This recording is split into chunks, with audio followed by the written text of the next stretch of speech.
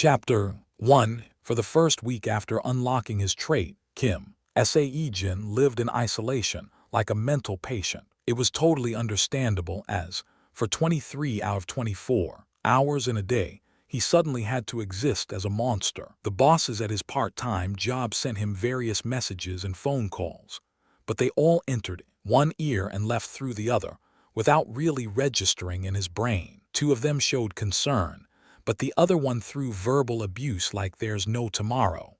But then again, it was understandable where they were coming from. The only thing Sae-Jin couldn't get a grip on was the absurdity of his current situation. And after another week passed by, the small, meticulously kept room which he took great pride in became a messy cesspool of untidiness. It was par for the course, really. The effing claws on his paws would leave behind unsightly scars all over the place, no matter how softly and gently he walked around. Like this, where a living couldn't really be called a living anymore. Another 4 days went by. Only then did Sae-Jin finally come to accept his predicament. A body length of around 2 m, a shoulder height of around 1.2 m, a tail length of around 50 cm, a body weight definitely exceeding 90 kg, and a coat of brown fur. At a glance, they might sound like the specks of a still-growing tiger, but unfortunately, those numbers belonged to him. Sae-Jin was actually a brown wolf now, a monster that was considered as the weakest prey there was, always targeted by those conceited idiots who proudly label themselves as the knights, mercenaries, or hunters. Also, too ambiguous to be called a true, bona fide monster, striding the imperceptible boundary between a beast and that of a full-fledged monster. It was not easy to categorize this creature. On top of being the newbie's preferred choice of hunting material, a wolf was usually massacred on sight without mercy because of the following traits: unknown. 1. There were plentiful of them like a mob. 2. They were slightly troublesome for regular citizens to deal with. That was Sae-Jin's form currently. He found it difficult to accept this initially for obvious reasons, and after finally coming to terms with it, he then realized that wasn't the end of his troubles, no. Now, he had to madly formulate plans to safely live. His desires to continue breathing was a lot stronger than he expected.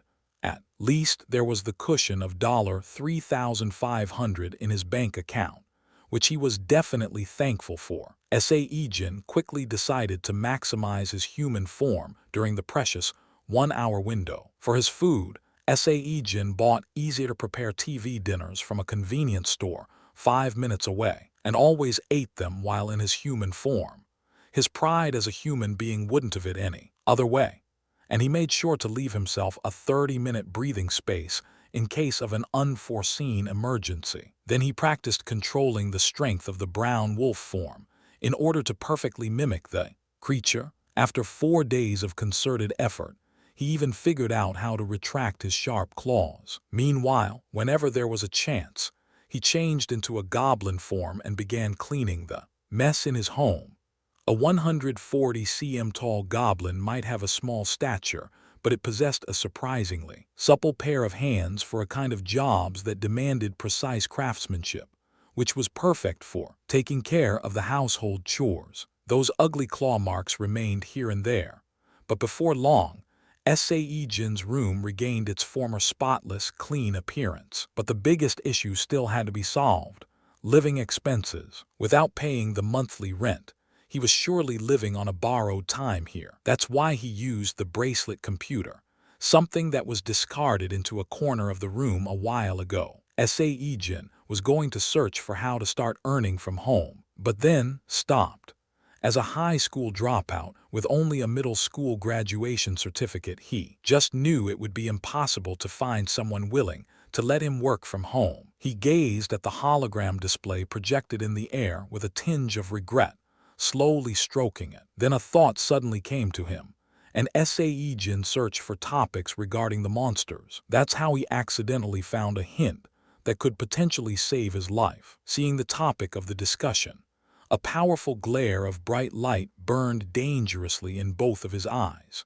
Does the lycanthrope, the top dog in the wolf-type monster pecking order, really exist? According to the first-generation Suins, the lycanthrope.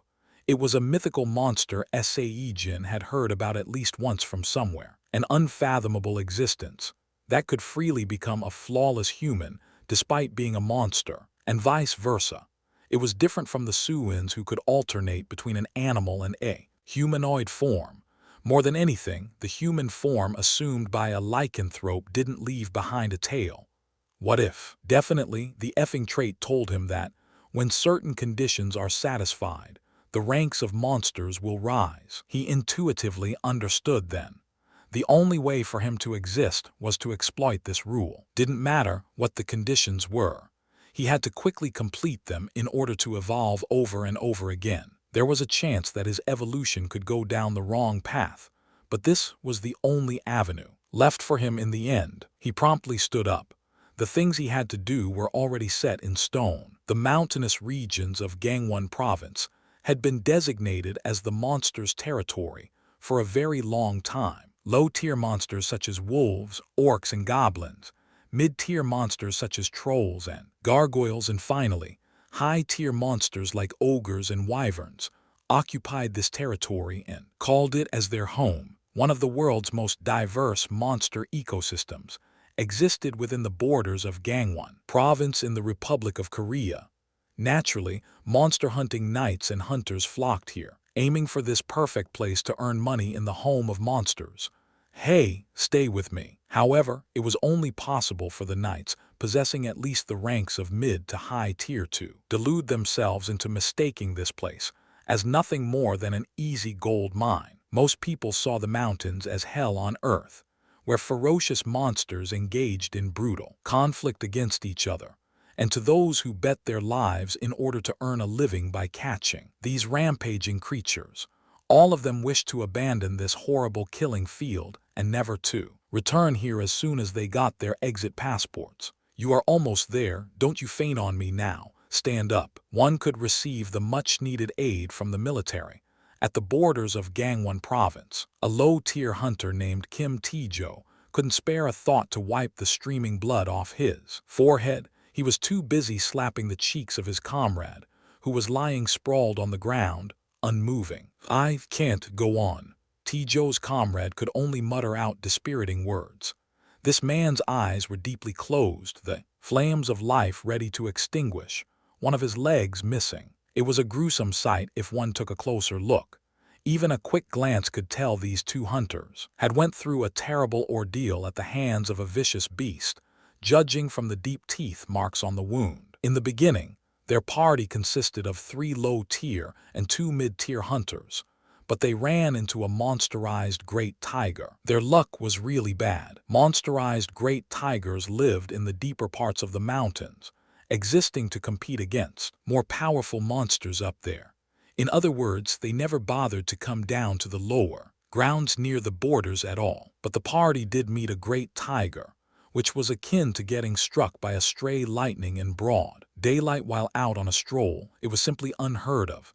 Hey, stand you. Kim Tae-jo couldn't finish what he wanted to say, because from somewhere nearby, he could hear the guttural krrrrr growling of a beast. Holding his breath, Tae-jo slightly tilted his head towards the direction of the sound and found a lone wolf, its fur shining brown and clearly starving from a prolonged hunger. It was just a pile of skin and bones, its eyes bloodshot, attesting to how famished it was. *T, a brown wolf was the weakest monster out there. Normally, 3 low-tier hunters could take it down. No, if it was weakened by as much as this creature, then only 2 should be enough to hunt it down. But the current situation was the worst. His comrade was missing a leg, and by dragging the grievously wounded man all the way here by himself, Tae-jo was near his own physical limit as well. Go away, away, I say, Tae-jo desperately shouted. But overcome by avarice, the lone brown wolf continued to drool non-stop and slowly advanced towards him. It looked as if the wolf was cautiously assessing the situation of the meal that took too long time in coming. Oh, God d*** in it. There was no other choice. Tae-jo had to abandon his comrade and make a run for it. However, krrrrrrng, the exhaustion from pushing himself to the limit, and the brown wolf's fear-inducing growl conspired to freeze his legs. They wouldn't budge. And also, no matter how starved, T-Joe realized that the famished wolf was still faster than him, and it wouldn't let one of the free meals run away just like that. This son of a *ch. I caught hundreds of bastards like you until now. T-Joe swore in resignation, knowing well that his number was up. He grabbed the shotgun that no longer had any mana bullets in it. If the Lady Luck smiled on him, then he could land a hit in the head of the wolf and knock it out. That was his hope. T-Joe swallowed his spit loudly. That became the signal. The brown wolf disregarded everything and kicked the ground, crazily dashing in towards him. Scared, he could no longer dare to watch and squeezed his eyes shut and swung the stock of the hunting rifle hard. Quadjik. The noise he heard was slightly different to what he was expecting. A dull sound from a blunt impact. Rather, it was similar to a neck snapping. T-Joe carefully opened his eyes after hearing that strange sound. Stronger bout of despair slammed into him as soon as he did that. There was another brown wolf in front of him, but this one was a tiger. Its huge body was like that of a tiger just before going through a monsterization. This massive brown wolf had its fangs deeply buried in the neck of the unlucky wolf, aiming for T-Joe's and his comrades' lives. The size differences between these two wolves made calling them the same type of monster a laughable notion. Of course, the famished wolf was atypically smaller than normal, but still, T-Joe had never ever seen nor heard of a brown wolf this massive before. God d** in it. T-Joe couldn't help but to mutter out, swearing again, being on the receiving end of such a huge brown wolf's gazes. The incredibly sharp eyes of the wolf burned in the flames of pure, unadulterated and much-deserved confidence. Being stared at by such powerful and somehow courageous eyes, T-Joe felt indescribable pressure weighing down on him. He had to accept the reality of his situation. So this is it. Looks like this is where I meet my maker. Meeting a monsterized great tiger, then this tiger-sized brown wolf. My luck's finally become pretty and good, isn't it? Yep, it's so effing good today, it has turned into my last bloody day on Earth. Phew. Completely resigned to his fate, T-Joe could only sigh and close his eyes again. Heavy rustling of paw steps teased his eardrums like a distant hammer being struck. However, no matter how long he waited, the expected agony of death didn't materialize. Confused, T-Joe ever so carefully reopened his eyes. Eek! Right in front of his nose stood the brown wolf. But it was the strangest thing ever. The wolf was inserting its sharp fangs between the gaps of his fallen comrade's armor, and was in the process of lifting him up. What the hell? T-Joe briefly entertained the idea of this wolf playing around with its food, but had to kick that thought to the curbside on the double by the next gobsmacking actions of the creature. The brown wolf gestured with its sizable head, as if it wanted T-Joe to follow it, and begun carrying the wounded comrade in its mouth towards the direction of the military base to the west. Chapter 2. He's following well, thought Kim Sae-Jin as he took a glance at the overly cautious male hunter behind him. It was a bit of a waste to leave behind the carcass of that dead brown wolf, but Sae-Jin figured that little guy wouldn't be worth much as a material, seeing how weak and famished it was. At most, the Korean government's reimbursement would be worth less than $440 US. He would have to derive satisfaction from knowing that he was able to help these two hunters today instead. After walking for an unknown amount of time, the exit from the mountainous region's border could be seen in the distance. A signboard near it said, "From here on, the number of monster encounters will increase." Confirming their location, Sae-Jin lowered the unconscious hunter, who had a faint pulse, to the ground and glanced back. Hupe. The hunter following Sae-Jin made a funny noise as he hurriedly held his breath in fear. Feeling rather mischievous after seeing that nervous appearance, Sae-Jin decided to pull a prank at the scared man. Krrrrrng. Eek. Sae-Jin found the panicky reaction of the hunter falling on his B***T Absolutely priceless. Have a less dangerous life, mister. The funny reaction caused Sae-Jin's lips to twist upwards. He then lightly patted the shoulder of the sacred and sweaty hunter with his front paw, and stepping past, he leisurely headed back towards the forest. Left alone, Kim Tae-jo remained there utterly dazed for a long time. The massive brown wolf had long disappeared into the thicket, but he failed to understand what had just happened. This maddeningly weird experience, somehow recovering from the shock, he recounted the events from several moments ago. That big, brown wolf, that monster, it rescued him. Unsure of whether he was dreaming or not, Tae-jo sharply slapped his face. Ouch, it hurt, therefore it was definitely not a dream. Still dazed, Tae-jo's stares fixed on the direction where the mystery brown wolf had gone off to. Cough, cough. Ah, Sang-yun, can you hear me? The wounded comrade Sang-yun coughed weakly, breaking Tae-jo's dazed state. He quickly shouldered the fellow hunter and stood up. He, over here, Tae-jo shouted out aloud, and soon he could see some sort of stirring by the guard post building. Over yonder by the exit, please help. After determining the location of the desperate voice, soldiers hurriedly ran towards his direction. A relieved smile broke out on Tae-jo's face as he realized that he'd be able to live for another day, all the while momentarily forgetting about the dreamlike event of a wolf saving him. A spirit beast, that's right. That's the only fitting explanation for what happened. That massive size, that display of human-like intelligence. Once more, Tae-jo's expression became profoundly moved after recalling the event as he sipped some warm tea. But can a monster evolve into a spirit beast? A soldier manning the border exit guard post tilted his head in puzzlement and asked, unconvinced. Spirit beasts were creatures seemingly blessed by divine spirits. They were unfathomably mysterious beings.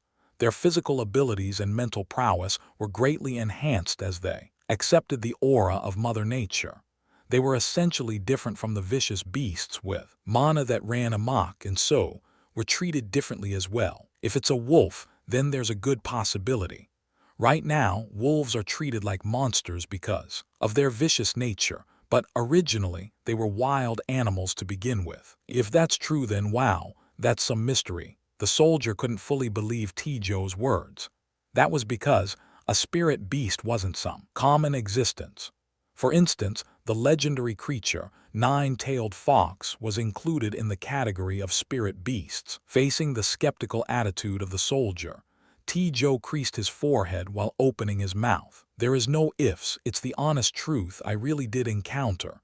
Ah, that's right. Suddenly remembering something really important, Tae-jo shouted out and shot up from his seats. The recording lens. I was wearing the recording lens at the time. A recording lens did what its name implied. It recorded images reflected on the retina. Dirt poor hunters like Tae-jo, who could only survive day to day by earning his keep the hard way, wore this lens every now and then when going out on a monster hunt. It was for that off chance of seeing a rare monster that could be worth something.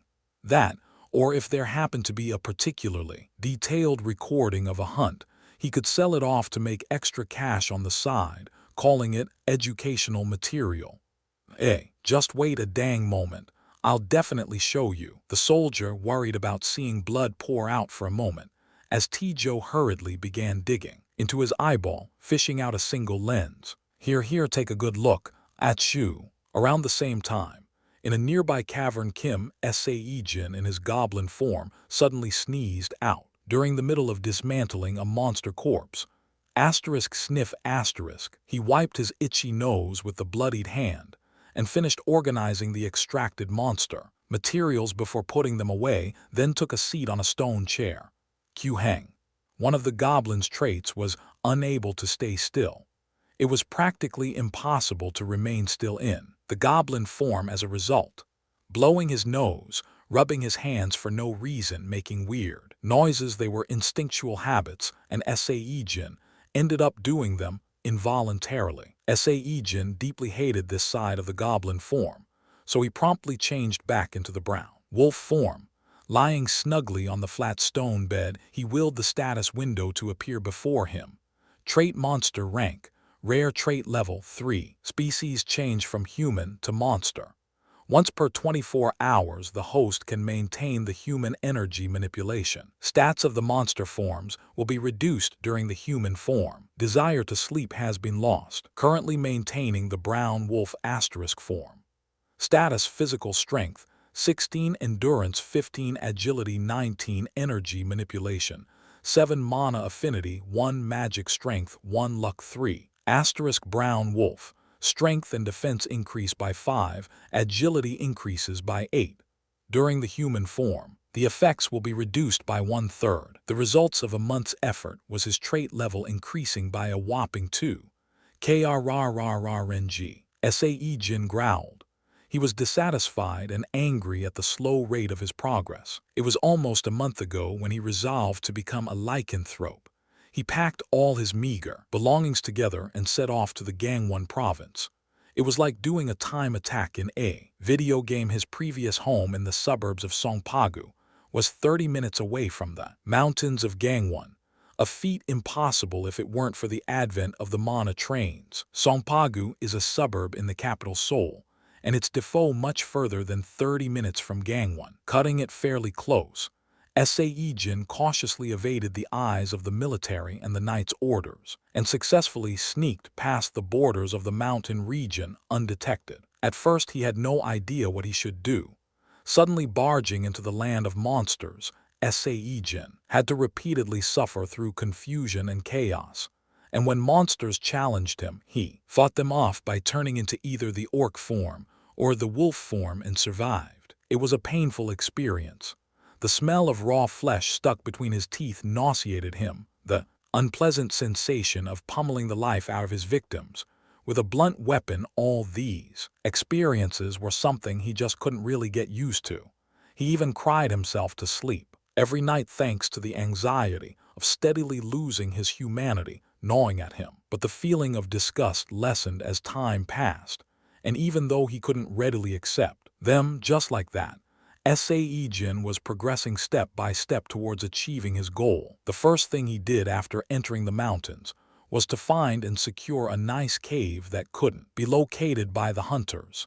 He turned it into his base of operations. Then naturally, he started living there for good. Utilizing the goblin form's surprisingly deft hands, he remodeled the interior of the cave, and to withstand the cold weather, he lined up the fur of several monsters around the place. There was a stream nearby, so that was drinking water taken care of. He also roasted the meat of wild animals he caught for sustenance. After that, all he did was a non-stop hunting. When he was at a level 1, pretty much every single monster he fought posed a serious threat to his life. That was even including the other, common variety brown wolves. So he used his head a little. Sae-Jin only picked on those poor wolves that were rejected from its own pack or were too dull-witted, and by relying the orc form's much greater physical strength over that of his victims, he smashed their skulls in. After smashing 10 heads, his trait had its very first level up, but the changes he went through were slightly different than expectation. Sure, both the bodies of the orc form and the brown wolf form became a lot bigger, and his stats became just that, stronger, but weirdly, the goblin form stayed the same. However, what he wanted wasn't this type of growth. What he came here for was to evolve, such as to become the higher-ranked monster in the wolf species after the brown wolf, the gray wolf. For the orc form, it was the orc warrior. For the goblin form, whatever was higher up. Instead of the evolving, his forms remained the same, and only the stats improved. Sae-Jin didn't lose heart though, and just poured in more effort. He thought that maybe he just needed to level up once more. It was disappointing, but at least the hunting became easier with his trait level being 2 now. Even if he fought against other brown wolves, he was over 1.5 times larger, and it was evident that the disparity in strength was greater still. In other words, he became the top predator in this neighborhood almost in an instant. But leveling up became increasingly difficult. From level 1 to level 2, he only had to spend 3 days and kill 10 preys. However, for level 3, even nearly 30 days and 100 kills proved to be insufficient. Frustrated, Sae-Jin thought about heading to a hunting ground with higher-tier monsters, only to give up on that idea. That was because, in the world of monsters, the difference in power between two tiers was like heaven and earth.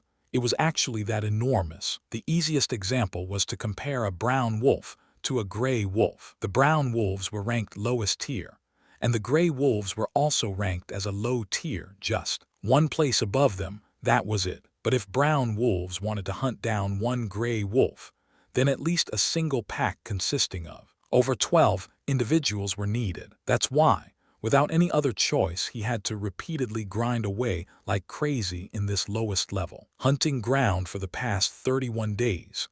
Finally, he was able to level up one more time, but perhaps inevitably, what awaited for him was the growth of his stats and not the evolution of his forms. His size and overall power might have grown to a point where he could rival a gray wolf, a creature that could easily contend with a full-size tiger, but in the end, he still couldn't become a one. Just what is it that I need to do? An unexpectedly cute sound escaped his nostrils as he sighed in his wolf form. None of the hapless hunters would have thought he was cute, though, as they would be too busy running away like scalded cats after encountering his massive brown wolf form. As he was sinking deeper into his worries, suddenly, strange texts popped out in front of his eyes. Condition complete. Minimum reputation. The minimum of 100 people have engraved the existence of the brown wolf into their minds. All stats rise by 1. The gray wolf form is available for host instead of the brown wolf. All stats related to the wolf form will be adjusted accordingly. The gray wolf's sense of smell will be available during human form. Active skill. Status: physical strength 22, endurance 21, agility 28, energy manipulation 8, mana affinity 2, magic strength 2, luck 4. Asterisk: gray wolf. Strength and defense increase by 10, agility increases by 16. During the human form, the effects will be reduced by 1/3. Fuheng. This inexplicable change was so out of nowhere. Sae-Jin was momentarily at a loss for words, but after recovering quickly, using the pair of inquisitive, excessively round eyes, he ascertained the condition of his new body.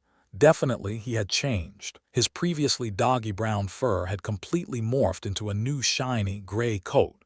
Chapter 3. A monster's remains could be either useful or useless for several purposes. If a monster's bones were sturdy and its skin tough, then they could be recycled as base materials for making weapons to fight against other monsters. And if the mana accumulated into the heart and became a mana stone, then that monster's carcass would be used up as the basis for creating magic and miracles. Miracles, because scientifically unexplainable magical effects could be given to people and items they wield by the so-called enchanting effect. The one tasked with the disposal of the monster remains was the government. This arrangement came about because those in power wanted to correctly gauge the situation within the monster territory and to provide the adequate response if needed, and also to prevent the greedy and money-craving private entities from potentially defrauding the knights or the hunters. But the monster remains disposal through Public Enterprises Act couldn't be found anywhere else except only in South Korea. That was why this country was called a heaven for people making a living off monster remains, and consequently, there was a higher ratio of knights, mercenaries, and hunters among the Korean population. 2 brown wolves. Here's the government reimbursement of $880 as well as your new low-tier hunter license.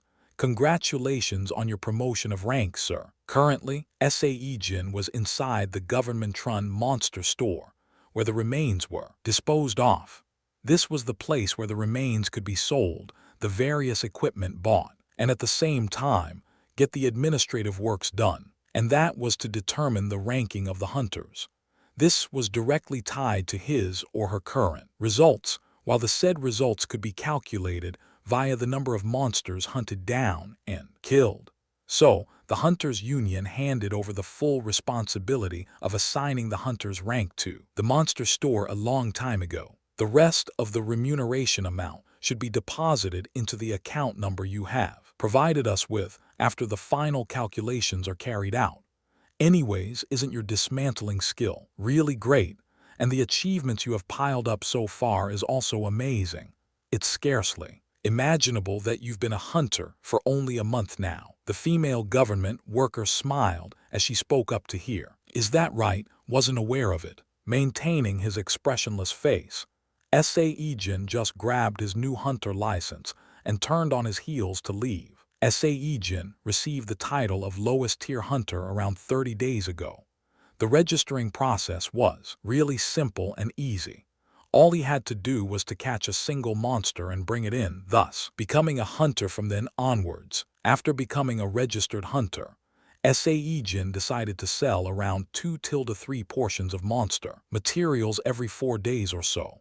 More than that, it'd be too eye-catching and he might be seen as someone suspicious. And due to his current condition, he'd rather avoid such kind of attention with all his might. Obviously, Sae-Jin wasn't the only person in the entire world to possess a trait, but nobody in their right minds would believe the crazy talk of a trait changing a person from a human to a monster. It'd be more believable instead to claim that a monster was posing as a human. Actually, there was an incident like that not too long ago, and the new term Monster Man was coined from that very incident.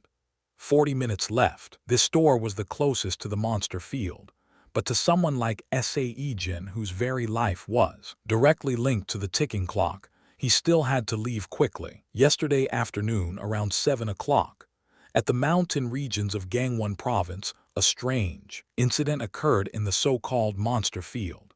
Sae-Jin's footsteps were halted by the sounds drifting from a television.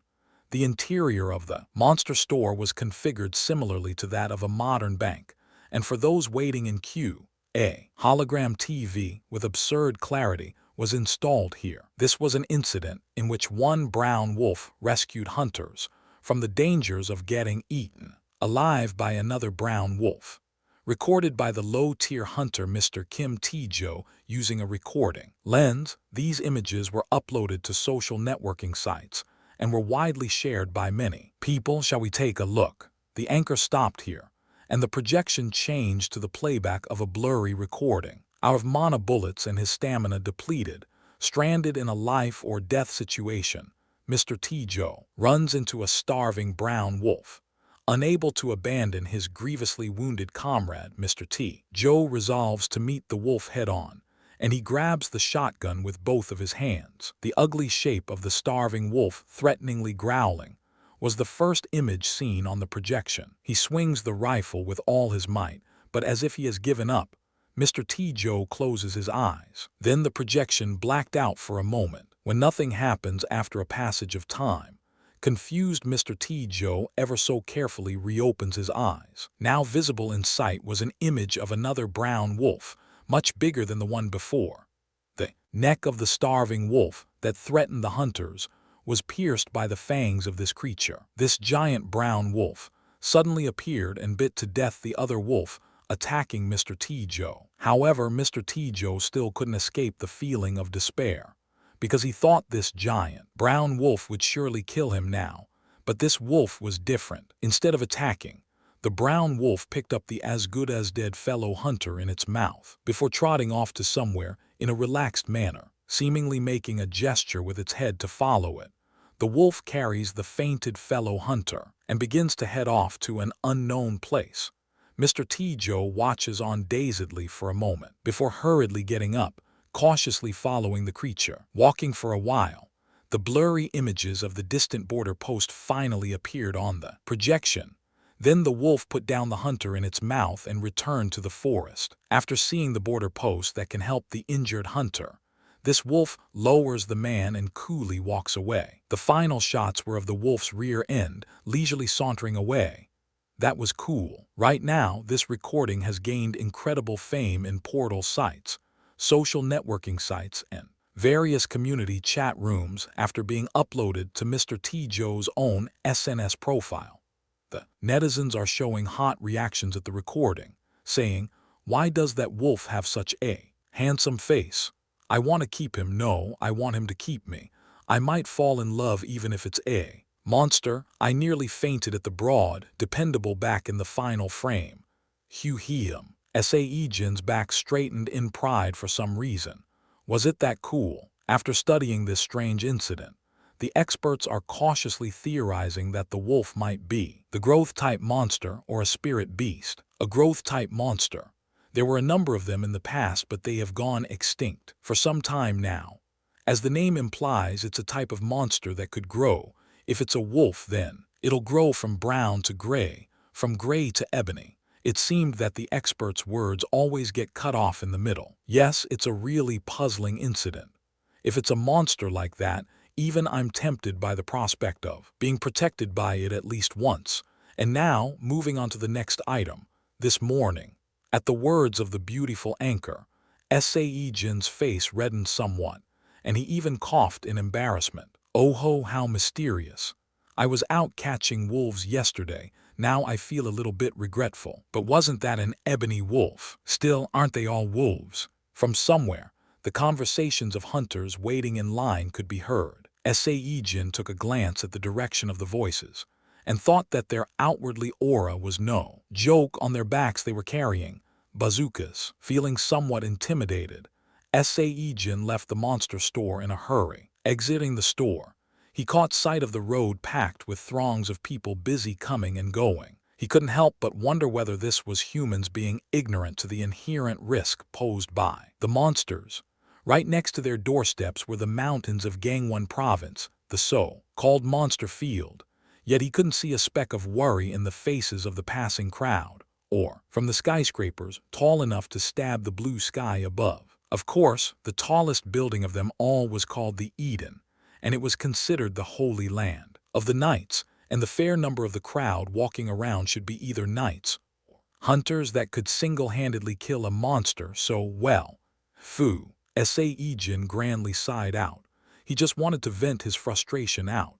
He felt wronged that all these people were living their everyday normal lives, yet why only he had to go through such an unfair torment all alone.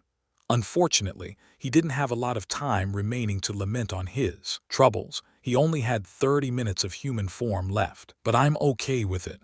Sae-Jin was trying to return to the monster field, but the sound from an outdoor advertisement shown on a billboard display entered his ear. His sense of hearing had sharpened up considerably after receiving his trait, and he instinctively turned his head towards the direction. Even if the injury is grave, even if all my limbs are broken until I can't use them anymore, I'll fight on. I'm not doing it for wealth and honor, but for the people out there. The images were from an interview with a knight, blood all over his body, seemingly having prevented an attack from the monsters just now. A pair of earnest-looking eyes, a manly jawline, hair dyed in blonde. Even Sae-Jin knew of this particular knight, treated as the hottest commodity and appearing just about everywhere in mass media and countless talk shows, and possessing a trait called the Savior of the Light, Knight Kim In-soo. My name is Kim In-soo, a mid-tier knight from the Gibyok Knight's Order. Gibyok means Genesis, left as it is because, well, Genesis sounded too foreign. The advertisement promoting the Knight's Order ended with the images of Kim In-soo's face, superimposed on top of the Order's crest. Staring at the ad wordlessly, Sae-Jin's chest tightened, with equal parts of indescribable bitterness and emptiness. It's also a trait, but it's so different. Sae-Jin could only try to appease his aching heart, and the deep sadness dwelling within with a grand sigh before pitifully shuffling away. His destination was the lonely and distant, impressive mountain peak, slightly hidden from the view by the drifting fog and clouds, the monster field. It might have been incredibly dangerous there, but it was also a paradoxical place where Sae-Jin of now could feel most at home. Chapter 4. Quickly shaking away the negative emotions that would always invade his mind whenever he went outside, Sae-Jin returned to his cave, one that resembled a respectable dwelling, more or less. He then set about formulating a new plan. Now that he was a gray wolf, he could go a bit further away to hunt. The issue was, it was still undoubtedly dangerous. Even though his trait level was at 3 and had advanced from the brown wolf to a gray one, The monsters in the low-tier hunting ground remained a tough challenge. Besides the gray wolves within the low-tier hunting ground, there roamed monsters such as orc, warriors, skeleton soldiers, and trolls, each of them possessing powers greater than that of a gray wolf. The reason why these wolves were acknowledged as low-tier creatures and could survive in this hunting ground was simply because they formed large hunting packs. It would have been nicer still if the orc form evolved as well. Judging by how only the brown wolf form evolved, all three of his forms, orc, wolf, goblin, must have had different criteria, specific conditions assigned for each of them. If his orc form evolved into an orc warrior, then it wouldn't be a problem to continue using the same hunting pattern for catching brown wolves, but unfortunately for him, that wasn't the case. Right now, his gray wolf form possessed higher physical strength stat than that of the orc form. It means I must hunt in the wolf form. Sae-Jin emptied all the complicated worries out of his head and stood up to leave. Sitting here, racking his brain cells wasn't going to give him answers. For now, he'd go out there and take a look-see first. He moved all four of his feet and left the cave. KRRRRRNG. As expected, the laws of low-tier hunting ground was far more dangerous than that of the lowest-tier areas. The viciously growling gray wolves with feral eyes couldn't be compared to that of the lowly brown wolves at all. If it was just comparing the body sizes, then Sae-Jin's current gray wolf form was 1.5 times larger than the normal ones, but the spectacle of 6 ferocious gray wolves pouncing on a patrolling orc warrior and ripping it to shreds was something he didn't find enjoyable or impressive to witness. Purung, losing his motivation, Sae-Jin turned around and went another way. From his back, noises that eerily sounded similar to dogs voraciously chewing on a toy and a desperate, pained scream could be heard. Knowing that he wasn't on the menu for those wolves today could only give him a small sense of relief. He then headed towards the outer area of the low-tier hunting ground. This was after rolling his head around for a bit. Numerous monsters inevitably gathered around a drinking water source, such as rivers and lakes, which could create a potential killing field of sorts. Because of this reason, most of the physically weak low-tier monsters that lived in groups settled down in outer areas that were as far away as possible from the said water sources. For instance, monsters such as goblins, KRRRRNG. Sae-Jin's thoughts proved to be correct. His eyes sharpened abruptly, a deeply sinister grin plastered on his lips. In the distance, he saw a bonfire burning brightly, illuminating a quaint little village consisting of several primitive huts. Sae-Jin slowly approached there. It was quite likely that he had found a village of goblins nestling in this low-tier hunting ground that practiced in medicine and witchcraft. These monsters possessed pathetic physical strength. The things he had to be wary of were, if it was a goblin practicing medicine, then he needed to look out for poisons. If a goblin dabbled in witchcraft, then he had to be cautious against curses.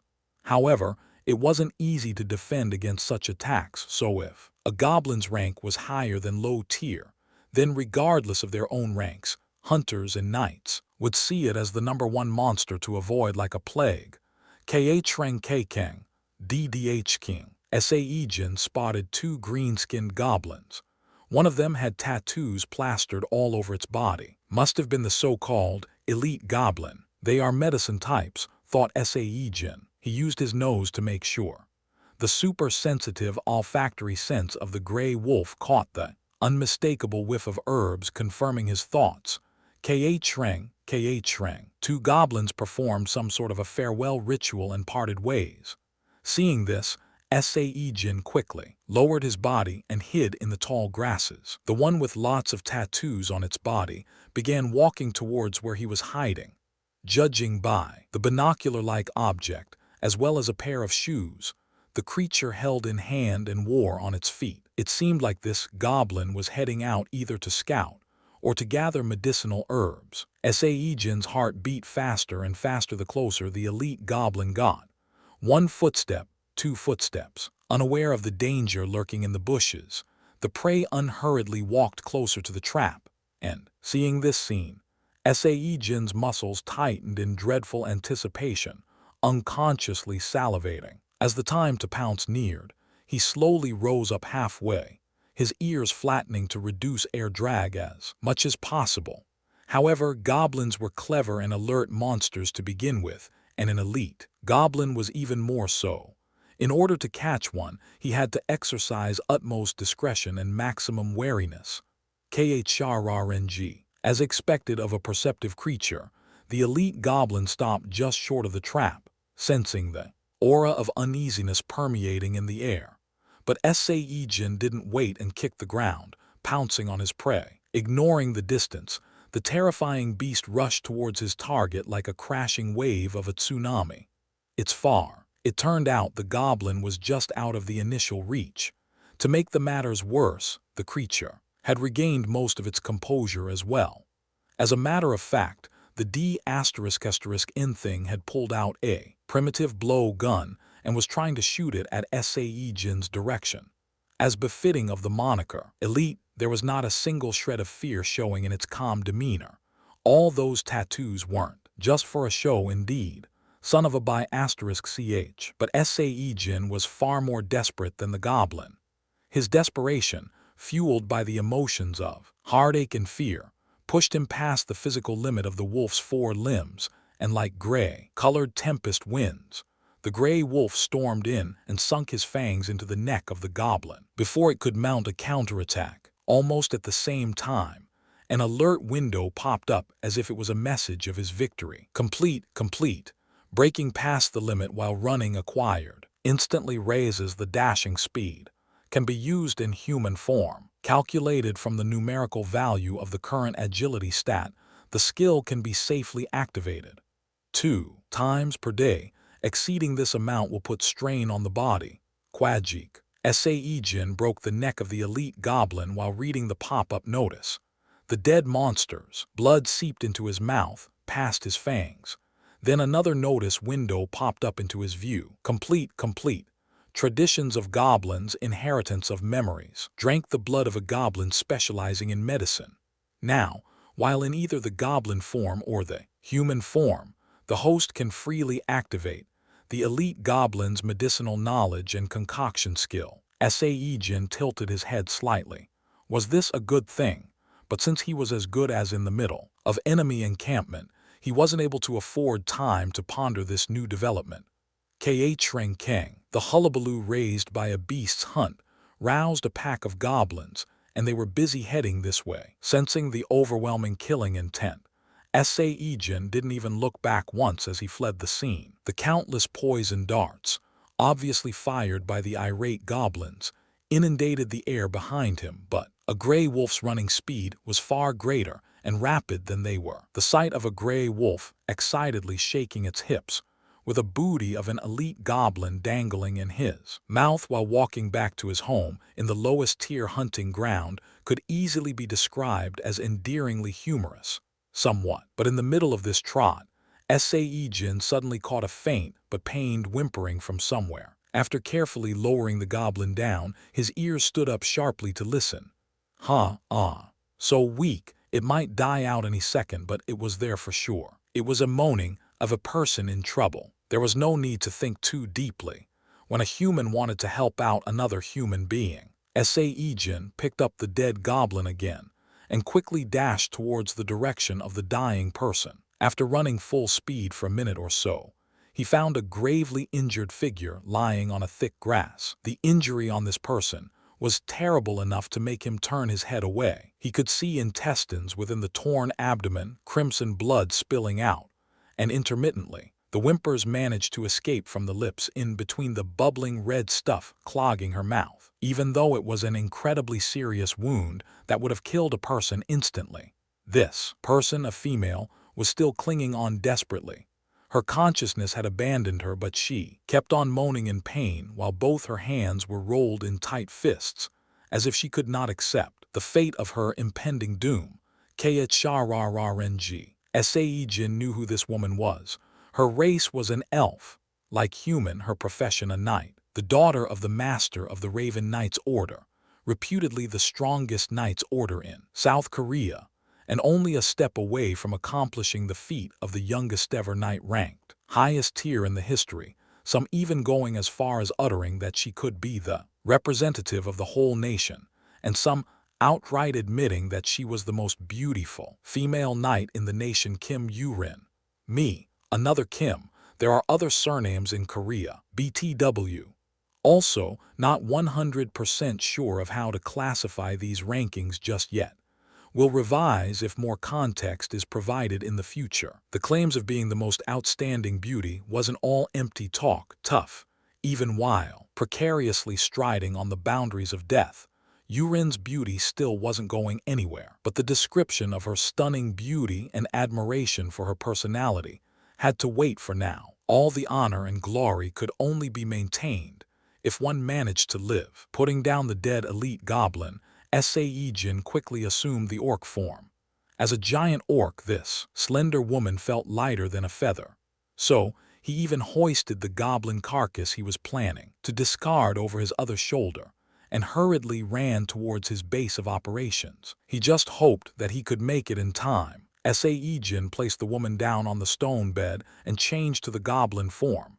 Thanks to his short height, he had to climb up on the bed to diagnose all of her wounds.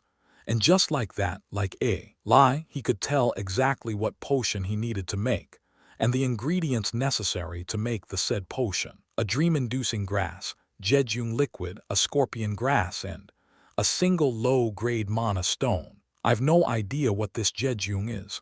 Left as is, Sae-Jin began rummaging through the belongings of the dead elite goblin.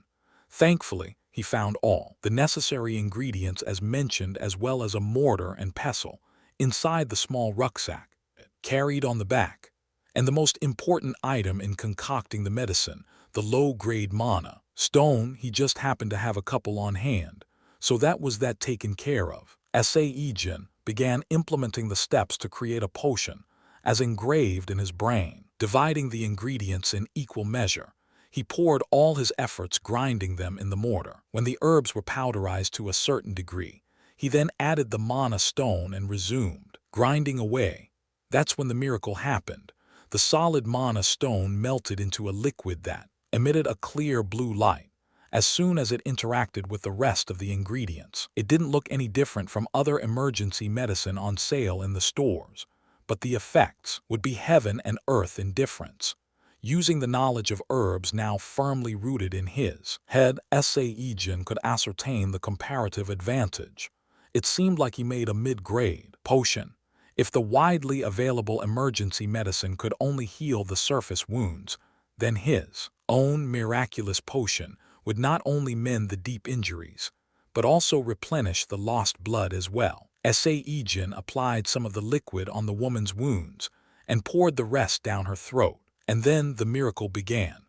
The frightening injury on her abdomen with the internal organs on show slowly but surely started to regenerate by itself, and her pale complexion that seemed to indicate that death was just around the corner regained some of the lost colors. Phew! Sae-Jin breathed out a sigh of relief, seeing the recovery of the woman below. Suddenly, several message windows popped up and obscured his view. Condition cleared. A goblin's kindness must administer a necessary aid to at least one human being. All stats rise by 1. The host can now assume the medical goblin form instead of goblin form. All stats related to the goblin form will be adjusted accordingly. Acquired the passive skill, Goblin's Craftsmanship. The host will receive bonus attributes when performing all jobs related to craftsmanship, manufacturing, cooking, cleaning, healing, etc. The skill's effectiveness will be reduced during the human form. Not only did the goblin form evolve, he even ended up getting a skill to boot. Sae-Jin toiled hard for the whole month, hunted like crazy until it felt like his back would snap into two, and still he couldn't even get a sniff of a skill during all that time. But here he was getting 3 of them in one day. Was this emotion that he was feeling right now one of profound happiness, unbridled panic, or inescapable emptiness? Whatever it was, Sae-Jin just sat there, unmoving, and stared at the message windows. Meanwhile, without a fanfare, A single modest tattoo manifested on his forehead just like that. Chapter 5. The rain started to fall. At first, the drops were light and fleeting, but soon intensified and flooded the small streams flowing down the mountains, as well as rapidly filling up all the basins here. Looks like it'll last a while. Sae-Jin finally let out a sigh after gazing at the rain for a long time. He was worried. What could he say to the resting woman behind him? What excuses sound plausible enough to prevent her from murdering him? For a highly ranked knight like her, who was aiming to become a person of the highest tier, it'd only take a single punch to erase any and all hints of the existence of a single low-tier ranked goblin. Moan asterisk. But he couldn't continue worrying and agonizing for any longer. Even though it hadn't been an hour since the treatment, Kim Yurin let out soft moans, as if she'd regain her consciousness any time now. The pitiful goblin nearly jumped out of his skin from the sudden moaning, and hurriedly ran towards the side of the woman. "Are you Al?" A sudden thought popping out in his head stopped his words from coming out. A goblin isn't supposed to talk in a human tongue. Having thought about it for a bit, he knew it just couldn't be helped. Really, a regular goblin wasn't supposed to save a human. The usually starving goblins wouldn't be picky when it came to the matters of filling up their bellies after all. Tossing this way and that, fighting the various pains and aches, Kim Yurin finally opened her eyes. She could see a stone sealing through the heavy, sleepy eyelids. Silently observing the unfamiliar ceiling for a short moment, she then suddenly sat up like a lightning bolt. Yuck! Unfortunately for her, her action caused the still healing body to scream out in pain. Her face crumpled in agony. She caressed the abdomen that was torn to bits just over 30 minutes ago. But it was rather odd. It was definitely true that the claws of a saber-toothed tiger gouged a chunk out of her tummy. The horrible residual pain felt very real too. Yet her abdomen felt just fine to her touch, as if nothing was wrong. "How are you feeling?" Out of nowhere, she heard a voice of a man. Yurin let out a breath of relief and turned towards the source of the voice. In the critical moment, she used the extra teleport scroll which she packed just in case, seeing that the others weren't working for some reason. But even that ended up sending her to a wrong place, so she thought she was going to die, but fortunately a passerby happened to. A goblin stood there. Not only that, it spoke a human language. In Korean, no less. She was going to get up and offer a bow of gratitude to her benefactor, but right now, it felt like her head was flickering into a total blankness. The goblin in front of her continued to yap on about something, but she couldn't hear any of it. No, her brain actively denied it. What the hell? Thinking that she must be still suffering from the aftereffects of trauma, she deeply closed her eyes and reopened them, but it was the same as before. She rubbed her eyes and stared again. No matter what, the situation remained the same. What the hell? Am I going crazy? Unable to hold it in, she dazedly spat out the words. Nope, I'm real. Sae-Jin was also somewhat frustrated. That was because goblins had really poor abilities to string together a decent sentence, unfortunately. Even the most unwanted, useless traits were beginning to mirror the real thing, it seemed. Why, it really spoke. Maybe I've died already. Yurin covered her face with both her hands and lied back down on the stone bed. It took quite a long time before she could come to accept her current situation. Sae-Jin did his best in trying to convince Yurin while facing down her disbelieving gazes. One mistake and he'd be a dead meat in seconds, that's why. Sae-Jin's story was simple but plausible. His story was that he was different and cleverer than other goblins ever since his birth, and after growing disillusioned from the deceitful ways of goblins, he ran away. Then he met a hunter and, although imperfect, learned to speak the language and the mannerisms of humans. Of course, the hunter met his end in an unfortunate incident some time later. It wasn't the most detailed and watertight setting or a plot, but thankfully, Kim Yurin didn't suspect his words too much. Her openness was partly because, whether it was a goblin or not, he was still her savior, and also because not much was known about how various monsters lived day to day. After all, if there was a monster capable of taking on a human shape, then surely there must be a monster that could speak a human language. So that's what happened. Regardless, thanks for saving me. With a more relaxed manner, Yurin gently rubbed his head while smiling weakly. Even though it was gentle gesture, Sae-Jin's body went rigid. Finding this funny, Yurin lightly giggled out. Haha, you're a strange fellow, Yuk. Her body condition still didn't allow her to leisurely laugh out, and she had to grab her abdomen, while her face crumpled from the stabbing pain. Sae-Jin quickly gave her another batch of the pre-made potion that suppressed pain and healed the wounds. Should I drink this? Seeing Sae-Jin nod his head, Yurin smiled and took a big gulp of the potion. Wah! Yurin let out a gasp of pleasant surprise almost right away.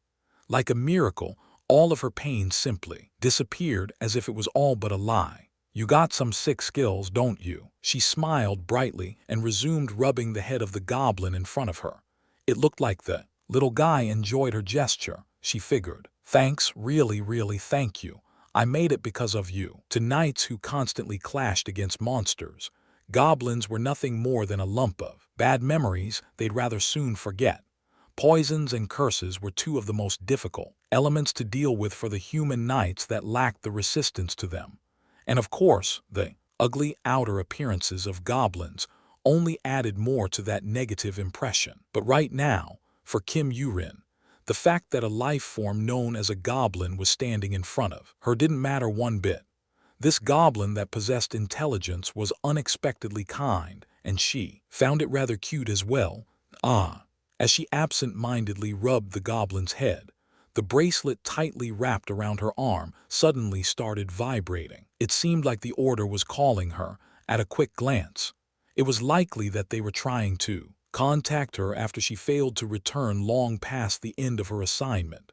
That's right, my assignment. Her assignment was unfortunately a failure.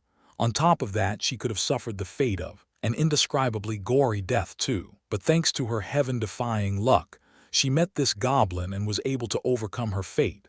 And now this encounter had given her a chance instead. An investigation will find the evidence left behind by those who tampered with the teleport scrolls and the two knights that shoved me into a sure death situation before escaping by themselves, Yu Jongyun and Kim Sarang.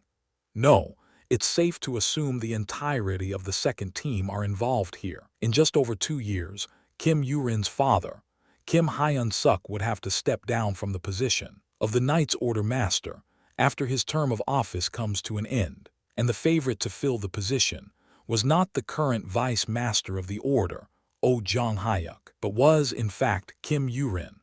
The current situation was at point where two opposing sides, one supporting Yurin and the other the dissatisfied Vice Master, were engaged in shadowy struggles for power, and what had happened to her today could be best described as a result arising from the said struggles. Was it necessary to stoop so low like animals just because they felt like the time was running out? With her rank advancement ceremony being next month, she angrily mused. Yurin ended up gritting her teeth. Those 6 bastards that abandoned her right in front of the cave of a 40-year-old saber-toothed tiger, a creature so tough that a highly ranked knight would find it difficult to fight against it alone, and the mysterious identities of the ones responsible for making 7 teleport scrolls, her mana enhanced, armor, and even her weapons malfunction at the critical moment. Thanks, because of you, looks like now I can pull out all the weeds in one go. Lit said hit them all in one go. She had no choice but to cool her boiling anger for another day in the future. Kim Yurin gently smiled and continued to rub the head of the goblin before slowly speaking up towards the bracelet. Upper-tier knight Kim Yurin will return. Yurin then stopped and took a quick glance at the goblin before breaking out in another soft smile and changed the contents of her message. No, I shall return in about 3 hours' time. It's raining too hard, and because of heavy rainfall, a landslide blocked the exit of the cave I'm in. Sae-Jin and Yurin talked a lot during those 3 hours. Rather than a conversation, though, it was clear which role belonged to who. Since it was difficult to form a proper sentence as a goblin, Sae-Jin naturally ended up in the role of a listener and Yurin as the talker. Hey, how could it be possible that I never got to enjoy a romantic relationship once in all 27 years of my life? But it's not a problem unique to me, nope. Why is she so lively like this? She sounded so cold and unapproachable in TV interviews. Sae-Jin found it wondrous just how easygoing and talkative Yurin was, which was totally out of his expectations. When he saw her on TV, she seemed more calculating and cold rather than someone easy to talk to. Honestly, I really adore gifts like plain and cute dolls, you know. But the boys only see the nice side of me and end up giving me only the useless presents like knives and swords and magic armaments, so how can I go out on a date with knuckleheads like them? And also, when I kick them to the curb because of their mistakes, they spread around rumors of me having high standards and try to make me look weird. But Sae-Jin was satisfied right now. Who would be able to listen to the private grumblings pouring out from the Korea's most famous female night like this? He listened to her complaints for the next 3 hours, all the while suitably responding at the right moments and pretending to not understand when difficult words came by. Actually, he was busy observing her face. Even after spending 3 hours staring at it, he simply couldn't get enough of her beauty that easily transcended past every praise laid down before her. Finally, like a sign, the rain stopped falling and the sunlight brightened the sky just as the end of the promised 3 hours came. When I have the time, I'll come and visit again. It may be a little late, but I promise to definitely repay you properly then. In the face of the imminent end to their short meeting, Yurin hesitated somewhat, turning to look at him several times. It seemed like she wasn't happy with the level of gratitude shown to her savior and felt apologetic about it. But Sae-Jin didn't feel that way. Instead, he was so thankful he might even go mad from the excitement. Yurin gave him a fang of the saber-toothed tiger as a compensation. Befitting a knight of her caliber, she didn't just single-sidedly lose to the monster, but actually managed to successfully break one of its fangs. If it weren't for the recently acquired knowledge of the goblins, he'd have treated this fang as nothing more than some expensive Japdom, but now it was a different story altogether. The fang itself was a mana stone and at the same time an ingredient in concocting medicine. If he carefully added other ingredients to it, then he could make 10 bottles or more worth of potions with various effects and properties. A hurried, cursory recollection of the potential uses revealed that he could make a potion to drastically increase his constitution and thus show a tremendous prowess during a hunt, or concoct something like the one he made Kim Yurin drink just now, and sell it to the public. The possibilities were truly endless. As an added bonus, he didn't have worry too much about gathering attention if he started making and selling potions. Normally, it was possible to sell, once cleared of having side effects and approved for consumption, the privately brewed potions even while maintaining a relative anonymity. In other words, I can make a profit of a minimum of $440K, as long as there was a healing effect. Even the lowly emergency medicine that wasn't treated as a proper potion was worth $175 per bottle. He also remembered seeing in a news segment that, in a test performed on medicines concocted by a human, a dark elf, and a goblin using the same ingredients, the stuff made by the goblin turned out to be the best of them all. And I happen to be a goblin, a great goblin no less. With this, he could earn enough money to buy equipment, and also buy himself a nice house in Gangwon province. Thank you, take care of yourself. Sae-Jin bid Kim Yurin farewell with a pair of very happy eyes. Right on cue, a clear sunlight descended down between them. It was especially a nice weather to say goodbyes. Right, you take care of yourself as well. Don't go to dangerous areas. Yurin's voice was trembling slightly, wet with heavy emotions. She felt a tad sad seeing the bright expression of the goblin after all. She had opened up her heart to it for the past 3 hours, and in the process, she grew closer to this creature. But she couldn't delay matters any longer. Yurin hardened her face and turned around, commanding her heavy feet to move. Yeah, you too. Hearing that somewhat ordinary voice, she was pretty sure the short time she shared with the intelligent and kind creature would remain etched in her memories for the rest of her life. Chapter 6. A week after the unexpected meeting with Kim Yurin. First, from the fang she gave to him as a present, Sae-Jin was able to create 4 batches of potions. 1 potion for strengthening the constitution of its drinker, and the other 3, healing and regenerative effects. He'd stashed the former for himself when he went out on a hunt, but the rest, he decided to sell them off. He was already getting fed up with this living in a cave lifestyle, plus with the energy manipulation stat now at 8, which made it possible to maintain the human form for at least 80 minutes every day.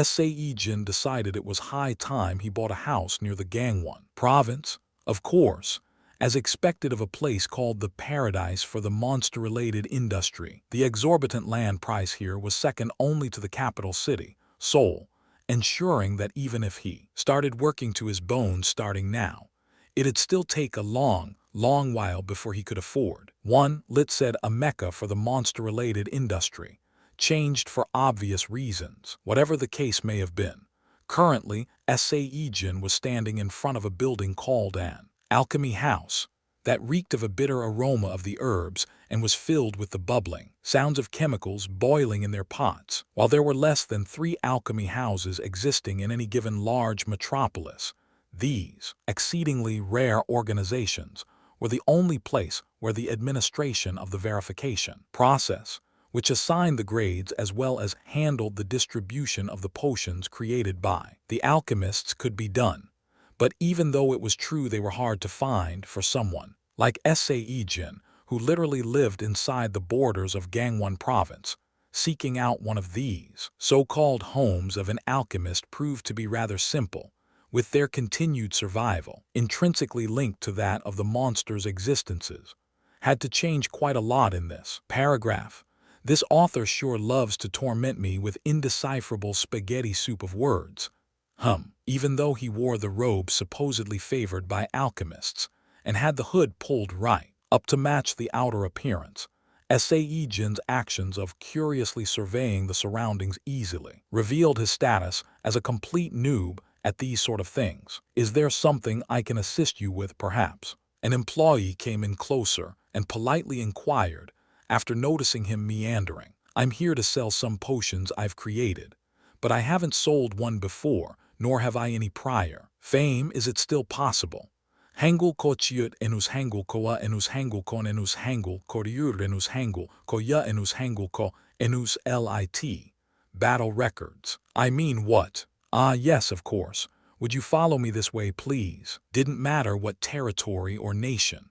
The number of alchemists were always much lower than that of magicians, and consequently they were treated as one of the most valuable human resources out there. And even though there was this whiff of a newbie coming off of Sae-Jin, his word and posture were undoubtedly that of a real alchemist, so the male employee made sure to remain courteous while guiding him. Sae-Jin promptly found and sat down on a nearest office chair, and nervously waited as he kept an eye on the watch. But soon enough, the male employee sat on the opposite side with a document of some kind. This is the application form. The verification process will commence after you write down the name of the potion and its effects here. When the product's been verified to be free of any side effects and its medicinal efficacy ascertained, a grade will be assigned according to its medicinal strengths, and afterwards, the potion can be sold on the market. Potions brewed by the skilled hands of alchemists enjoyed a far greater demand than the supply could ever meet. Those commonly available emergency potions sold in monster stores, mass manufactured with 10th grade mana stones, couldn't even begin to compare in performance and overall quality. And the popularity enjoyed by the potions brewed by a well-known alchemist was such that potential buyers had to reserve their share very much in advance in order to purchase one. Strangely enough, it wasn't the alchemist's name that garnered the attention, but the potions themselves instead. It was because alchemists loved anonymity and believed hiding one's true identity from the public was a matter of professional virtue. So the only avenue available to truly flaunt their abilities was through their potion craft. It was a given, then, The alchemists painstakingly chose suitable names for their creations and didn't hesitate to pour every fiber of their beings and every ounce of their talents into bettering the potions they made. Of course, the rumor on the street was that for those famed alchemists who had already achieved great acclaim and were well known throughout the world, they could afford to just deal directly with the masters of the Knight's Orders and the CEOs of the corporate worlds. If you wish to keep your identity hidden, please check that box labeled Anonymous over here. Sae-Jin unhurriedly jotted the words down on the application form for the potion's effects, healing and regeneration. All of a sudden, the body of the male employee trembled noticeably from the shock as he took a sideways glance at the contents Sae-Jin was writing down. When Sae-Jin glared at him questioningly,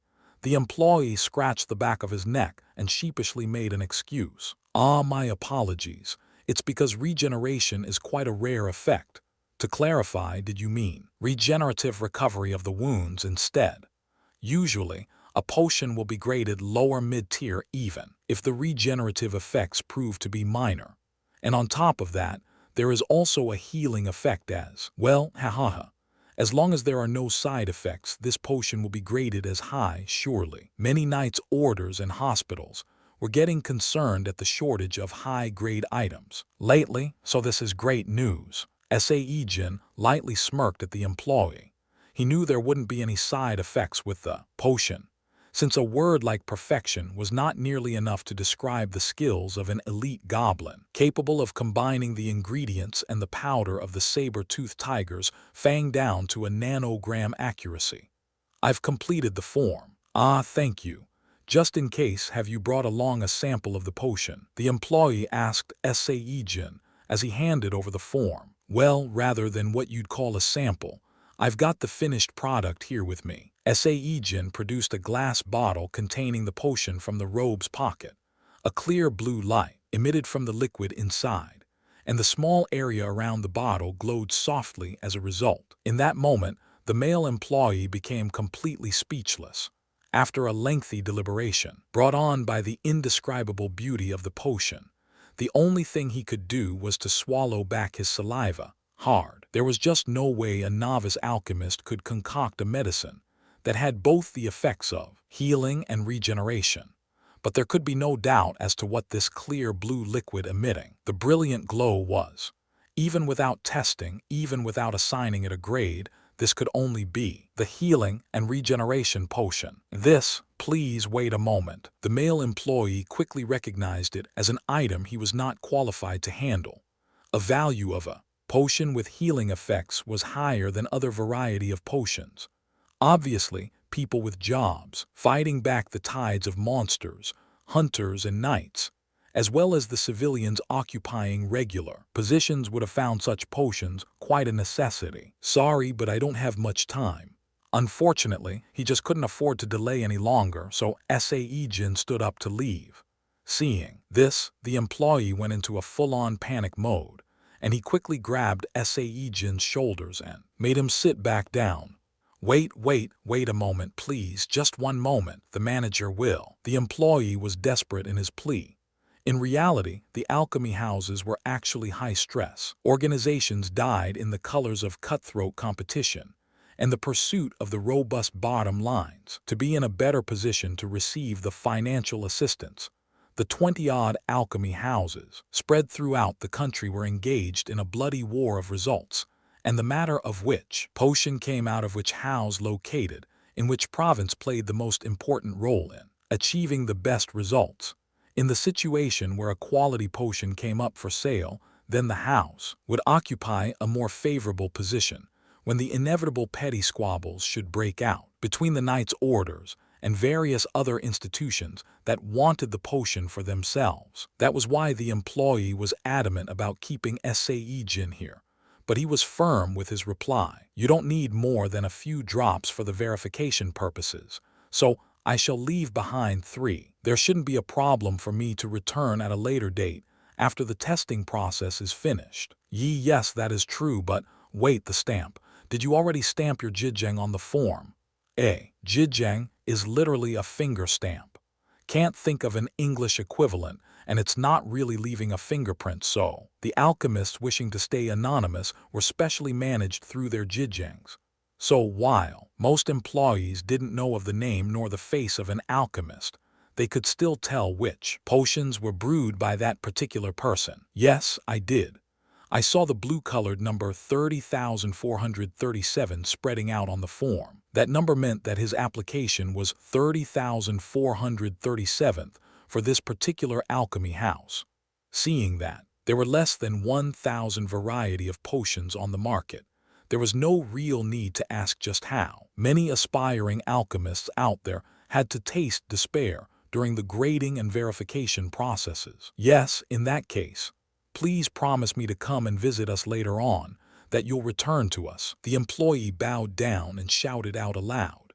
It was loud enough to reverberate around the interior and cause the surrounding gazes to focus here.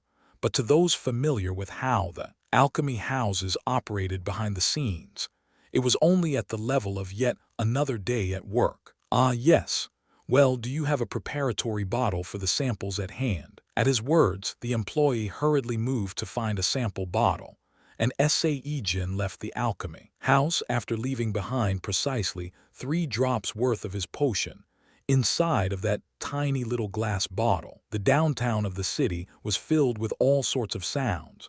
Conversations from the passing traffic, of people tumbled around one another, mixed with the various noises of the city. Sae-Jin found it hard to adjust after getting used to the stillness of the mountains. But even among this jumble of sounds, there was this one voice that attracted his ears especially so. Knight Kim Yoo-rin, there are only 2 weeks left until your highest tier knight ascension ceremony. How are you feeling right now? The sound was coming from a wrist-mounted hologram TV displayed in the electronics store.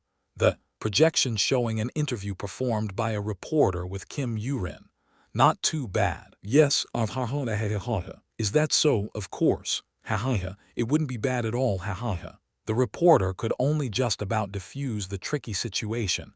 The uncomfortably short answer brought on with several awkward laughters. Sae-Jin smirked lightly as he watched.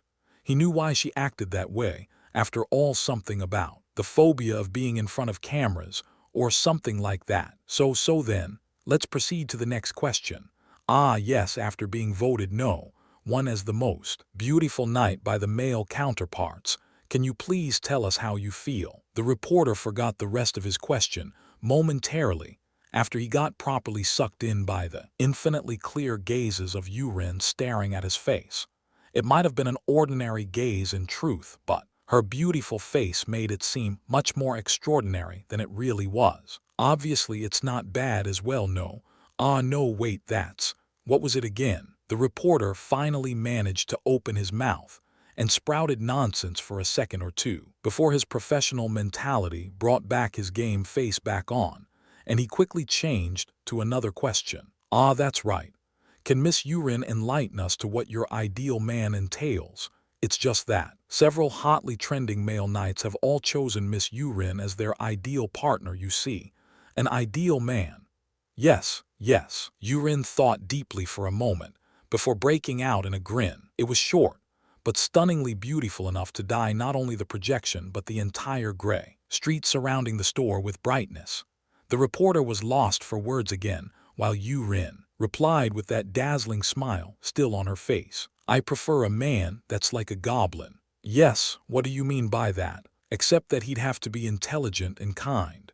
In other words, a goblin that's both kind and skilled.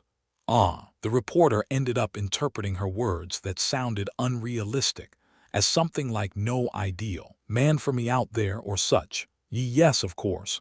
Thank you for your candid replies. As expected of the youngest ever highest tier knight, the qualities for your ideal partner are indeed very unique. But Sae-Jin was different. He stood there staring at the image of Kim Yoo-rin for a long while with a huge smile on his face before entering the shop properly. Welcome, Tilda. Ah yeah, how much for that wrist hologram TV? Oh wait, will it work even deep inside a cave up in the mountains? While the employees of the alchemy houses were mostly the specialists who gave up walking the paths of alchemy midway, the roles of managers could only be filled by the actual alchemists. And alchemists had to register a minimum of 3 potions in the bestseller list in order to either open up an alchemy house or to sit in the apprentice position of a master. The dark elf alchemist Sae-Jin, who rose to the alchemy house manager's seat at a young age of 31, was currently making an unreadable expression on her face as she examined the sample potion left behind by the mysterious visitor earlier today. Hey, why am I even looking at this? Hell, this doesn't even need to get verified either. At the very least, it's a mid-grade, and at most, a high grade. It's been a while since I saw a potion this bright and clear. And like a schmuck, you sent away the guy who brewed this by saying that you needed to test it. My apologies, I have no excuses. Oh well, at least, with him leaving the sample behind here, the possibility of us doing business together is rather high, so no need to apologize. Anyhow, what's it called? It's a little strange. The male employee hesitantly checked the application form Sae-Jin wrote, but in the end, stutteringly read aloud what was written on the paper. A Goblin's Kindness, that's the name of the potion. Chapter 7. It was an ordinary afternoon, and just like any other day, Sae-Jin came to the monster store to unload the monster materials, when, out of the blue, the lady government official demanded to see his hunter license. Here, please take this newly issued hunter license. After the official did this and that with the new card, he noticed that there were new and different words from before added to the front of it. The heavenly gifted hunter, what is this? Sae-Jin asked, his head tilting slightly. That is what you call a title. It's just a nice, simplified way to describe your current set of abilities. Didn't you bring in monster carcasses worth 23 creatures within your first month as a hunter, Mr. Kim Sae-Jin? Because you satisfied the conditions, a prefix was added to your job description. Overflowing with a great talent, that's what the title Heavenly Gifted means. It's really a rare and wonderful title, you know. You can't receive it if you've been a hunter for over 6 months, and also, the Knight's Orders actually do prefer this title over the likes of the Seasoned Pro or the Distinguished Individual. The latter one was something called Kogwenrokinen Enus. I've no idea what this is, and Google was no help either, so I made stuff up. Oh well, the government official explained with ardent fervor and zeal, but Sae-Jin showed little interest as he lightly nodded his head. After all, this wasn't a very helpful tale for someone like him who could only maintain his human form for 80 minutes a day. Thanks, I guess. Wait. When Sae-Jin turned around to leave, the government official shot up from her seat and lightly held onto his sleeve. As he frowned and stared at the official with questioning eyes, she quickly pushed forward a paper at him, while her cheeks reddened in a bashful manner. Please take a look at this. A government official's trying to sell me something. Even though Sae-Jin was slightly speechless, he ended up finding the shy female official twisting her body in embarrassment, objectively speaking rather adorable in his eyes. There was still 66 minutes left. What am I reading here? He asked out aloud as he checked out the writings on the paper. The large words "Public Recruitment for Hunters by Pabik Knight's Order" were written on top, and below that were some fine prints detailing what's what. Pabik is a government-owned Knight's Order, with its headquarters located in our neck of the woods, and currently they are looking to hire capable hunters. Of course, it's true that only the ranks of mid-tier or higher can possibly apply, but I'm sure that Mr. Sae-Jin's title will receive a favorable consideration in this case. Besides, the plan was to upgrade your ranking to low mid-tier or higher as soon as Mr. Sae-Jin satisfied the required amount of hunting experience, you see. To clarify, the widely accepted definition for a low-mid-tier hunter was can hunt a low-tier monster if 3 people with similar skill sets gather. And for a low-mid-tier knight, it was the exact opposite, can deal with more than 3 low-tier monsters at the same time, alone. That's why Sae-Jin's existence was a little very special to the eyes of this lady official. In most cases, hunters formed parties of 3 or more when moving about. Yet here was a man that always came in alone and always left by himself as well. Well, are you Interested in taking this opportunity? If you want, it's possible to apply right here. And now, Mr. Sae-Jin will be accepted right away when you submit your application, I'm sure of it. In the past, hunters with the title Heavenly Gifted all got scouted by the famous knight's orders, even before they've been active for less than a year. Heck, some even went and converted their professions and became knights in the end, you know. She became slightly desperate, and her grip on Sae-Jin's sleeve got a little stronger. He was going to decline right away. But then, he found it a bit regretful too, looking at the lady official's round, clear and sparkling eyes. It was a sight of a woman actively pursuing him, something he had never experienced before in his life yet. A man's worth was indeed judged by his abilities, thought Sae-Jin. To see a cute woman, a well-paid government employee to boot, acting so aggressive like this. It was indeed a mystical yet somewhat difficult new world for him to tread in. If it weren't for his trait of being a monster, he wouldn't even have a chance to do so. But at the same time, he couldn't really go around boasting his achievements either, precisely because of his condition as a monster. Is that so? When Sae-Jin's lips wiggled and formed an indecipherable smile, she mistakenly thought the talk was proceeding swimmingly, and so she smiled happily and added a bit more to the sales pitch. Yes, of course, he. By the way, there's a favor I'd really love to ask you related to this. It was right at this moment. Sae-Jin swallowed that mysterious smile back down. His intuition, forcibly cultivated by being subjected to many painful things at a young age, went off like an alarm bell in his head. It said, don't listen to the rest, just leave as soon as possible. So, when you are recruited, please, would you mention my name, Kim Sae-Jin, as the person who recommended you? What the? Wait a second, please, just a second, Mr. Sae-Jin. Another, Kim, I'm telling you right now, there are other surnames in Korea too. Before she could finish her sentence, Sae-Jin was already leaving the monster store at a walking speed that bordered on a full-on sprint. Hunting became a lot easier after his goblin form morphed from being what he previously thought of as a useless burden to one of the most valuable assets in a single day. That was all, thanks to, of course, the body-strengthening potion and its effects. After doping, the orc form now exhibited strength that equaled an orc warrior's. But as Sae-Jin went around with a steel mace bought from the local monster store, when it came to the matters of overall destructive power, he could easily overwhelm an orc warrior that only knew how to wield a crude weapon. His doped gray wolf form might have displayed a similar level of increased destructive prowess, but unfortunately, the wolf's limbs strengthened so much that he couldn't fully control the resulting speed boost. So, for now, until he got more familiar with the changes, he had to hunt in a form that most resembled a humanoid shape, an orc. Juahahaha, WTF. And the workery he made just now before the battle was completely instinctual.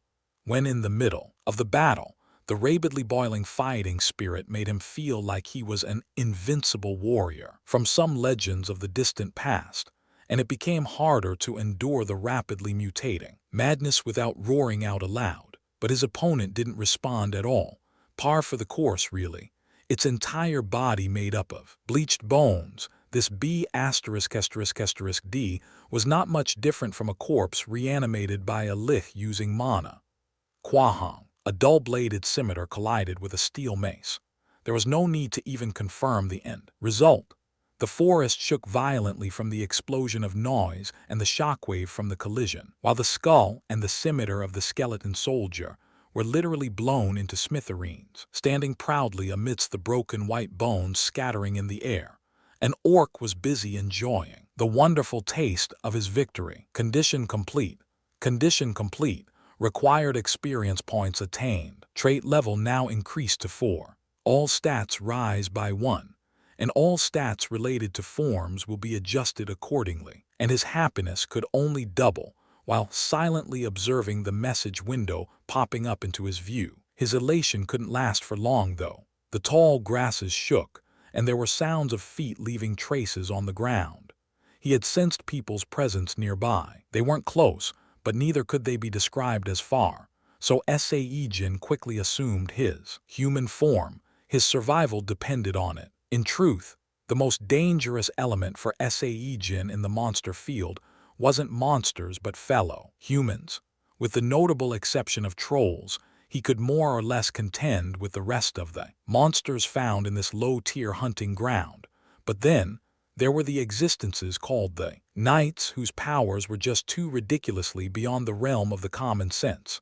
One mistake, and if he got spotted by one of them, then it'd be curtains for him, just like that. That's why he always maintained all 5 of his senses at the highest possible state of awareness. The clothings he wore during his monster forms were different from when he was in the human form, and thankfully when he changed, the clothes changed along with him like magic, making it possible to pull the ruse off rather splendidly. It was just a person, just in time, as Sae-Jin was relaxedly reaching down to grab the mana stone from the fallen skeleton's remains. A party of hunters emerged from the bushes. This 4-person party carefully studied Sae-Jin's apparels for a bit before offering greetings when they saw the mace in his hands. Hello there. Hunters were not friendly with mana, and as a result, their bodies weren't as powerful, so they couldn't utilize close-range combat weapons. The only remaining weapon of choice for them was the type of guns that fired mana bullets. That's why these hunters mistook Sae-Jin as a knight instead. Plus, there was that deafening noise earlier, so they assumed his knight rank was at least a low tier. What a coincidence. It's quite a rare thing to run into other humans in a monster field. See, a guy who seemed to be the leader of the party approached Sae-Jin while carrying a disarming smile. But when Sae-Jin showed no reaction and simply stared back at him, this hunter promptly produced a business card from his inner pocket and handed it over. We're hunting Team 1 from the Taerung Knights Order. My name is Kim Jae-han, a upper mid-tier ranked hunter, and these guys are, well, it doesn't really matter. They are just still young hatchlings after all. OMG, another Kim. I swear this author hates other surnames. Has to be it. On the face of this rather expensive-looking business card, the letters upper mid-tier were embroidered in gold ink. It seemed like that a veteran hunter employed by the Knights Order brought along a bunch of promising eggs on a demonstration hunt for the express purpose of educating the young uns. Is that right? Yeah, These guys here somehow managed to hit the rankings of lower mid-tier within 2 years, but the fact they are still clueless hatchlings that haven't changed at all. Oh, if it's not much trouble, may I inquire which Knights Order you're affiliated with? Kim Jae-han asked in a friendly voice. He figured that making a friendly connection with a knight would never be a bad thing and only prove advantageous for him in the long run. Of course, that was only if Sae-Jin was a knight in the first place. I think you're mistaken about something here. I'm not a knight, Sae-Jin replied while pocketing the business card. At the unexpected answer, Kim Jae-han's head tilted slightly while carrying a confused expression on his face. Then his gaze drifted towards the scattered remains of the skeleton soldier on the ground. To utterly annihilate a skeleton like this single-handedly, and to claim he wasn't a knight. So that means, I'm also a hunter. Good to make your acquaintance. My rank is a low tier. Ignoring the flabbergasted expression of Kim Jae-han, Sae-Jin offered his hand for a shake while smiling amiably. Somehow grabbing hold of the offered hand, Kim Jae-han continued his disbelieving expressions. Well, that was a joke, right? Well, your sense of humor is pretty good, I must say. But, you know it's not permitted, right? A low-tier hunter isn't permitted to hunt in the low-tier hunting ground alone. I mean, if a low-tier rank can chase down a monster alone, then why stay as a hunter and not become a knight instead, right? Is that so? But it's the truth. Sae-Jin could now maintain his human form for 90 minutes, thanks to his level up just now. But that was still not enough. He quickly pulled out his hunter license and showed it to Kim Jae-han. This is a real hunter license. Jae-han's eyes and mouth widened as he discovered something incredulous on the card after he examined it back to front. The heavenly gifted, could this be? Jae-han momentarily stopped talking and simply studied the man in front of him. The heavenly gifted. This was one of the greatest titles available among the hunters, only granted to those who could, within the space of half a year from the beginning of one's career as a hunter, kill over 20 monsters in a month. Those possessing this title were all invariably got scouted by the biggest knight's orders, and it was a common occurrence to see many of them switching their profession to that of a knight instead. At the back of the license, there was Sae-Jin's hunting record, and as expected, it was quite a remarkable thing. Maybe it was all down to the difference in talent. 23 monsters in a month, and to top it off, all self-dismantled and disposed of. This record was so overbearing that, even though Kim Jae-han knew this guy's ranking was 2 tiers lower than his, he found it impossible to say anything about it.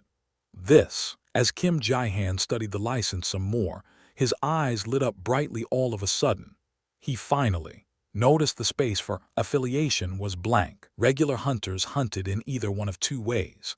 One was to form a temporary party with other hunters, and the other was, like Kim Jae-han here, to become a hunter employed by a knight's order and hunt in a designated team. But it wasn't a given that the former was a worse choice than the latter, and that the latter option wasn't always a better of the 2. There were enough hunters out there choosing the first option, simply because they didn't enjoy being in a strict group environment and all its accompanying rules and regulations, even though they possessed enough skills and abilities to enter a knight's order. You're not affiliated with anyone yet. Ah, yes. Somehow it's like that, but I like moving solo. I'm not thinking of joining anyone. Sae-Jin was adamant, but Kim Jae-han thought that he was clearly the latter case. So, with a smile on his face, he presented Sae-Jin with another business card. This time it was for the Taerong Knight's Order, Chapter 8. Kim Jae-han handed over the Taerong Knight's Order's business card to Sae-Jin. As I mentioned before, I know. The thing is, though, human minds can change at any time. No, honestly speaking, trying to tough it out alone, especially in our profession as hunters, where we already enjoy a pretty short life expectancy, isn't going to work out in the long run. Of course, I'm sure there are pluses to going solo. But hell, don't you agree that being unable to participate in the Fisher exploration is too big a missed opportunity? In this world, there existed a separate dimension called the Fisher, a place that existed between dimensions, a world between worlds that was a fissure. There were numerous, countless monsters infesting a fissure, and the only way to erase one was to kill every single monster residing within it. And there was the matter of pure, hard net profit that could be earned when erasing a fissure, which was at minimum over $890K, or as much over $9 million. It didn't matter if you were a hunter or a knight. Participating even once in a fissure exploration was a surefire way to earn not only great fame and acclaim, but a healthier bank balance as well. Give it another consideration. When paired together with a knight, a heavenly gifted hunter can shine even more, you see. Ah, right. Before that, did you take down that skeleton soldier using that mace? Kim Jae-han asked in a tone of voice that implied he couldn't understand how it was done. It was just plainly impossible for a regular person to defeat a low-tier monster alone. After all, yes, it's a quality weapon for sure, but my family members all had inherited strong constitutions. Oh, if you say so. In today's world, where the abilities mana utilization and mana affinity were strictly divided into 2 distinct categories, the normal remained within the bounds of the common sense, but there was no longer any limits applicable for the ones deemed exceptional. Those with good mana affinity didn't need any special teachings to accumulate mana other than to just breathe, and in time they could become the proverbial supermen that were fundamentally different from the likes of normal citizens out there. Although few in number, these Superman types did exist among the hunters. They were existences that fell just short of becoming a true, full-on knight, as even though they possessed enough affinity with mana, they still lacked the necessary mana utilization. So most of them ended up eking out a living as hunters.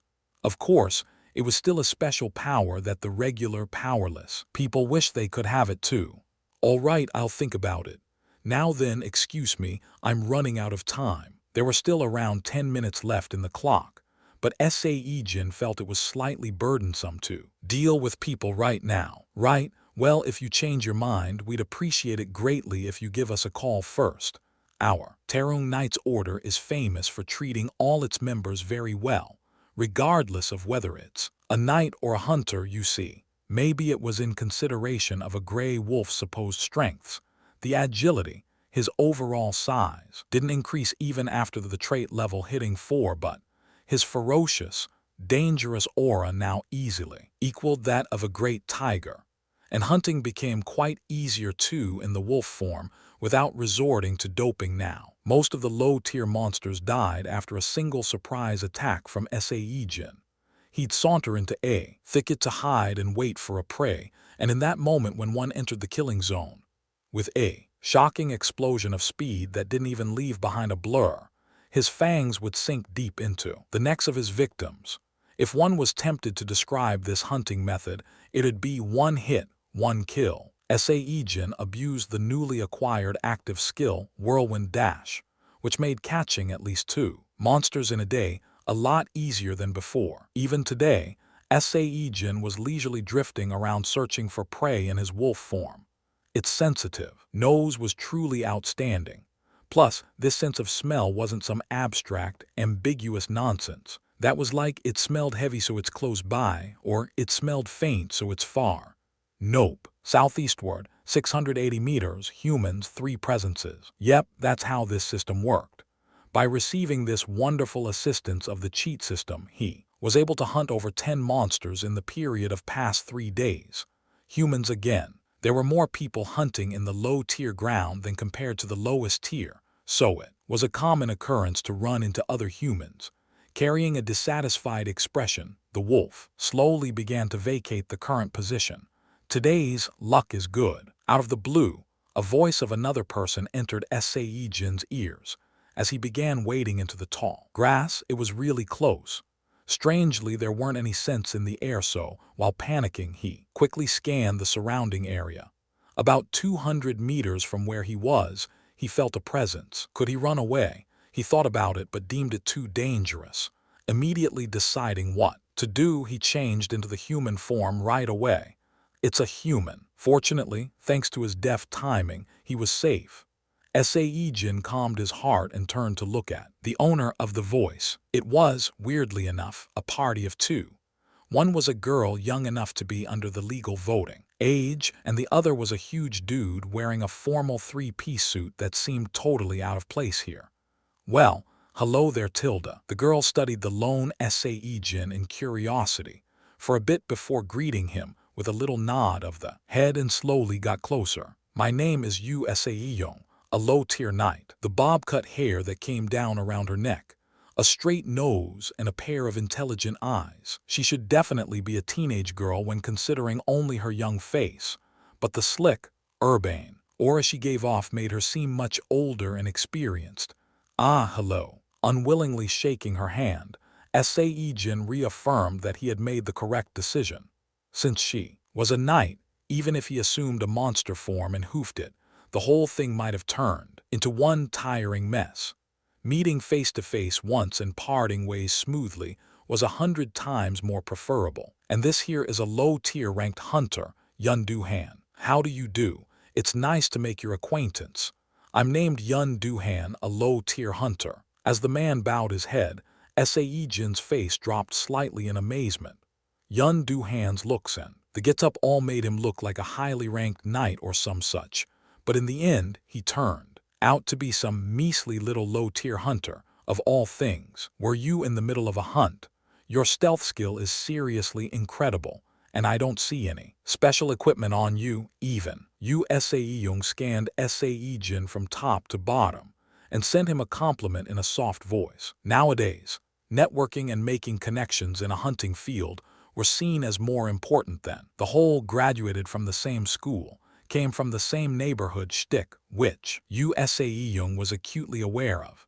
Of course, there was that unwritten rule of how the potential persons making connections needing to possess outstanding abilities first, but here, unknown to himself,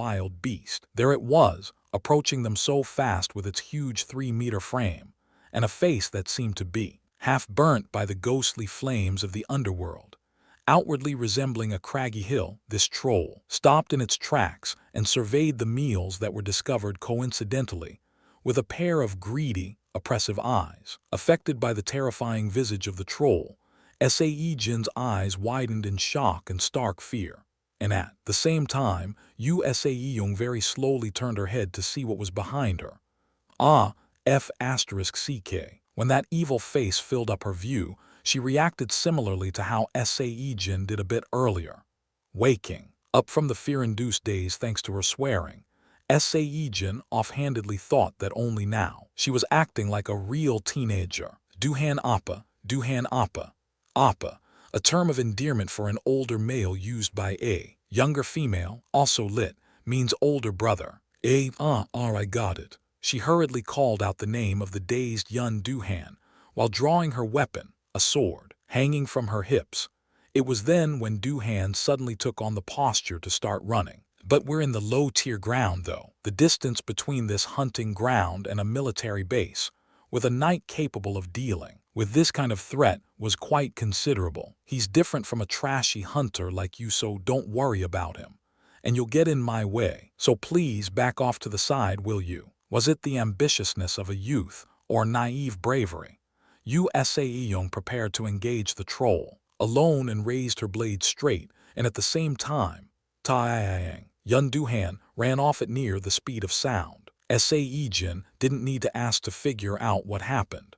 That kind of improbable movement could only be explained away with the involvement of a trait.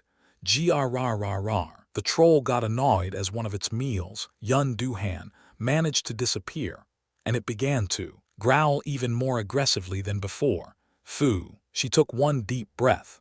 As Sae-Young concentrated, azure-colored mana began to infuse with the blade of her nice sword.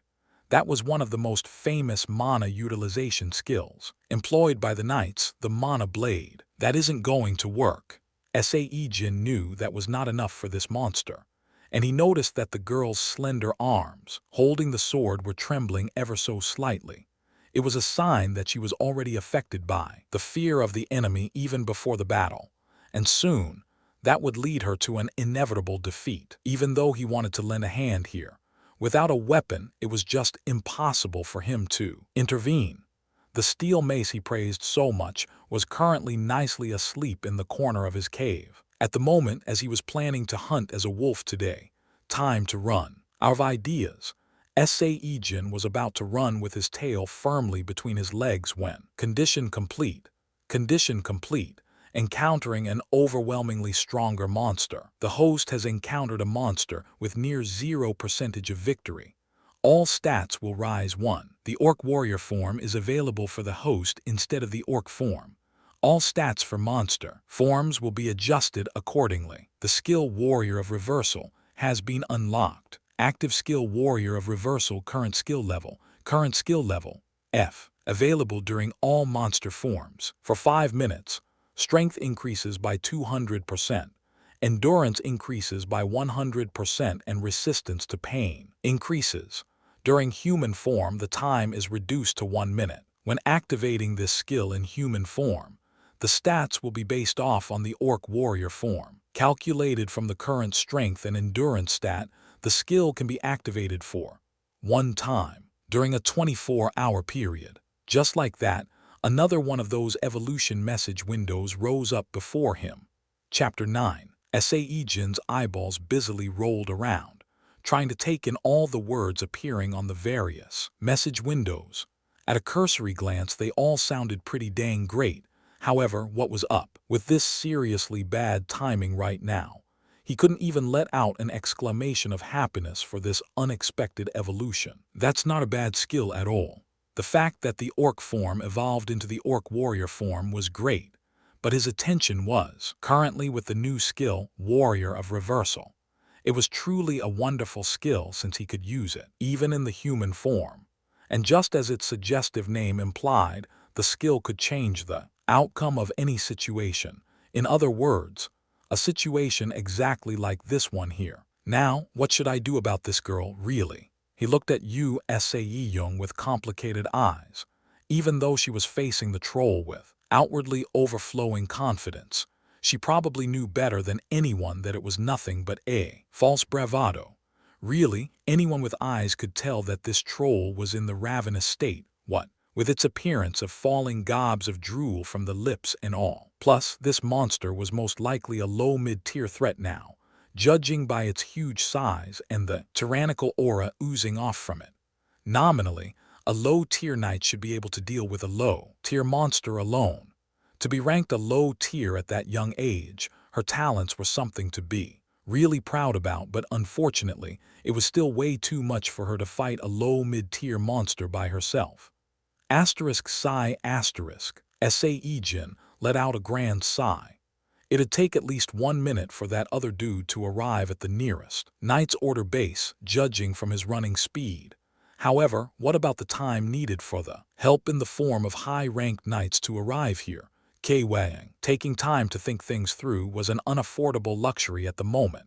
Sae-Jing's Mon-infused sword clashed with the troll's fist, and the resulting explosive shock waves, along with a roar, violently shook the lands they were standing on. She somehow avoided getting knocked out in a single punch by the skin of her teeth, but that was it, that was her limit. Vu Yuao. Her face was now full of panic, quite unlike 5 minutes ago when it was still full of arrogance and relaxed demeanor.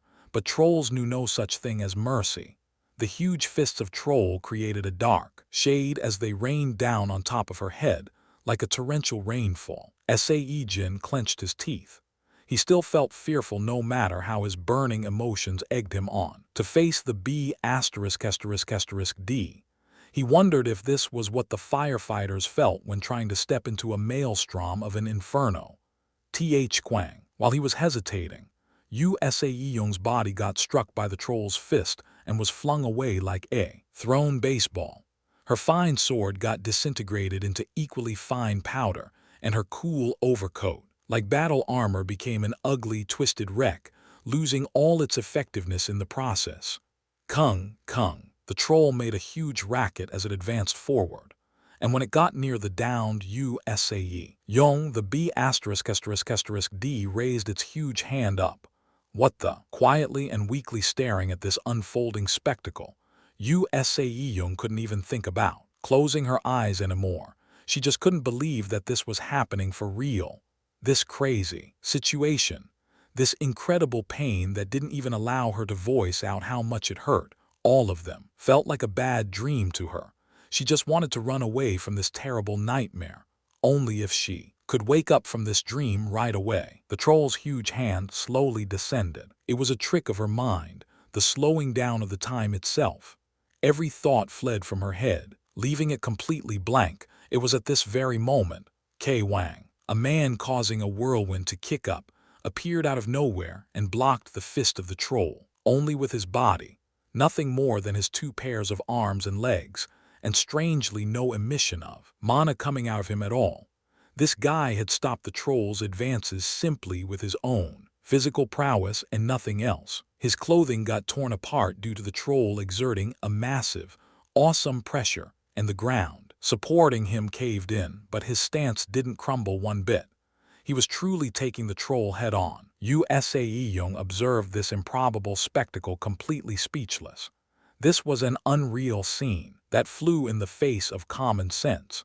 Since it was more dreamlike than an actual dream itself, she somehow managed to convince herself that this was indeed reality, and that it was indeed happening right before her eyes. Go! The guy hurriedly shouted at the stupefied Sae-Jing, but perhaps due to the prior impact she was suffering from dizzying tinnitus in her ears and couldn't hear him well. She shook her head hard several times, and only then could she get what he was shouting at her about. Get the hell away from here, you an idiot. Right now Sae-Jin felt like dying. The weight of this effing troll was, simply put, completely, utterly insane. His bones felt like turning into smithereens from the cruel pain, but he had no choice but to endure. He had to, since the reason for this all effort of buying time, the girl still seemed out of it and was simply there spectating this scene. Maybe him mixing in insults woke her up. She finally seemed to get the gravity of the situation and began dragging her broken leg, somehow gaining a distance away from him. When she was well out of the danger, Sae-Jin quickly rolled his body out of the way. With an earth-shaking explosion, A crater in the shape of a troll's fist was carved right on the ground where Sae-Jin had been standing just now. Kr, seemingly pissed off at the sudden, unwelcome entrance of a hindrance, the troll snorted out in anger and faced towards Sae-Jin's direction. And at the same time, strength deserted Sae-Jin's body.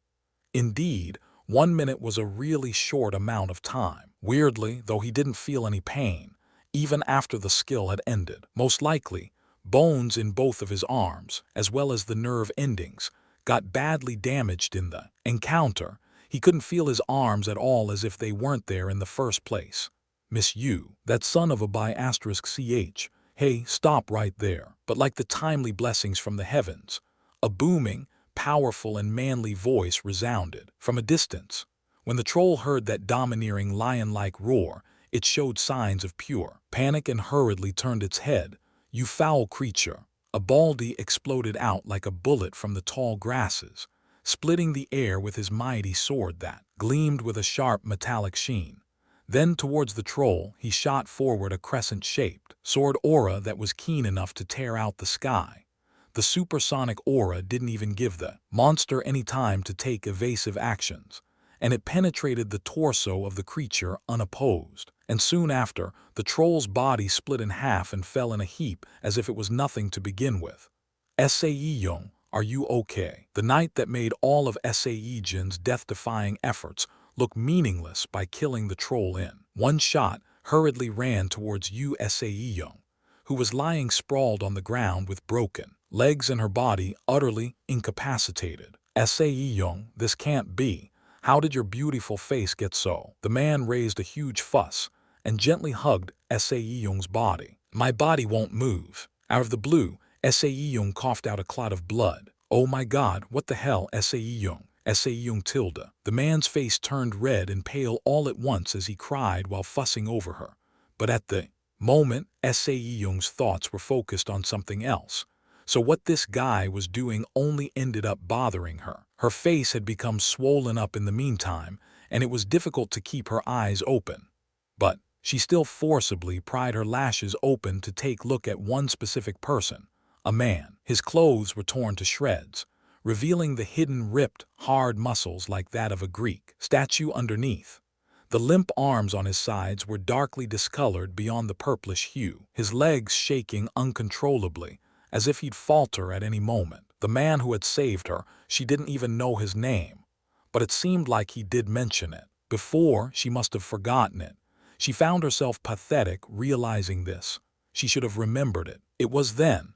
The man gazed at her direction briefly, before turning to walk away to a destination unknown. Sae-Jin wanted to reach out her hands to the man walking unsteadily on his legs, seemingly only seconds away from collapsing on the ground.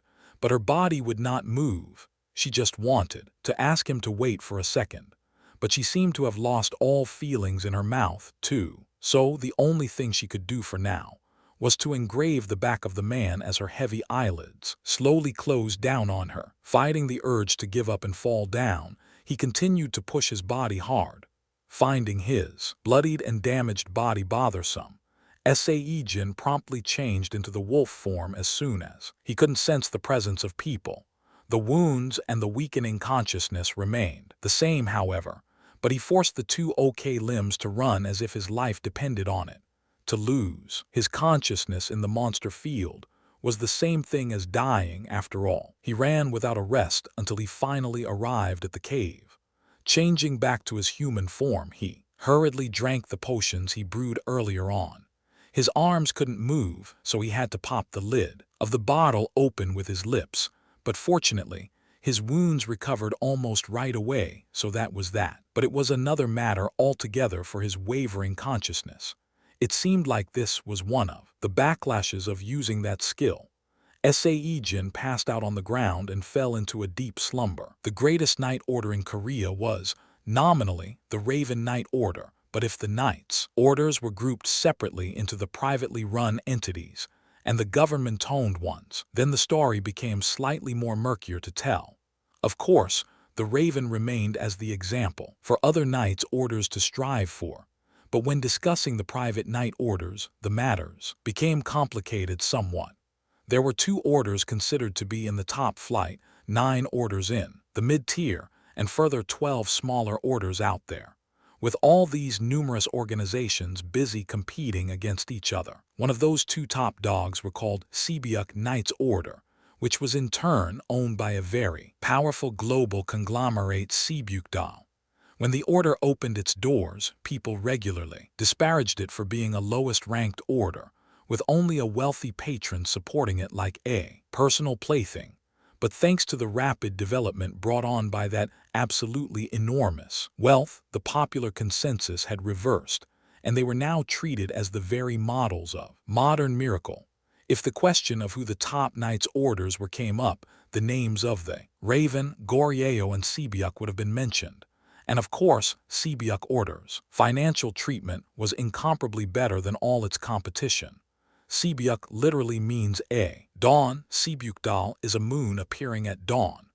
Goryeo was a name for an ancient Korean kingdom. It was not the fault of Uncle Hayano, so please stop apologizing.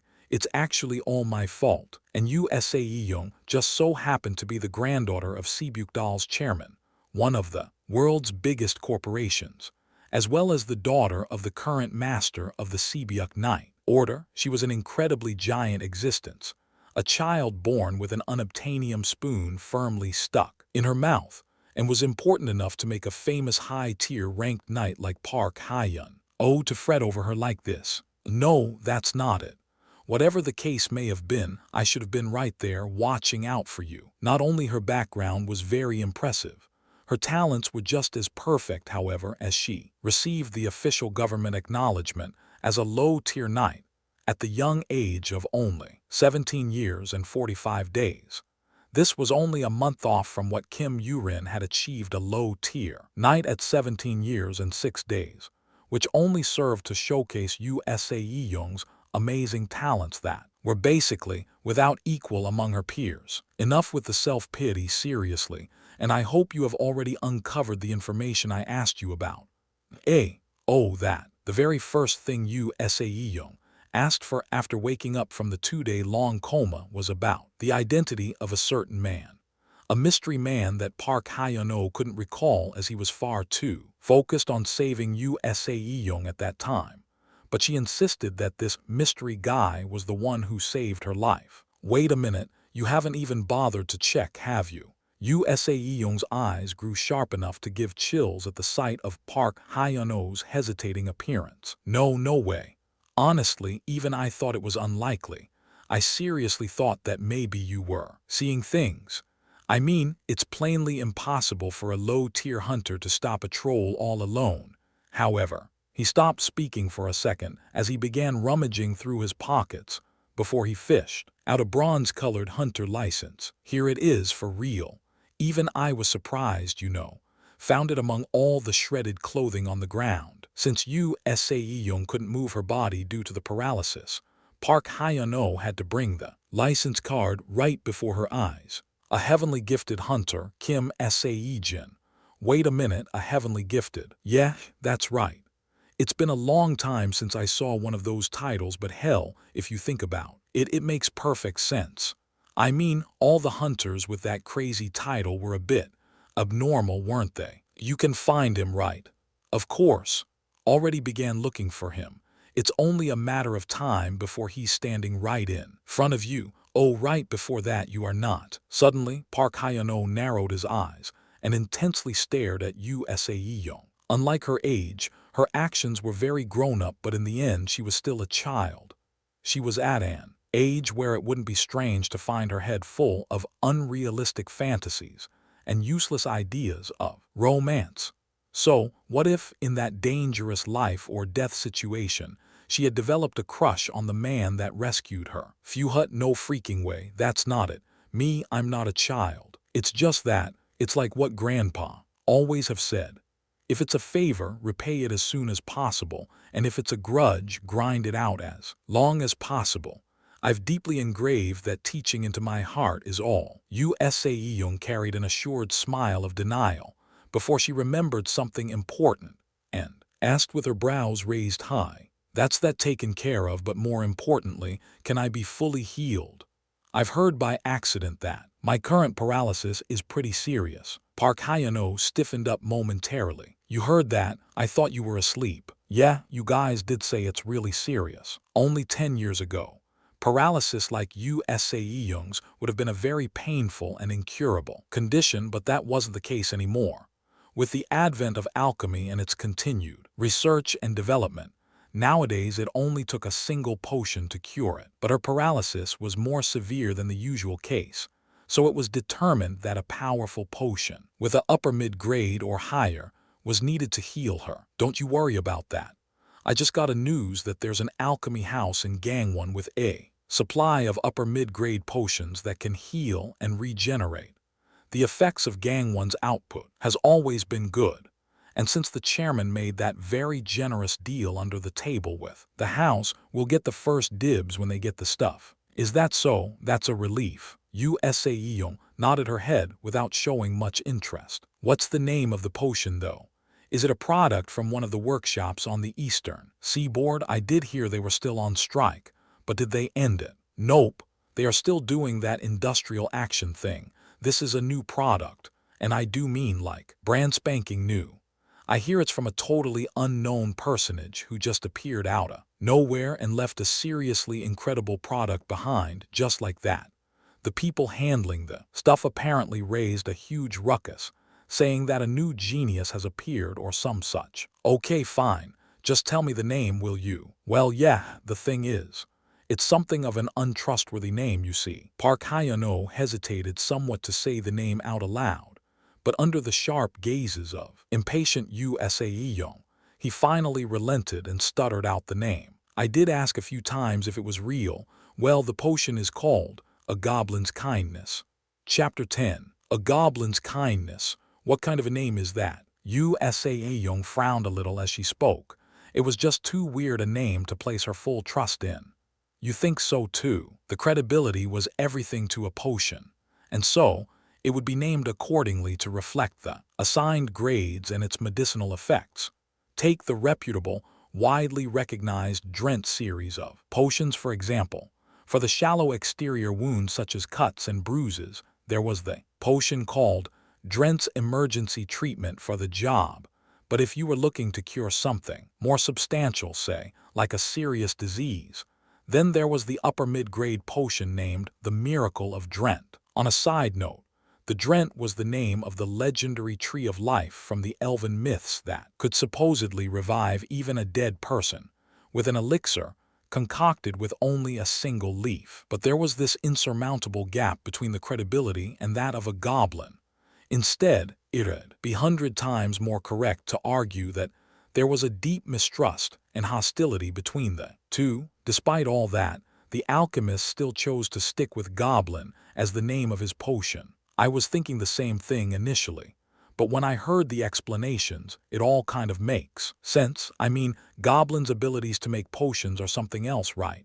Seriously, there are idiots crazy enough to raid a village of goblins specializing in medical concoction, never minding all that poisonous gases and hazardous material just for a chance to pilfer some potions. You know, and I hear it's been registered in the registry of the naming series already. I guess there is a lot of expectation riding on this potion. A naming series was a type of a registered brand trademark. When the anonymity is valued to such degree in the world of alchemy, the only avenue left to determine the credibility and the apparent effects of a potion was through its name. It could be confusing to the potential customers if another alchemist came up with a different potion, but named it similarly, not to mention create distrust towards the makers of the potions themselves. So, this trademark scheme was vigorously upheld as one of the absolute laws in the alchemist society. Really, so the effects have been confirmed for real. Obviously. Come on, honestly, would our chairman and the order master try to buy something that's shady? And also, Park Hyano stopped his words, quickly scanned the surroundings, and suddenly leaned his face closer to Sae-Jun's ear to whisper the rest of his sentence. The manager, the dark elf Hazeline, already has given her affirmative, so you don't have to worry. There was no real need to whisper in this single person VVVIP hospital room. But well, he was treating her as a royalty here, so it was only natural for him to act this way. The actual reason why the alchemists thought of anonymity as a virtue was that currently almost half of all active alchemists were from the race of the dark elf. They were the type of people that hated exposing their outer appearances and always concealed their bodies with thick robes. Many people assumed that the dark elves were incredibly beautiful since they were called elves, and all but as they hated bright places with lots of humans with mad zeal. The number of witnesses who had seen a dark elf's real appearance was extremely low, as well as no records to speak of either. Heck, there was even a sinister rumor floating around, which was now accepted by some circles as truth. In it, the person who uploaded a very first picture of a dark elf online was hunted down and murdered by the very same elf. Hazeline she did. Then it should be all right. So, when is the product expected to definitely come in? Well, she did say it won't be too long. Wait, let me quickly pop out and make the call and ask her. Please wait for just a bit longer. Soon it'll be here surely. Hazily. No, Manager Hazeline, what is the meaning of your sentence at the end? Feels like you're deliberately trying to obfuscate.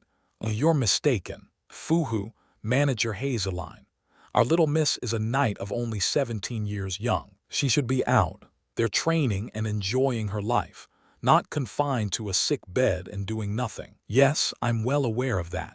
Just as I have told you before, please just wait for a bit longer. The dark elf Hazeline ended the call in irritation and chucked the mobile phone on the desk. It was easy to tell that she was not in a particularly good mood, judging from her exaggerated heavy breathing, deeply shut eyes, and fast massaging of her temples. Eek, just when is that guy coming here? Didn't he say he got the completed potions already? Her ultra-sharp eyes were immediately directed towards the waiting alchemy house employee. The poor guy was already in a state of high stress before, and now he was sweating profusely as he barely managed to open his mouth. Yes, I'm not really. He did mention that he had 3 completed potions in his possession. We did call him on the phone number he wrote down, but so far there were no answers. D*** in it all, this is pissing me off. Seriously, I swear these human idiots must think that potions are hammered out in a single day. The reason for all this shortage of potions is because the alchemists are sick and tired of all this bloody nagging by the thoughtless sons of idiots. But instead of fixing the error of their ways, these sons of Ches, Awuo, this F***seeking sh**t. I've TL'd this part as faithfully as possible, so yep, she's got a mouth on her, this one. As the steam of her fury reached the proverbial top of the head, she rolled her fist tightly before slamming it down on the desk, chewing, quite unlike all the explosive anger she had displayed just now. The resulting sound was adorably small. The door to her office flew open right at the exact same time. He's here, Manager Hazeline. That alchemist from before he has arrived. At the hurried yell of the employee, Hazeline's eyes went round, her body shooting right up from the seat. There were 2 types of alchemists out there. The first was the commonly known types that did the transmutation and the reconfiguration, while the second of the lot spent their entire lives trying to understand the mysterious liquid called potions. Some anally retentive experts would call these 2 alchemists with separate terms, the former retaining the alchemist moniker while the latter, potion crafter. TL, this bit is by the author, not me. Even though their main skill sets used for their craft were different, the alchemists all still possessed one habit that was the same, and that common habit was their preference towards the darkness. Do you find the coffee to your liking? In this dark but surprisingly ungloomy room, where even the sunlight failed to reach, the only thing brightening the place was Hazeline's dazzling smile. Yes, Sae-Jin, to the best of his abilities, played it cool and lowered the cup nonchalantly, but he found it rather torturous to look at the face of the elf in front of him. That was because she was one of the most stunning women in the world, as befitting the race of beautiful people. The elf, the shiny alabaster skin that didn't seem a right fit for a dark elf, with an indigo-colored, straight, long hair, and the finely crafted, beautifully harmonious facial features where there simply wasn't adequate enough a word to describe how gorgeous she was. Now that the introductions are done, should we get straight to the main topics or alchemist? Hazeline the dark elf had revealed her face, her name and her race openly to Sae-Jin. He had to wonder whether she was mistaking him as one of her own race, as her open demeanor was quite a departure from all the rumors he had heard before. Easily reading into his confusion, she quickly moved to clarify her position, saying that she was trying to show some courtesy towards him. "It's fine. We're talking about the potion I've brewed, yes. I'm also well aware of how good my potion is. It is my life's greatest achievement after all." Even though he spoke with such confidence, he knew very well that he was sprouting bullsh*t right now. The elite goblin's knowledge base was full of compounding methods that easily exceeded the methods of top alchemists, and on top of this, Sae-Jin possessed the top ingredient, the fangs of a saber-toothed tiger. So instead of a life's greatest achievement, he just needed around 7 days to brew this potion. And that 7 days were actually for fermenting the contents, which was an unavoidable process in making this potion. So, of course, we are also well aware of the difficulties. In order to create a potion this effective, you must have struggled and toiled hard for many years. As a fellow alchemist, I understand it all too well. Sae-Jin nearly spat out the coffee percolating in his mouth after seeing how grave she sounded and how serious her face looked. He still somehow managed to maintain his poker face, wiping his lips as if to get rid of hot coffee, and nodded his head. "It's good that you understand. Indeed, since it's such a good potion, a few customers, having heard of the news, are wishing to purchase the goods even before it's on sale.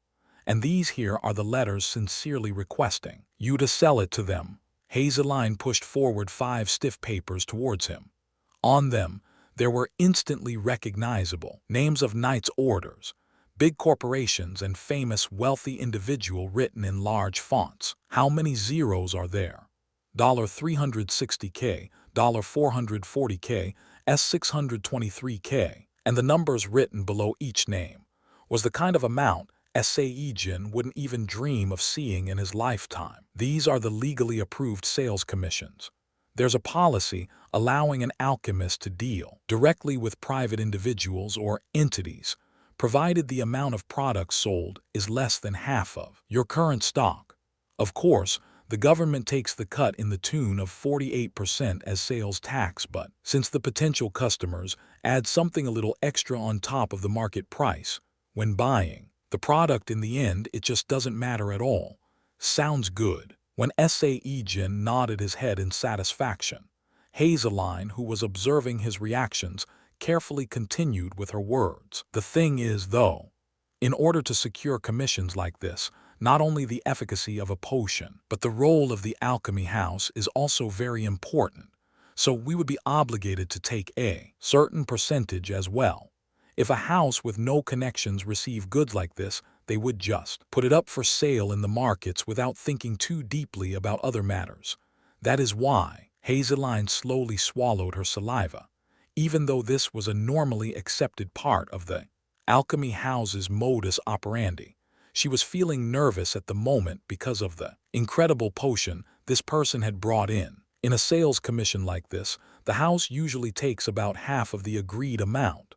"We are prepared to lower that to 40%, no, make that 35% specially for you.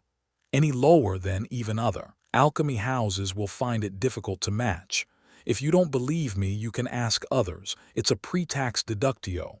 "Fine, it's all good." Sae-Jin nodded his head, having no other opinion regarding this matter.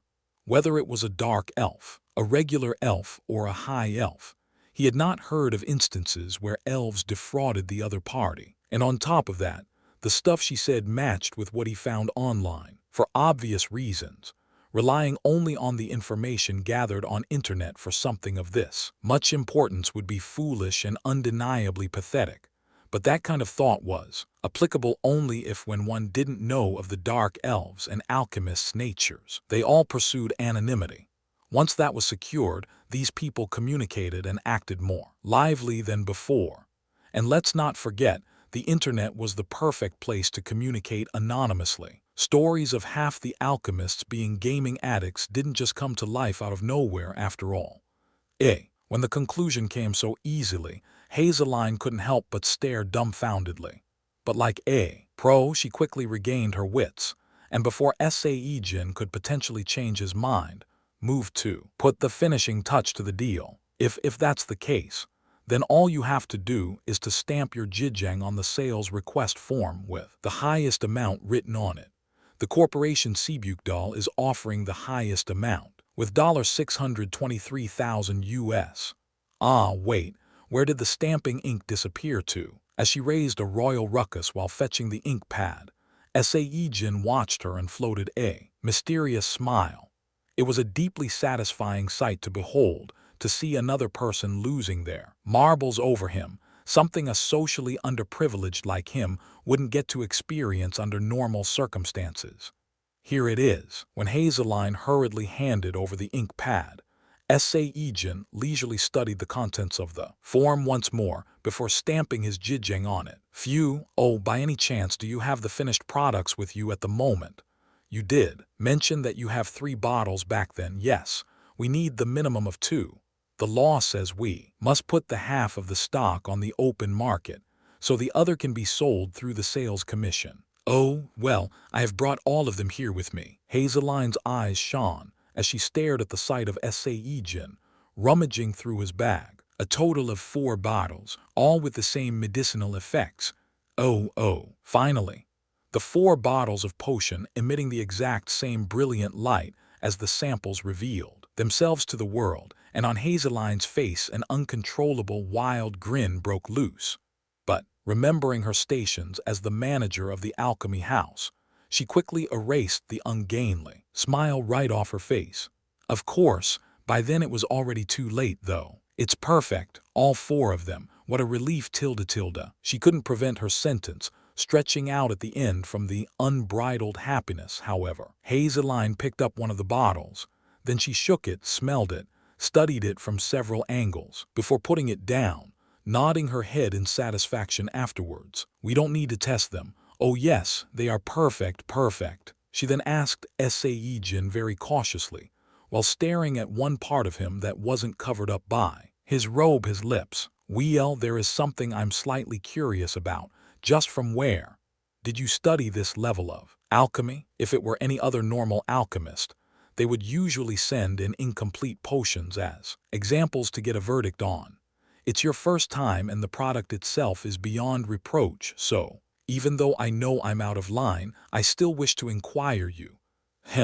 At her inquiry, Sae-Jin briefly showed hesitation, but he already had thought of a suitable story before coming here, so he told her that, my master once taught me this. If there was even a fragment of doubt existing in your thoughts, then you are in the wrong. So throw away all useless ideas and devote yourself completely to the craft until you reach the true pinnacle. I am just following this teaching to the letter. Alchemists and wizards valued their master and apprentice relationship far greatly than any other professions out there in comparison. And because of this fact, Hazeline nodded her head as if she was convinced. You have a truly wonderful master. I'm sure he's feeling quite proud of you as we speak. After all, his apprentice has become a great alchemist in his own right. Yes. It's just that it's regretful that he had to pass away before seeing me succeed, although he knew she wouldn't ask him for the master's name. But Sae-Jin still felt anxiousness creeping in up his legs, so to make sure, he hammered in the final nail in the coffin. Plus, technically speaking, he wasn't telling a totally C***K and bull story anyways. He did have a master that passed on all the knowledge and technique after all, even though he bit that guy to death. Oh, how unfortunate. Hazeline, who didn't know the actual truth, bitterly accepted his version of the story and showed a heavy, sorrowful expression. Well then, if that is all, I'm running short on time. In the blink of an eye, 30 minutes flew past, so unable to dilly-dally any longer, Sae-Jin stood up, first to leave. Hazeline followed him and also stood up, and reached out with her hand for a shake, while carrying a content smile. "For you, Sir Alchemist, who chose us.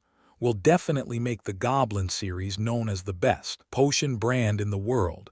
You can place you trust in us. I'm planning to hold a press conference right after this meeting is done.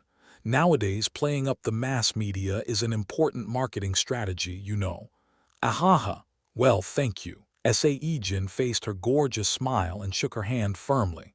Chapter 11. As soon as Sae-Jin left the alchemy house, Hazeline grabbed her phone and called a certain someone. "Hello, Sir Knight. Hello, Miss Manager. I'd like to apologize for my earlier behavior.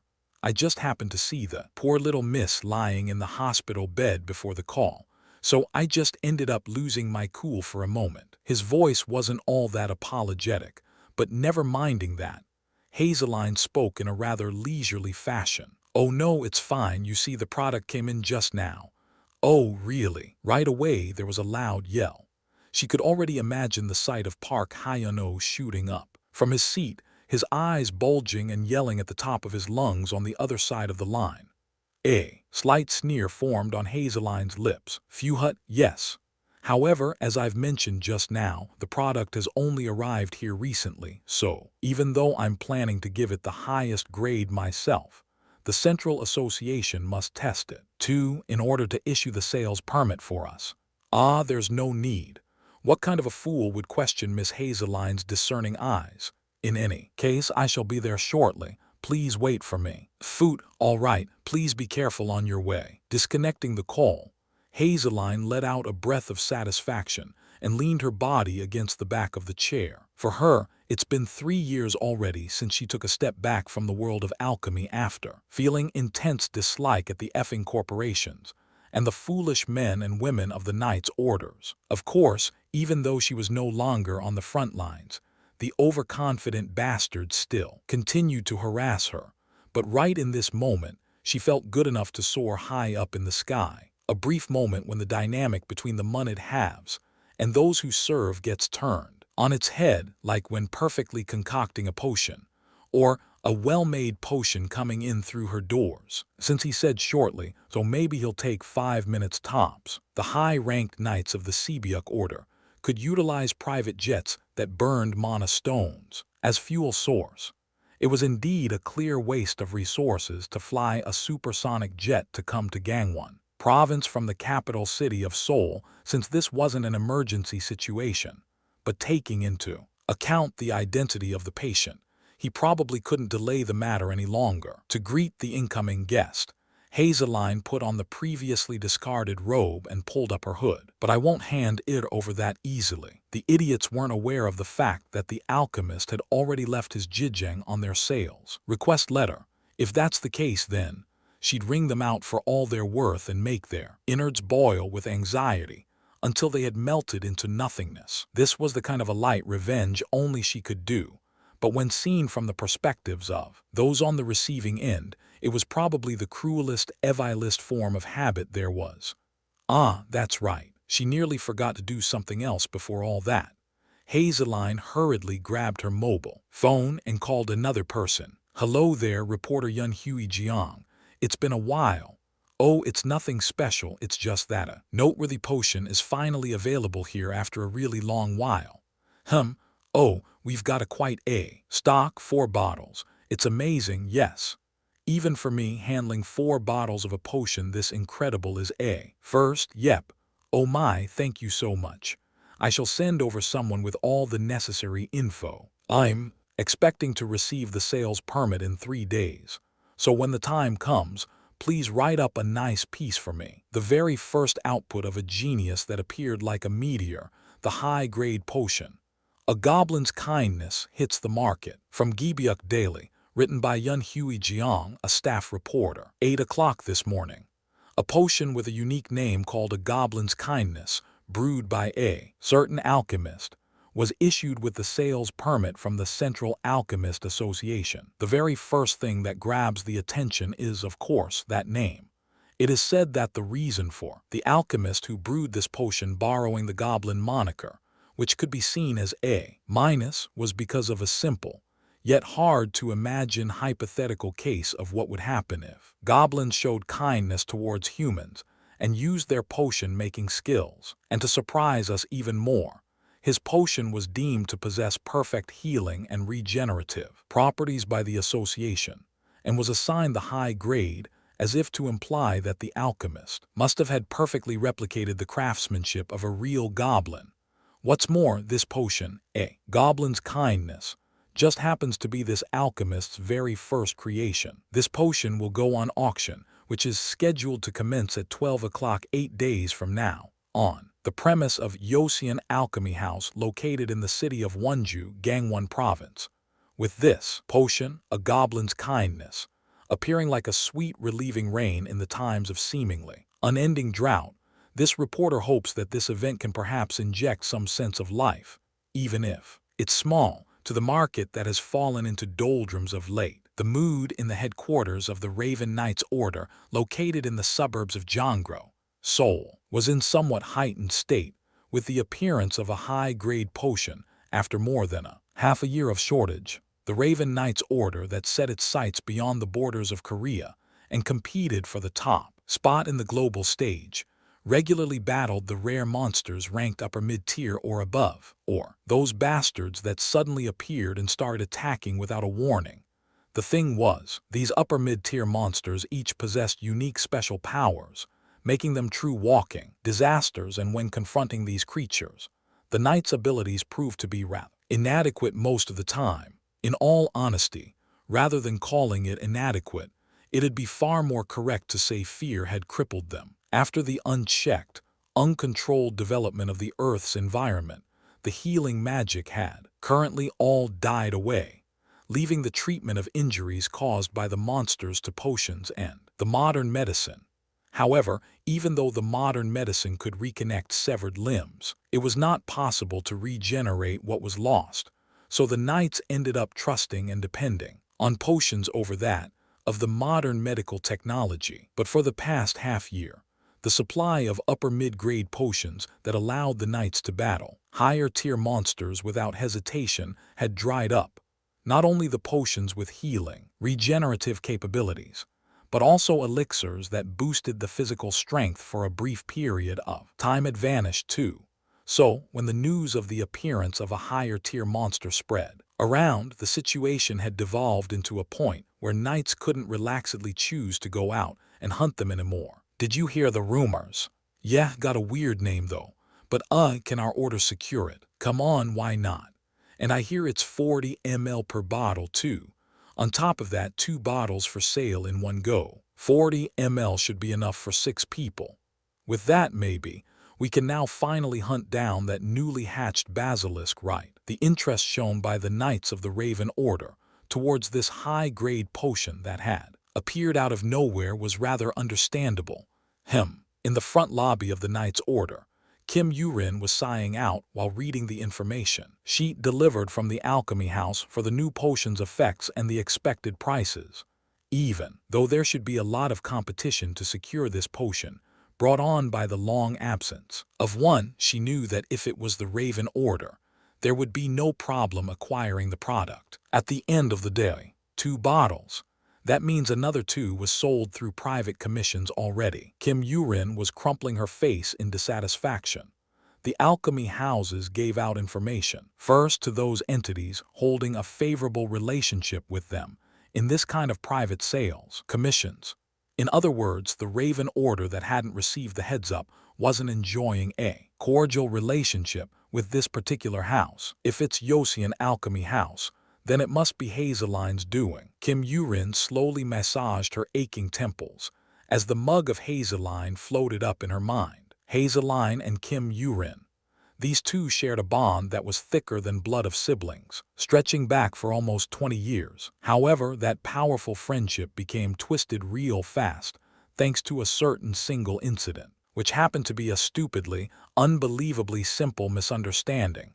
But more misunderstandings continued to pile up on top of another, turning the situation far worse, and once the relationship began to break down, the downward momentum couldn't be stopped anymore. Their fast deteriorating relationship finally came to a head 3 years ago, that resulted in a very serious event. Hazeline had poisoned Kim Yurin's potion, and when Yurin managed to survive after fighting desperately for her life, she cut Hazeline's arm clean off. This ugly event remained a secret until now, only known to these two after they silently made an agreement, which led to either one not laying blames on each other nor telling anyone else regarding this matter. And now, a few years had passed since both of them stopped caring about each other and lived their own separate lives. During that time, Kim Yurin had fought hard and successfully claimed the prestigious title of the youngest ever highest-tier knight, and Hazeline had created an elixir called a fairy's liquor to regenerate her lost arm, and in the process had climbed up to the position of the alchemy house manager. Like this, they both had firmly grasped the futures that were far brighter than their past, but in the end could only become the worst of the worst enemies possible. And now, the sporadically recalled good memories they once shared together had lost their luster a long time ago. Miss Highest Tier Knight Kim Yurin. OMG sounds so wrong. Should I start using Korean honorifics instead? Please comment below. While she was swimming in the recollections of the past, someone had walked up closer and started chatting her up.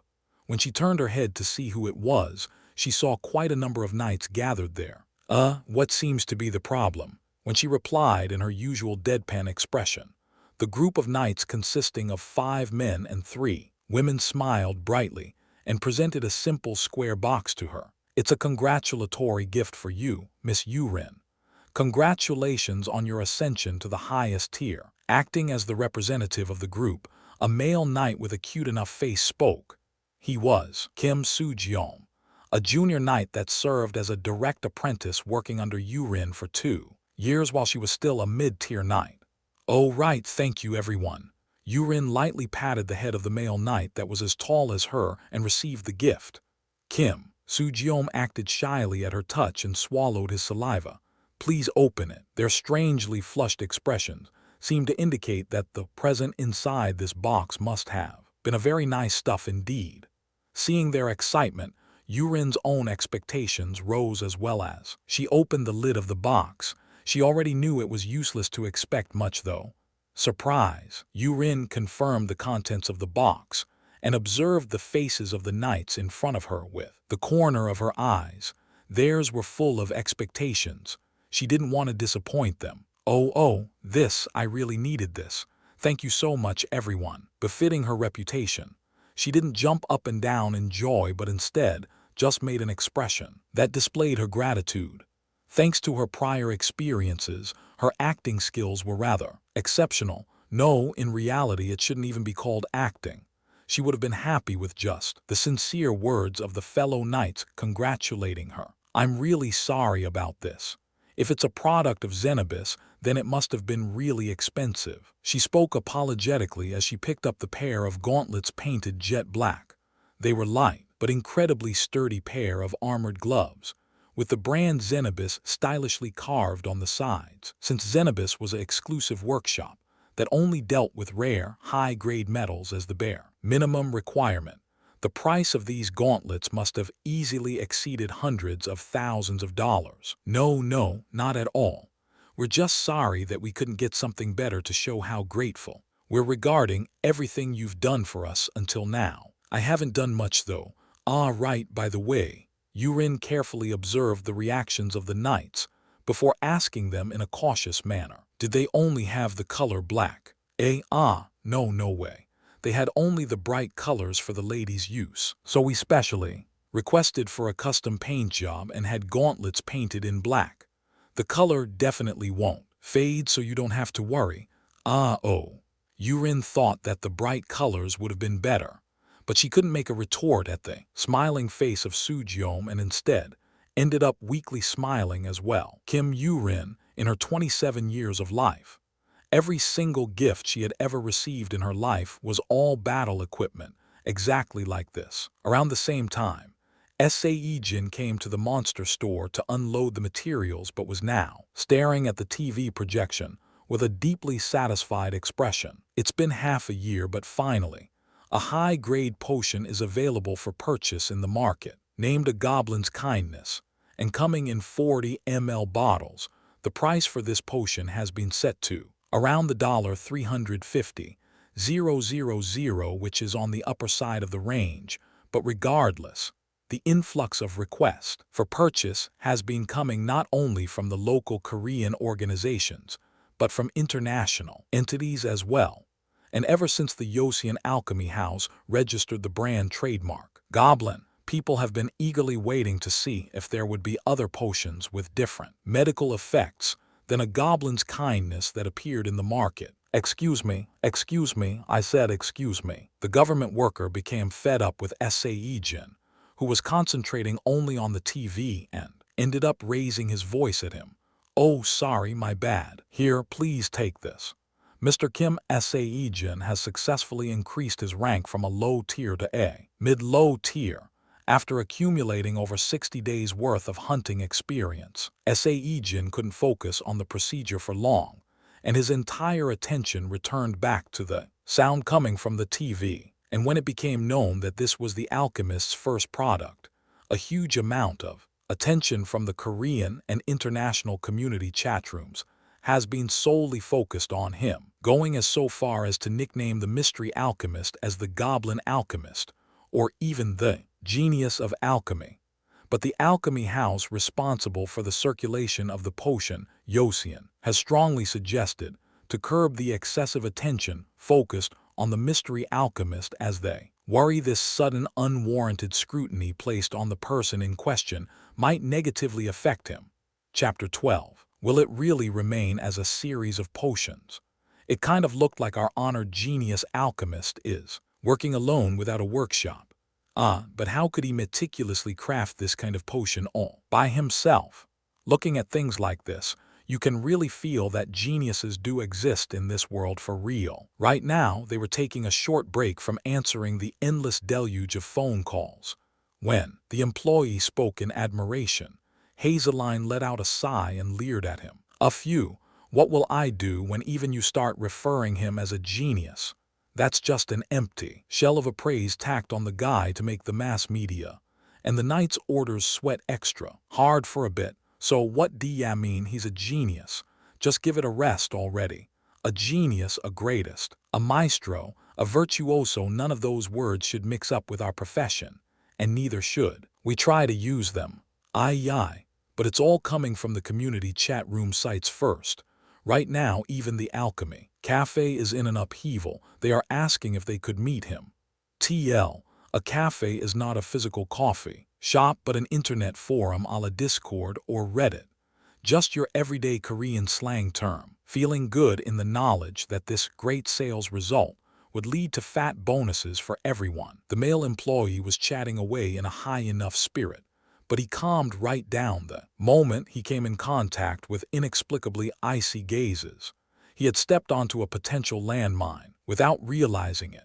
Seeing the sight of Hazeline lightly biting her lower lip with the corner of his eyes, the employee's forehead broke out in drops of sweat. Hey you, are you still looking at those?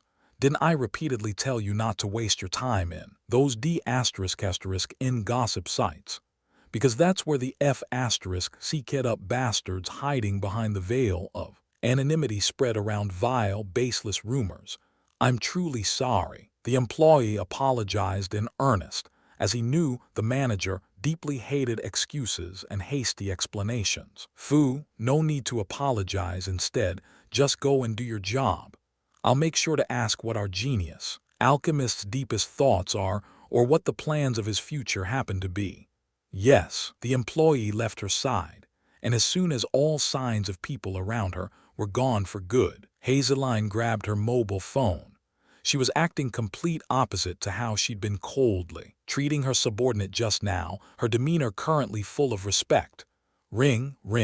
She waited for a while, but in the end, all she got was the person you dialed is busy. He said he's got only a home number, so why isn't he picking it up? Hazeline cocked an eyebrow in dissatisfaction.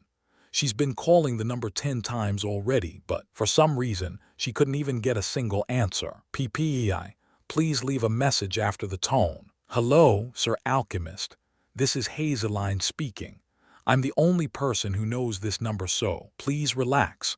The reason for me calling you this time is I was wondering if you'd like to have a work-related dinner with me sometime. Thanks to alchemy, his worries over money had been solved. The reserve price for his potion per bottle was $450k US. On top of that, he had already sold two through the sales commissions, one for over $620k and the other for over $530k. Even after deducting the sales tax and the alchemy house's cut, he would still end up pocketing well over $3 million US. This was an amount he'd never even dreamt of having in his life. However, he also couldn't have imagined seeing this amount leave him in one go, either. The minimum cost of a single, unattached house, located the closest to Gangwon province's Monster Field, easily exceeded $3 million. At first, when he heard the amount, he just couldn't believe it. But after hearing the explanations, he understood the reasoning just a little. The house he looked at had a garden the size of 60 pyong, nearly 200 square meters, an underground bunker equipped with a generator, and had been insured with a knight's order for a prioritized protection in case of monsters' appearance. And to top that all off, the whole building was reinforced with magic engineering to withstand assaults from monsters of mid-tier or lower. Hearing about all these points, even Sae-Jin ended up thinking that $3 million was on the cheaper side. He returned to the cave, thinking that spending all that money at once seemed wasteful, but he couldn't chance it in an apartment complex with his condition as was. And also the issue with the time reared its ugly head while considering locations further than this. So he decided to settle in that house as soon as the money came in from the completed sale of the potions. Well, that's that, but I wonder when I'll evolve again. The worries and fears he had certainly lessened with the promised income, but couldn't completely be assuaged. The core issue he had, can I live on as a human, was still there. Now he could maintain his human form for 100 minutes, but really, that didn't exactly qualify as being a human after all. The condition needed for the evolution of the brown wolf to the gray was the minimum reputation. He evolved together with the message that said about 100 people became aware of his existence. If the rest of the evolution was tied to this concept, then that meant he had to deliberately expose his gray wolf form to as many people as possible. However, that was easier said than done. Most would try to hunt him down the moment he showed up. Sae-Jin could only sigh out grandly, but there wouldn't be any changes if he stayed put like this. He'd be able to find even a sliver of hope only when he started moving his body and hit the wall head on. Well, let's avoid the knights for now and show up only in front of the hunters. Can we do it? No problem, Tilda, no need to worry so much. It's just a low-tier creature with a slightly bigger body. Other hunters are just exaggerating the truth. One was a mid-tier, another a low mid-tier, and lastly another low mid-tier. This temporary party of 3 hunters consisted of 1 woman and 2 men. The woman was full of high spirits and took the lead, but the following 2 men had their shoulders slumped. It was as if they were being dragged along by the woman in front. When 3 hunters gather, we can bring down any monster. Isn't that what you guys have said? That's why we became companions, right? TL. The last line said something about being siblings, and it didn't make much sense to me. So companions it is until someone can suggest a better alternative. Hey, that story is already 15 years old, and back then we were knights, not hunters. TL. This line also greatly confused me. Not sure if this guy was saying they were knights 15 years ago, which seemed quite unlikely as you will see in the next chapter, or the woman saying about 3 hunters. The previous paragraph was actually supposed to be 3 knights instead, and he was pointing that out. Whatever, dude. Why are you guys acting so down anyways? If it's a wolf the size of a tiger, then the remains would fetch quite a nice price, and if we find a mid-rank mana stone in its heart, you know what that means, right? She spoke loudly and happily, while making the round coin gesture with her fingers, but the dark shadows on the men's faces showed no signs of alleviating. There was a rumor floating around the low-tier hunting ground of late The insidious rumor spoke of a unique monster prowling the area, the unique gray wolf. The number of hunters witnessing this tiger-sized gray wolf had already surpassed high tens, and after earning its nickname, unique gray wolf, the various stories related to this creature had upended the mood of the hunters' cafe. In fact, the mood had almost reached a point where TV stations might send people to investigate it. TL.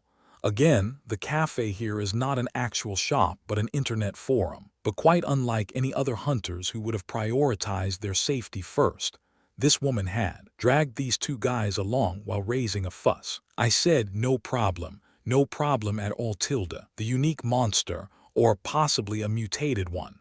The term referred to creatures that had went through changes induced by an inborn condition or acquiring something along the line, and began growing in an unnatural way until it became far stronger than all of its peers. The famous examples included the saber-toothed tigers, the manticores, a monster with a human head, a lion's body, and wings of a bat, and the dragon turtles. These were top-tier monsters that even a party full of high-tier knights would find difficult to hunt, and these creatures were usually found in the unreachably high and remote parts of the Gangwon's mountains, where they would continue their lonely but battle-filled existences. But to think, there was a unique monster roaming around freely in the low-tier hunting ground. This woman was thinking that this was simply a stupid, unrealistic rumor that even the resident knights tasked with combating the non-standard monsters had found utterly laughable. But the two men thought differently.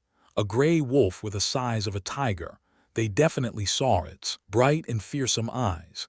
Not personally, of course, but online in the hunter's cafe. Its amazing figure standing proudly and staring at the hunters, with the full moon serving as its backdrop, made them stunned at its gorgeousness rather than stunned into fear, made them sense its nobleness rather than its savagery. You also saw that, right? I did, but so what? I'm telling you, it's not a unique monster. If it was one, then the knights would have mobilized by now. And if this B******D was strong, then why the heck are there so many witnesses? They all would have been dead already. What she said was true. Unlike the regular garden variety monsters, those labeled as unique were capable of unleashing special attacks based around magic, which would create equally unique signatures. If that signature was felt, then the resident knights would be swarming the low-tier hunting ground, busy patrolling the place high and low. Plus, the testimonies of the eyewitnesses were a bit weird as well. They said that the huge wolf just appeared like a ghost and blocked their paths until the hunters chose to retreat. They did add that they got scared of its intense eyes and its size and were too busy running away with tails between their legs. But it meant that this creature didn't come out to hurt people. It's just a slightly bigger wolf. And we know that all bigger monsters have mana stones in their hearts. Sure, it should be as strong as it looks, but hell, as a mid-tier hunter, I didn't bring this bad boy just for a show. She pulled out a handgun from her back pocket. Called KM-758, it was an expensive gun designed to chamber and fire rounds of armor-plated mana bullets that were especially effective against the beast-type monsters. Where did you get that from? This mid-tier ranked lady is on another dimension from you guys.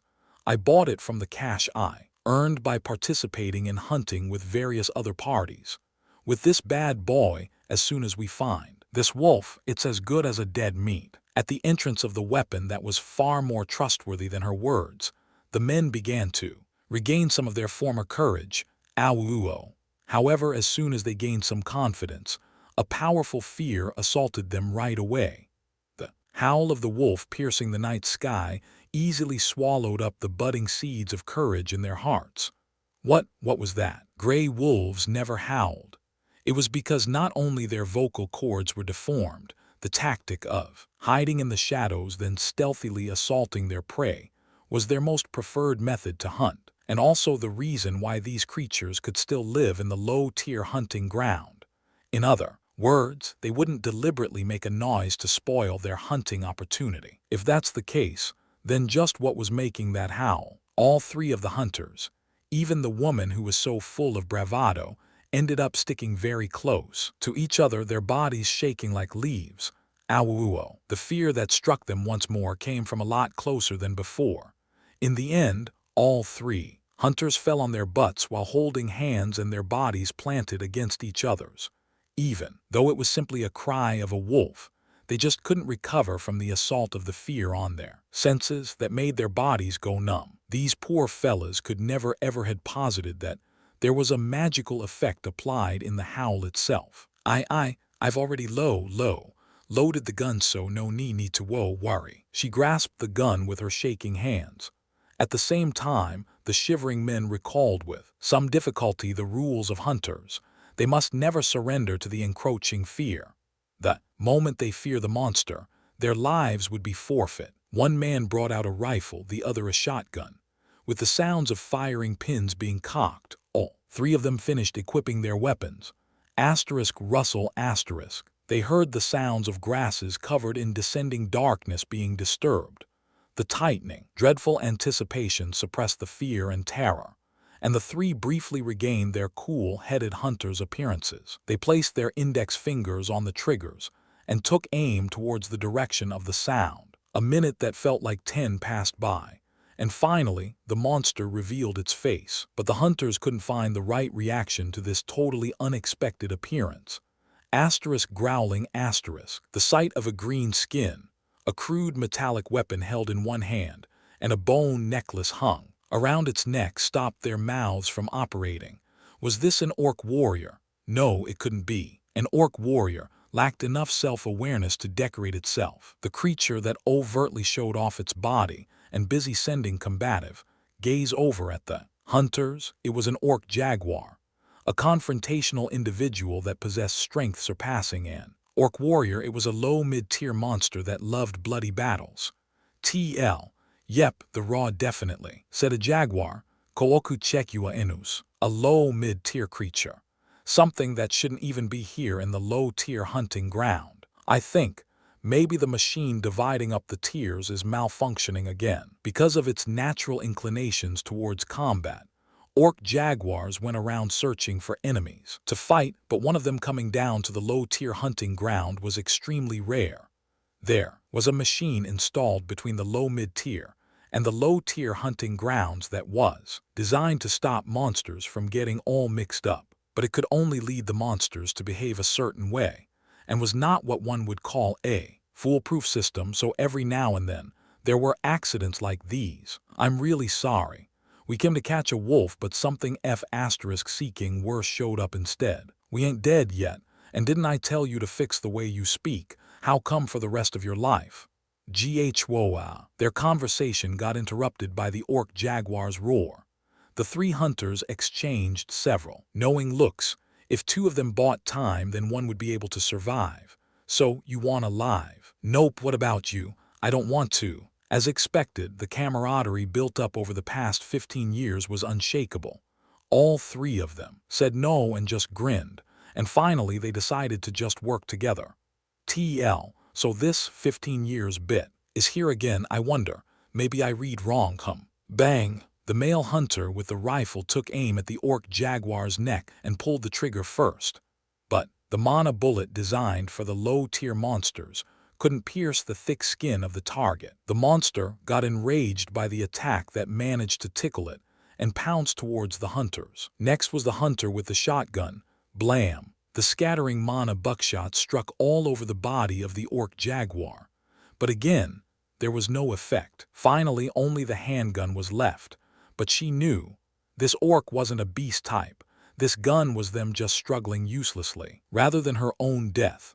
Her eyes teared up in apology at the thoughts of dragging her friends to their end here. And in that moment when she squeezed the trigger of her gun in regret, bang, the movement of the orc stopped. The three hunters stared in panic at the orc that was literally a stone's throw away from them. But it wasn't that the orc had stopped. Instead, it was busy looking at the right arm that held the crude weapon. The eyes of the hunters also followed the line of the sight, and there was a lone wolf busy chewing on the arm of this orc, having appeared out of absolutely nowhere. It was a gray wolf, and it was the very creature the hunters were looking for, the gray wolf with a tiger-sized body.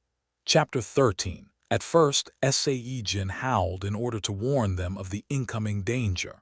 There was an orc jaguar heading towards the three hunters, after all. Unfortunately, it seemed there was an unexpected effect of a skill attached to his howl. Condition complete. Condition complete drove a minimum of one person to the state of terror with the wolf's howl passive skill howling acquired. While in the wolf form, the host can affect the emotional state of targeted individuals with his howling, example, fear, terror, mysteriousness, etc. What the hell? Instead of running away, the hunters that heard his cry fell on their asses after their legs gave up on them, and the orc jaguar was slowly approaching those poor suckers. A short time later, the hunters and the orc clashed. The trio had fallen into a state of panic but somehow recovered just in time and started firing their guns. Blam! Sae-Jin dashed towards the scene as he listened to the sound of the gunshot. He just couldn't sit back and watch, knowing that he was partially responsible for this mess, even though he didn't plan things to happen this way. Fortunately, Sae-Jin arrived in the nick of time, moving fast enough to cause a storm of winds. The wolf opened wide its maws and bit down hard on the right arm of the orc jaguar.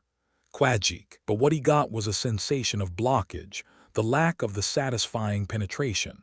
It was not possible even for the incredible biting strength of a gray wolf to pierce the tough and thick skin of an orc jaguar. When the orc looked at his way indifferently, Sae-Jin couldn't help but busily move his eyes and take a glance at the creature. The orc roared in irritation and swung its arm hard, throwing Sae-Jin off it. He quickly regained his footing after being thrown off and took some distance, but the explosive speed of the orc jaguar was much faster than his expectations. As befitting of the moniker, jaguar, its speed didn't lose out to that of a gray wolf at all. It seemed to take only a couple of steps, but it had arrived at Sae-Jin's location and slammed down its weapon at him. Coon! Sae-Jin just about dodged the strike by twisting his body. Guoar, annoyed by the agile movement of the wolf, the orc jaguar began pounding away like crazy with its blunt weapon. The accuracy was pretty d***n low, but the destructive power behind each strike was no laughing matter. Sae-Jin twisted around like a snake and avoided the crazed attacks, but the ground below could not withstand the aimless poundings and became overturned like a crop field ready for seeds to be planted, while numerous debris, pebbles, soil, weeds flew up in the air. Meanwhile, the Three Stooges hunters sat there and stared at this scene in a total daze. It was like they were stuck inside a dream. It had to be a dream since this event they were seeing couldn't be reality, as the low-tier monster gray wolf was fighting tooth and nail with an orc jaguar that was considered to be one of the strongest even in the low mid-tier rankings. As they watched the proceedings in a daze, the woman suddenly raised her gun towards the battle. Hey, what are you doing? One of the men panicked and tried to stop her. The other guy did the same. The two of them thought that instead of trying to agitate the two monsters, it would be a far smarter choice to escape during this time of reprieve. An orc jaguar is known as an obsessive monster. It's got a good nose too, and it will never let a prey it found escape like that. Dunno if that wolf intervened in order to buy us time to run, but it's the correct choice to help it out right now. What if the wolf targets us next after the orc jaguar is dead? The male hunter couldn't spit his words out. If it weren't for that wolf, they would have died already, and if that wolf couldn't defeat the orc, then they would still die anyway. Aim mainly at the eyes, between the eyebrows, mouth, and under the arm. They had received the ranks of low, mid, and mid-tier at the age of 23, meaning all three of them had enough skills to roll around in this rough world by themselves. They quickly reloaded their guns and took aim at the battle of a wolf and an orc. Even though the orc exposed a lot of openings because of its lack of palpable intelligence, all of them proved to be useless in the end. The hunters had to aim at those weak spots where there wasn't much covering of thick skin, or where there weren't any to begin with. Quahang. The orc pounded hard once more, but it was yet another miss. It ended up destroying the poor ground again, so it widened its eyes in anger and searched for the slippery wolf. And when it stopped its movement for a brief moment, An oval-shaped object with a pointy tip sliced past the wind and struck one of the orc's eyes. Qora. It was a mana bullet. As the bullet that was densely infused with mana came in contact with the orc's retina, it exploded and the hulking creature spouted blood as it stumbled backwards just a little. Blam, blam, blam, blam. As the flurry of bullets flew at it aiming for the weak spots, the orc raised its arm and easily swatted them away. With one of its eyes gone, the focus of the orc jaguar's fury switched its target from the wolf to the three hunters. Its anger boiled so much that it'd pounce on the three humans at any moment. It's coming, separate now, when the orc unwisely started moving towards the hunters, while ignoring the wolf. Sae-Jin's chance had come. He activated the skill warrior of reversal. Almost immediately, his muscles grew at an incredible speed and vitality filled his body. When the fighting spirit that could not be doused burned powerfully inside him, Sae-Jin decided to relieve this feeling with him, ripping out the back of the orc's neck. The wolf, with its body completely transformed, assaulted the back of the orc like a raging, crashing storm wave. He only needed 2 full steps. Wind gathered below his paws, and using the propulsion from them, he charged into the orc's back. Quajik. Sae-Jin finally succeeded in piercing through the skin, but it still wasn't a fatal enough wound. So, he shook his head around in order to further tear open a larger chunk of the wound. Core. The orc screamed in pain and tried to pry the wolf off from its back, but Sae-Jin's temporarily enhanced jaw strength could ignore the creature's desperate shakings. While biting deeper into the neck of the orc, he sent out signals with his eyes at the hunters. It was their turn to shine now. Breathing heavily. The woman hunter aimed the handgun with her imperceptibly trembling hands. The target was the orc's left eye. The orc raged around powerfully, but she didn't hesitate one bit as she squeezed the trigger. The steel-encased mana bullet drew a clear trajectory as it flew towards the orc. Literally, it was clear to see. Its speed wasn't of a regular bullet. As if it was a flower petal blowing around in the wind, the mana bullet slowly approached the orc. It was a built-in feature of this high-priced firearm, designed to maximize accuracy. The damage from the speed of the bullet would lessen, but since it was going to explode once entering the target, the design of a steel-encased mana bullet was also focused solely on achieving high accuracy. She manipulated her mana and guided the trajectory and the direction of the bullet in real time. The bullet constantly changed its aim as the orc violently struggled until finally it struck the creature's eye. A small explosion followed right after. A fountain of blood poured out from the orc's eye. Phew, it was a bull's eye. She breathed out a sigh of relief. Even though the orc had become completely blind, the wolf remained biting into the neck for a few more seconds before separating from the creature. KHWOQ. The back of the neck chewed out by the wolf looked as if it had split apart in any second, and from the eyes damaged by the bullet's blood poured out like a fountain. The orc jaguar let out a weird whimper and threw its 2 arms around, but even that didn't last long. The creature fell on top of the grass and stopped moving shortly thereafter. When the battle ended, the 3 hunters fell on their asses again as the strength abandoned their legs. Sae-Jin was breathing heavily as he spat out the blood pooled in his mouth, and before long, a new message window popped into his view. Condition cleared. A cooperative hunting succeeded in a cooperative hunting with at least the minimum of 1 human. It's now possible to change into the ebony wolf form instead of a gray wolf. All stats related to the forms will be adjusted accordingly. The skill, the scent of a wolf, will apply even while in human form. Passive skill, the scent of a wolf level F. The strong odor of the ebony wolf. Depending on the gender, race, characteristics, and tendencies, the effects will vary. This skill will also remain active during the human form. It was a joyous message no matter how many times he looked at it.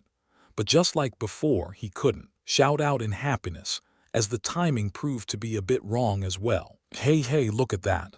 The woman hunter suddenly raised a ruckus as she began pointing at Sae-Jin. Actually, he had no idea what the process of his evolution looked like. all he could derive from the dazed, mouths wide open appearances of the three hunters were that maybe it must have been rather mysterious or somewhat bizarre to look at. Sae-Jin remained standing proudly for a bit and gazed at them, before rapidly dashing away, and the only ones left behind were the three dazed hunters still acting like they were swimming inside a dream. Hey, did you see that? Yup. Its fur changed while brightly shining and all that, right? Yup. When the wolf's body was enveloped in the mysterious azure light, the previously gray coat became dyed in jet black color. This was a kind of an incredibly rare event that couldn't be seen again even in a dream. It was at night. With a full moon looming large, a huge crowd of people had camped in the Monster Field's low-tier hunting ground. But it wasn't just people only. There were also numerous trucks, antennae, cameras, and mics that couldn't normally be seen in a place like this. In other words, they were news crews and their accompanying vehicles. Under the curious gazes of one or two onlookers, the reporters were all in the midst of busy reporting on something while being protected by the knights. Can you tell me what is going on here? Sae-Jin cautiously approached one of the knights on duty and asked. He assumed the human form and ran all the way out here. After suddenly catching the whiff of so many people and getting surprised by that, it's to film a report. You probably have heard of the rumor too, right? They say it's a spirit beast or something. Obviously it's all nonsense. But nowadays, what with folks being emotionally dried up and all stuff like this, tusk. The knight who was normally stationed around these parts clicked his tongue in annoyance as if he didn't like getting called out in the middle of the night. There was this hot news story tossing around on the internet as well as on various newspapers. It was about a certain gray wolf that morphed into an ebony wolf, a story of a spirit beast. This story came to life after three hunters gave a clear, concise eyewitness testimony as well as uploading the photos of the orc jaguars' remains to the Hunters' Cafe. The hunters all spoke of the event where, after the gray wolf aided them in defeating the orc jaguar, its body suddenly became dyed in the azure light. Then all of its fur turned black in color. The eyewitnesses guessed that this wolf was one of those growth-type monsters, but as the story spread out like a wildfire, people, including the so-called experts, concluded from the creature's actions that it must be a spirit beast instead. The reason was simple. Monsters tried to devour humans, but this particular wolf helped them out. And after the part about its fur-changing colors were emphasized, a certain persuasive speculation gained traction, where people wondered if this wolf was the same one that saved the hunter Kim Tae-jo way back then. What will happen if this wolf shows up?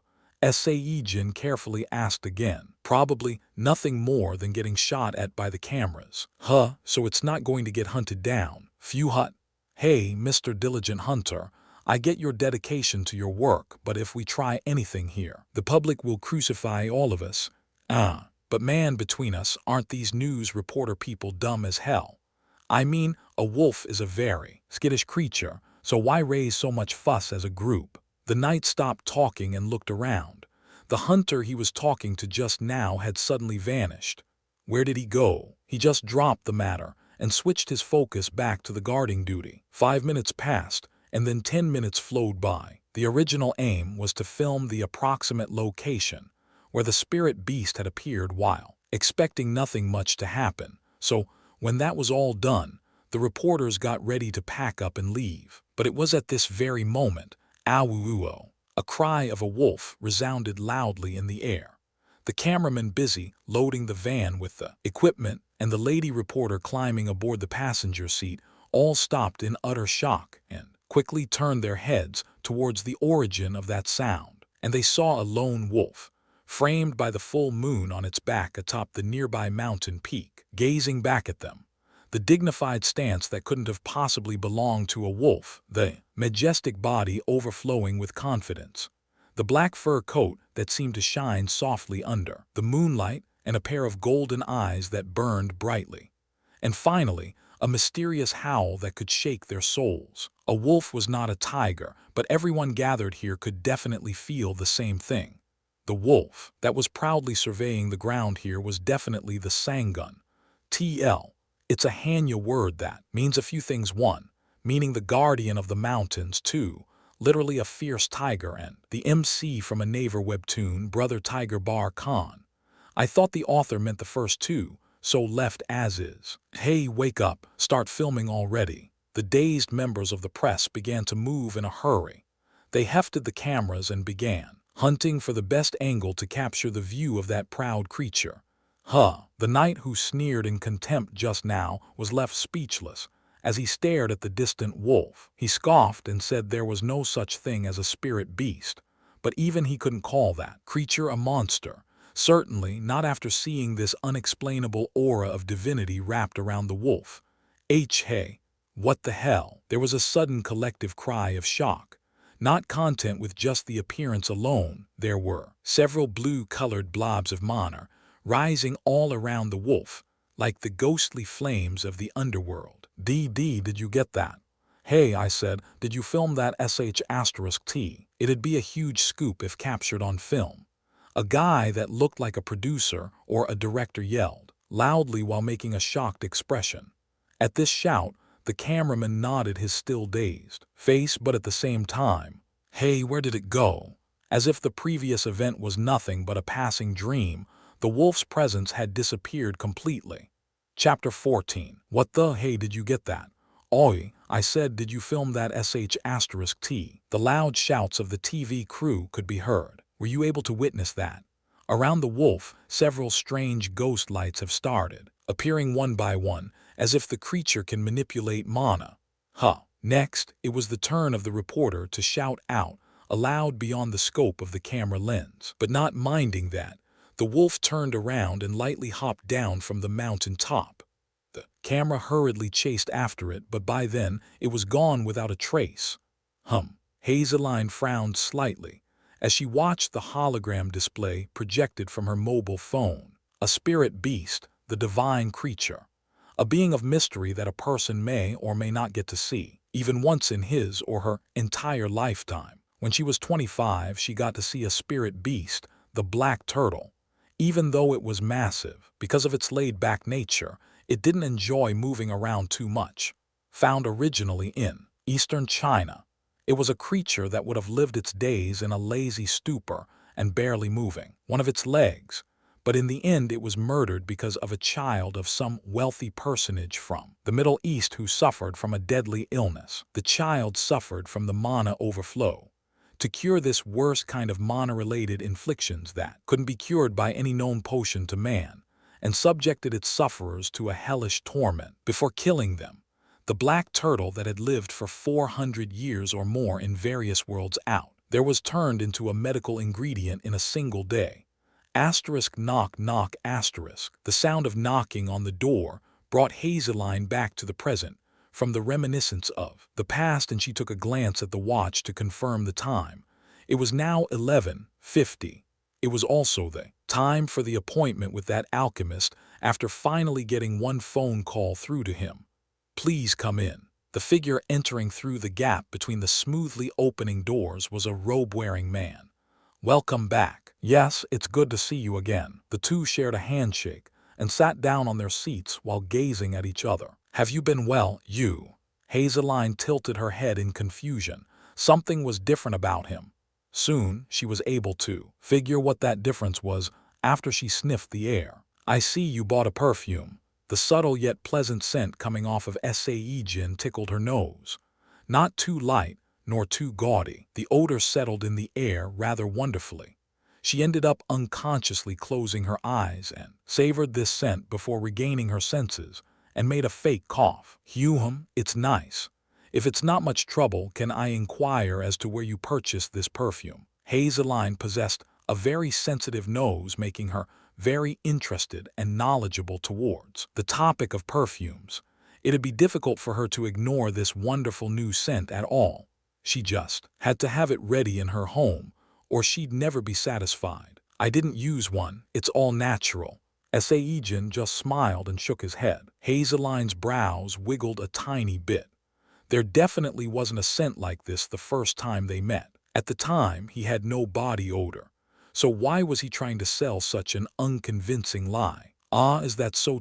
You have a very nice natural odor. But Hazeline could only perform the capitalist smile for now, as he currently held all the cards in this transaction. She just could not afford to make him unhappy. TL, this is the second time I encountered the phrase called gapukwenkie enus, which as far as I know there isn't a direct translation available. So, ended up changing it to mean roughly the same thing. Sorry. Ah, yes, thank you. Sae-Jin swallowed his saliva while feeling complicated and replied to her. He could pretty much tell what she was thinking right now. She probably thought that he was lying through his teeth, but he was helpless to fix this misunderstanding. The scent of a wolf was a passive skill that couldn't be switched on and off at will. Haha, well then, is it okay if we end the prologue here? When Sae-Jin nodded in agreement, Hazeline pulled out a paper from one of the drawers in the desk. It was a regular A4 paper with nothing on it. This is, as I've mentioned over the phone yesterday. Hazeline spoke as she handed over a pen. On a side note, it was only yesterday that Sae-Jin belatedly realized he could actually receive phone calls directed to his home via his bracelet TV. Please write down all the ingredients you'd like to acquire. We'll source them for you, as long as it's not something like a heart of a person or a fang of a saber-toothed tiger. It's possible to procure them within a month. One of the roles the alchemy houses perform is the circulation of medical ingredients, you know. You don't have to feel burdened about this. It's not a free service, so you'll have to purchase them from us, but we'll be able to sell you at cost. It'll probably be about half of what you'd pay for in the open market. Oh, right, thank you. Sae-Jin picked up the pen and thought hard about what to write when his eyes inadvertently caught the images floating up from the hologram display above her desk. It was the scene of the ebony wolf framed by a full moon, the one where he deliberately showed up for the TV cameras as a bit of a service. At the time, it was one of those nights that made his emotions go a bit hot-headed, so he ended up creating this mess. But now that he got to see his actions in the broad daylight, his face got all reddened up. Spirit beasts are a no-go. Misunderstanding the reasons for his gazes, Hazeline raised her index finger and waved it side to side while making a serious face. Hunting down a spirit beast is morally and legally prohibited, you see. We have no idea if the spirit beast has a direct influence in the area it resides in. There might be a big disaster like a landslide occurring if we hunted down that wolf. That was what happened back when the black turtle was killed. As soon as it died, the mana, dwelling deep within the ocean floor that lost the focal point, overflowed and resulted in a massive tsunami wave sweeping up the entire eastern seaboard of China. Right? No, definitely not. We should never kill such a cool wolf. He swallowed the rising laughter back down and genially spoke in a natural manner, while obviously unaware of Kim Sae-Jin being that very wolf. Hazeline looked at the display and continued with her speech. Yes, well, it is a cool creature, what with its somewhat dependable appearance and also its personality of helping people out too. But most of all, I love those eyes that resemble the full moon. It's really understandable why all the girls are going crazy in the social networking sites nowadays. Honestly, even I shared a couple of posts on the profile book. Oh, by any chance do you also do profile book? TL Kolpuropibu, enus, literally profile book. After a short Googling, I think it generally means Facebooking, twitting and posting social media comments. At least that was the impression I got. Left as is. Hugh, no, I don't do social media. Seeing Hazeline giggle like that, even Sae-Jin ended up leaking out a mysterious smile. She looked at him with eyes full of questions, but he pretended that nothing was wrong and started writing down on the paper. A goblin's kindness was impossible without the fangs of the saber-toothed tiger, so he wrote down ingredients for other potions. He even thought of their names in advance. The potion to strengthen the stats of the drinker would be called a goblin's rage.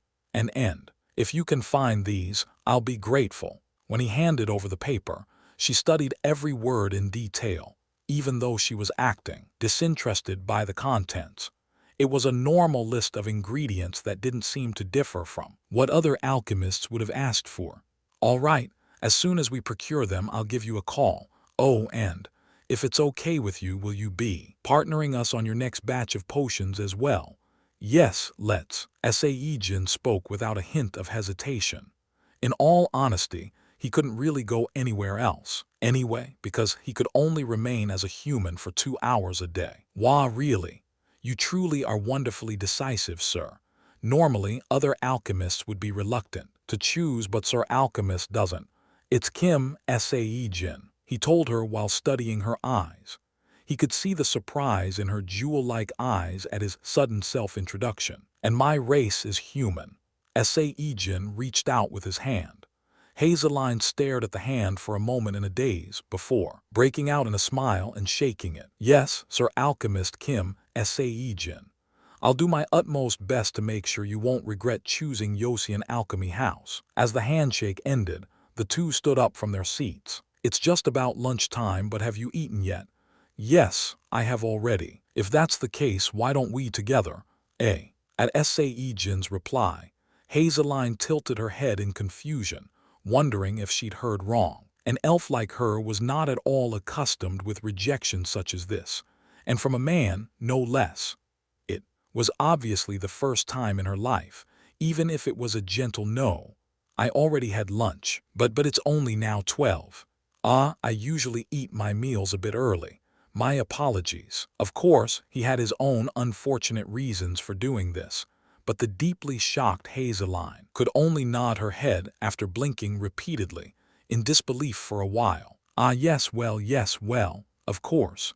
Of course it is, of course it has to be. Yes, well, when we have the time later, then please excuse me. His last words landed the decisive blow. Hazeline's mouth hung loose. She just could not figure out this situation no matter what, he said. When we have the time later, but she was the one saying that usually. She was not the one on the receiving end. It was a kind of unwelcome shock to her system that she could never, ever grow to understand. She watched the back of Sae-Jin leaving her office in a daze, and totally crumbled into her seats right after. And she remained in that position for 10 minutes, looking like as if her soul had been sucked out. Asterisk sniff, sniff asterisk. By sheer accident, she ended up smelling the air around her. The scent was gone now. She felt a bit regretful. Asterisk sniff, sniff asterisk. She thought that she had become a Sae-Jin, beast man. But it really could not be helped. There was a trace of that scent lingering inside her nose, making her miss it even more now. Even though it had been only 10 minutes, I should have just asked.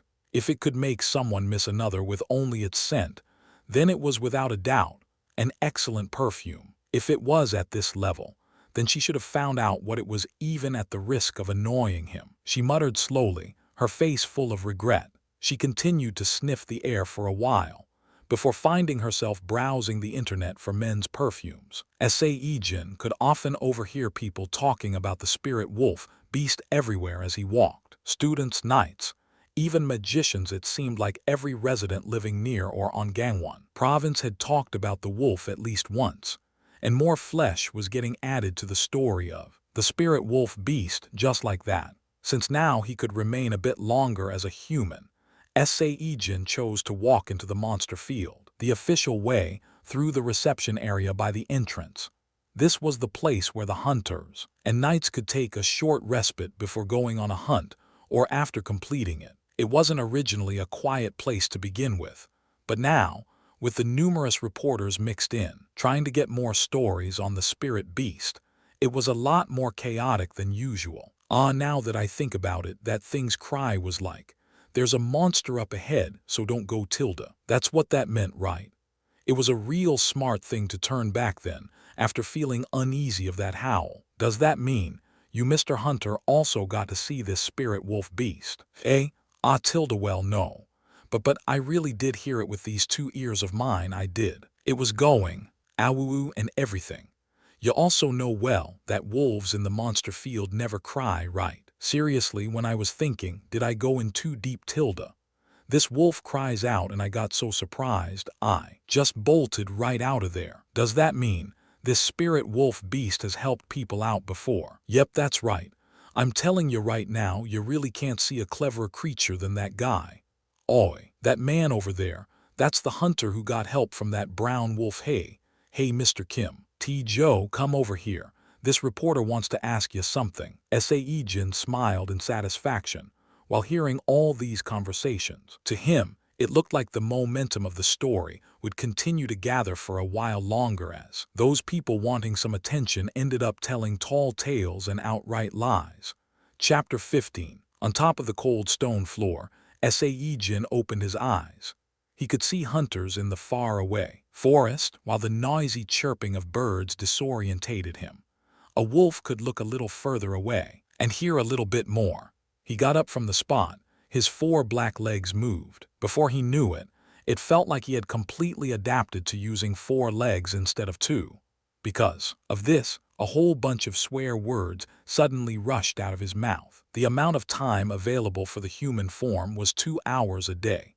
If he could be a human for only 2 hours, then maybe he wasn't a human anymore. At the growing disquiet, he got straight up and changed into his human form. Sae-Jin stared at his legs with his own 2 eyes, then touched his face with his own 2 hands. They were all exact the same as before. He was truly relieved. Tears welled up at the corners of his eyes. It was especially difficult in the mornings, after nights of sleep. He always suspected if the him now was stuck inside of a dream.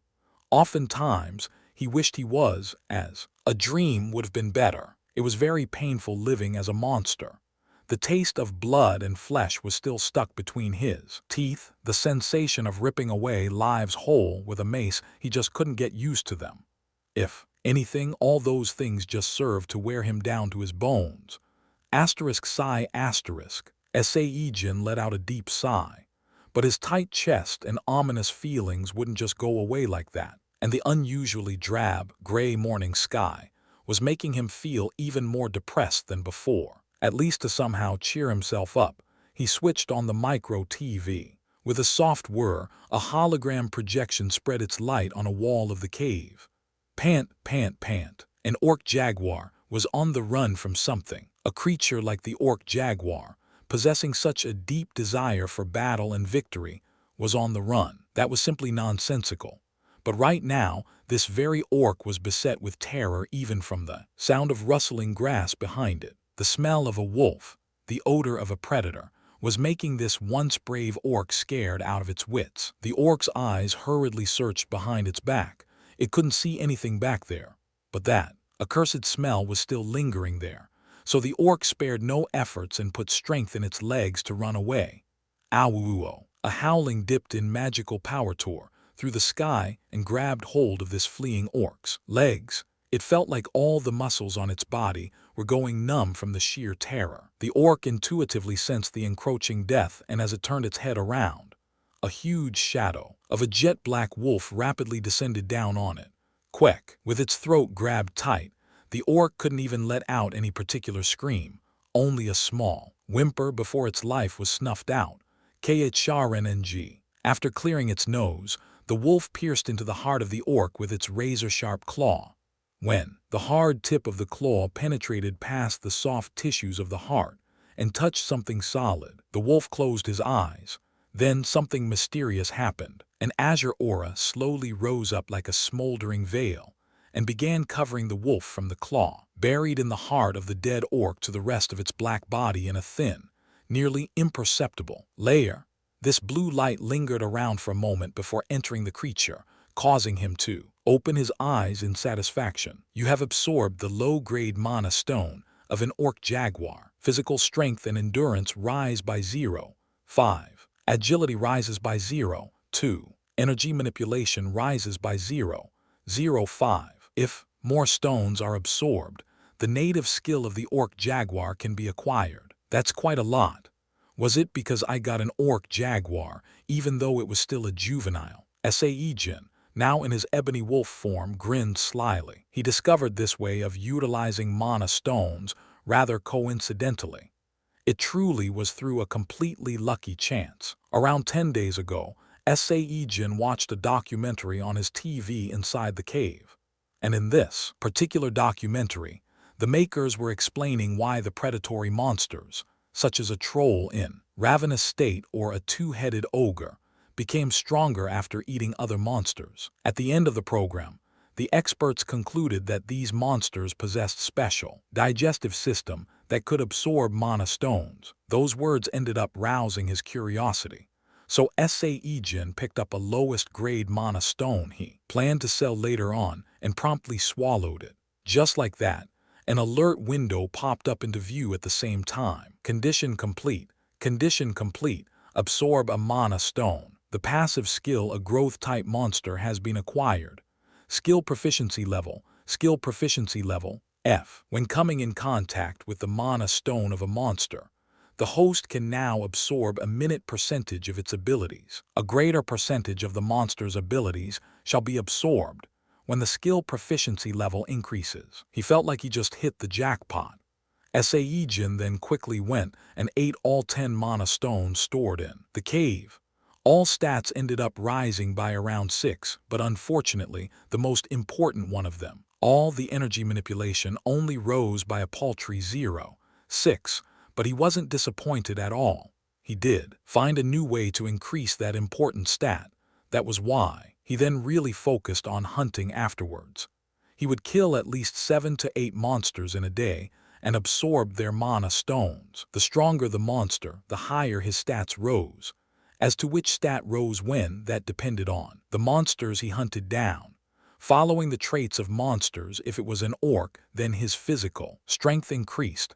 If it was a wolf, then his agility rose. If it was a goblin, then the increase centered around mana affinity and magic strength. After focusing solely on hunting for 10 days. Status: physical strength 49, endurance 48, agility 63, energy manipulation 14, mana affinity 9, magic strength 9, luck 8. Asterisk: ebony wolf. Strength and defense increase by 26, agility increases by 40. During the human form, the effects will be reduced by 1/3. Finally, Sae-Jin grew strong enough to easily bring down an orc jaguar. Of course, it wasn't a fully grown individual, but just a runt young enough to call it an orc student. But still, all that's left to do is to evolve. Sae-Jin sighed out. It came out as a young tilde from the maws of the wolf. As far as he knew, or for that matter the rest of the world, the ebony wolves were the strongest species of the wolf-type monster in the monster field. In other words, if he could evolve just one more time, he could very well become either a lycanthrope or a werewolf. On a side note, the differences between a lycanthrope and a werewolf were quite clear to see up to a point. A werewolf was purely a beast. However, a lycanthrope was considered a person just like vampires, humans, Suins, and elves. A werewolf possessed a skill to morph into a human, but in the end, its nature was still that of a vicious beast. A lycanthrope possessed a skill to change into a wolfman, but at its core, it was a human being. Looking at things this way, then Sae-Jin was closer to being a werewolf rather than a lycanthrope. That was because of his trait changing his species from human to monster. But a werewolf was incomparably weaker than a lycanthrope. One could understand this point when seeing that, while the latter became a legend, the former remained at the level of a rare monster. But he didn't really care which one he'd evolve into, as long as he could spend the day as human, while not worrying about that damnable time limit. Even with just that, he'd be happy enough. Tadok tadok, while making similar noises to what a puppy would make when running on a stone surface. Sae-Jin returned to his cave. Changing back to the human form, he brought out the micro TV, placed it on a nice spot and lied down on the stone bed. Lately, this was his only method of relaxation. After finishing the hunt, he'd watch TV for the rest of the day with his tired and aching body. Since this was the only human-like hobby he could do, he kept on watching it until bedtime even if all of the programs on were extremely boring. Today afternoon, the president. This wasn't interesting, so he changed the channel. Seriously, isn't there any talented people in the Gibeok Knights Order? Can't you even properly cook rice? I'm sorry, I'm not used to doing this. A program about trying to survive on some remote island somewhere came on. Famed for his icy good looks, the superstar Yi Xianyi, who didn't look at all his age of mid-40s, was busy, berating a mid-tier knight named Kim Sae-Jin. TL. The author literally said it was a program about making 3 meals a day on a remote island. But hey, what does a knight's order do nowadays? Haven't we not of an incident of monsters raiding cities for the past 5 years? Yes, well, that's true. We are focusing on clearing out the fissures. Is that so? But seeing how you have come all the way out here, you probably didn't have much to do in the first place. The chemistry between stupid-faced Kim Sae-Jin, who couldn't do anything properly, and Yi Seon-yi, who continued to score with barbed comments, was fun to watch. Sae-Jin even giggled at several moments too. I wonder, can I also make an appearance on TV? A strange thought suddenly bloomed in Sae-Jin's head as he continued to watch the TV and chuckle. No matter how effed up it was, he still received a superpower, so such a thought inevitably had to spring up in his mind, seeing that he lived as an orphan with no hope and prospects for 21 years of his life. And that thought was about being loved by many people out there. Nowadays, the gap between a hunter or a knight and that of a celebrity was quite small. There were even TV shows dedicated to hunters and knights only, so it was possible to become famous by killing enough monsters to raise one's rank to a mid-tier if one was a knight, or high-tier if one was a hunter. As if, not too long after, Sae-Jin returned to reality and vigorously shook his head to disperse the unrealistic dream out of his mind. And then he changed the channel right away. 3 o'clock this afternoon, a werewolf was witnessed coming out from a fissure in Gangwon. Khyang. Sae-Jin's body shot up from the bed the moment he heard the news. Slightly resembling the legendary lycanthrope, but quite different in nature, the werewolf is a rare monster that hadn't been seen for past 30 years. After cleaning up the fissure in Gangwon, the Raven Knight's Order has announced plans to craft equipment from the remains of the werewolf as well as to auction off the recovered mana stone. Ghrrung. As soon as he heard the words mana stone, Sae-Jin nearly pounced into the hologram projection. The auction containing the werewolf's mana stone, as well as other loot recovered from the fissure, will be held at Hunwall Auction House, located on the island of Sebit next week Tuesday, 1 p.m. The werewolf's mana stone has been rated at only a upper mid-grade, but its selling price is expected to be at minimum $1.76 million US to the maximum of $3.5 million US due to a high number of collectors desiring this rare item. Nuo, why the F***ck is it so expensive? Sae-Jin became so emotional. He inadvertently changed back to the human form and yelled out loudly, TL. I thought the dude was in the human form already while watching the telly. Must have changed to the wolf because of the time limit. Money. Truly out of the blue, he found himself needing a lot of money. Of course, the chances were he'd go through no changes whatsoever even after absorbing that mana stone. But there was a possibility, even if it was minute, for Sae-Jin, who was in the deepest bowels of despair. It was worth betting everything he had. Money, he yelled out even louder and stood up from his position. Sae-Jin anxiously paced around the interior of the cave for 10 minutes while biting his fingernails. The voice of the anchor continued to reverberate in his head. The expected price of $1.76 million minimum, the maximum of $3.5 million. The expected price of $1.76 million minimum, the maximum of $3.5 million. TL. Yes, the same line is repeated in the raw. I don't have enough money.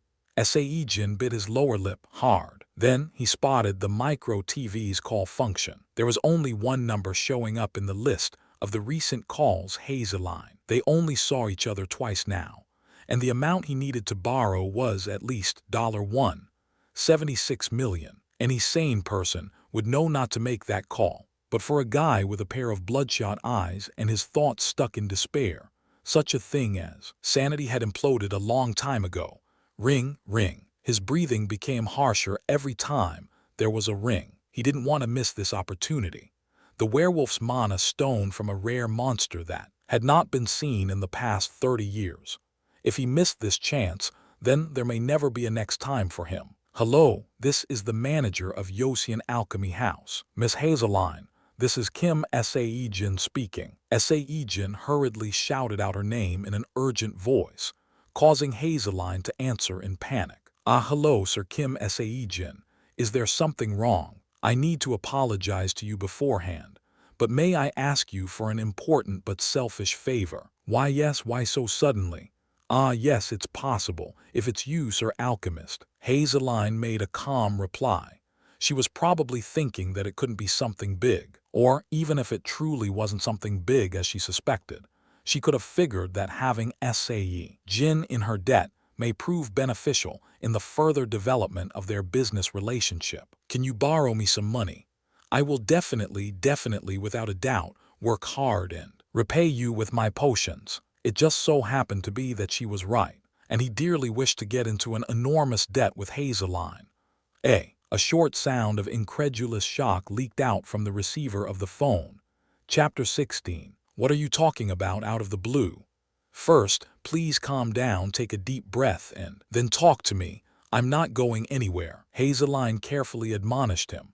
She wasn't sure of what happened, but the alchemist seemed to be in a lot of hurry and was thirsty for something. Unlike last time they met, fortunately, Sae-Jin was able to follow her advice. Hoo-woo. For about a minute, the sound of deep breathing came out of the receiver, and his relatively calmer voice followed soon after. An item I must procure right away has become available. I'm well aware that the proceeds from the sale of the potions haven't come in yet. However, right now, I have 10 bottles of potions, finished and in stock. I won't ask money for them, but can you help him? You already have 10 in stock. Sae-Jin was in a serious hurry, but Hazeline's thoughts were focused elsewhere. How long has it been since he was here before last? But he already brewed 10 more. Of course, she didn't expect every single one of them to be a high-grade potion like before. If that was the case, then he'd be the alchemy personified. But to have created 10 potions in less than a month, if they were around mid-rank in grade or lower, then well, it was comparable to the level of an alchemy workshop. It was an utter nonsensical joke no one would believe if a lone alchemist, a human at that, managed to match a workshop's output. Yes, I have 10 bottles. I can guarantee their efficacy. One potion can greatly increase the constitution. Another is an inferior version of a goblin's kindness that has recovery effects, while the other one increases resistance towards elements. Hold on, what did you say just now? Hazeline shot up from her seat in shock. Now it was her turn to feel restless. Not only she couldn't figure out how he had brewed 10 potions so quickly, but she also heard the increases resistance towards elements bit. That was a serious problem, because that kind of potion no longer existed. Or more correctly, the recipes for those potions were all long forgotten. Around 60 years ago, among the first alchemists to cross the world's rift and settle down on Earth was a certain household named Rhodes, often referred to as the Rhodes family.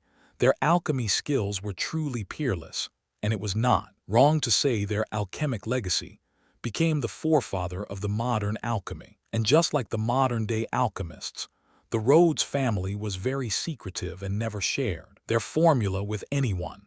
As a consequence, there were numerous potions only they could make, and amongst those, one of them happened to be the element resistance potion. But around 30 years ago, the Rhodes family suddenly disappeared without a trace, as if they didn't exist in the first place.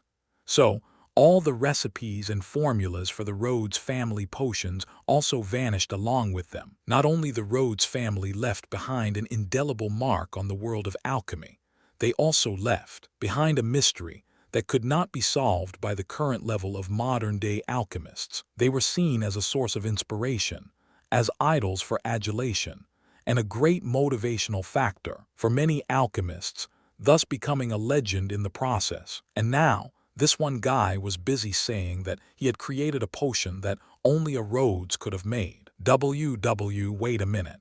What potion did you say it was? Elemental resistance. Yes, I did. At his composed reply, Hazeline nearly fainted on the spot. She so badly wanted to go to where he was and confirm the truth of this potion for herself. But how? No, wait, where are you now? I'll come and see you. No, that's a little inconvenient for me, Sae-Jin replied carefully at her strangely excited reactions. But Hazeline was feeling really, madly frustrated right now. This conversation was now at a level well past the realm of strange and into something completely crazy. So many, countless alchemists, including Hazeline, formed research groups in order to challenge the mystery of element resistance. The reasoning for the Great Alchemy Conference that occurred 5 years ago was precisely that to recreate all the potions that had vanished along with the disappearance of the Rhodes family. They focused on 5 items back then, and one of them was this element resistance potion. But this gathering, organized by the Knights' Orders and led by them instead of alchemists, dissolved after not only failing to discover the recipes, they couldn't even figure out the ingredients used for the potions. Deep mistrust ended up developing between each alchemist that had participated and towards the knights as a result. Ah no, well, if Sir Sae-Jin really brewed a resistance potion, we need to meet first. We should talk about this only after we meet personally. I will go to you. Where are you? That very same day, 2 of them met in the Yosian alchemy house. A mid-grade. It should be around the mid-grade. Hazeline spoke while examining the scarlet-colored liquid contained in a potion bottle. Her breathing was rising up rapidly.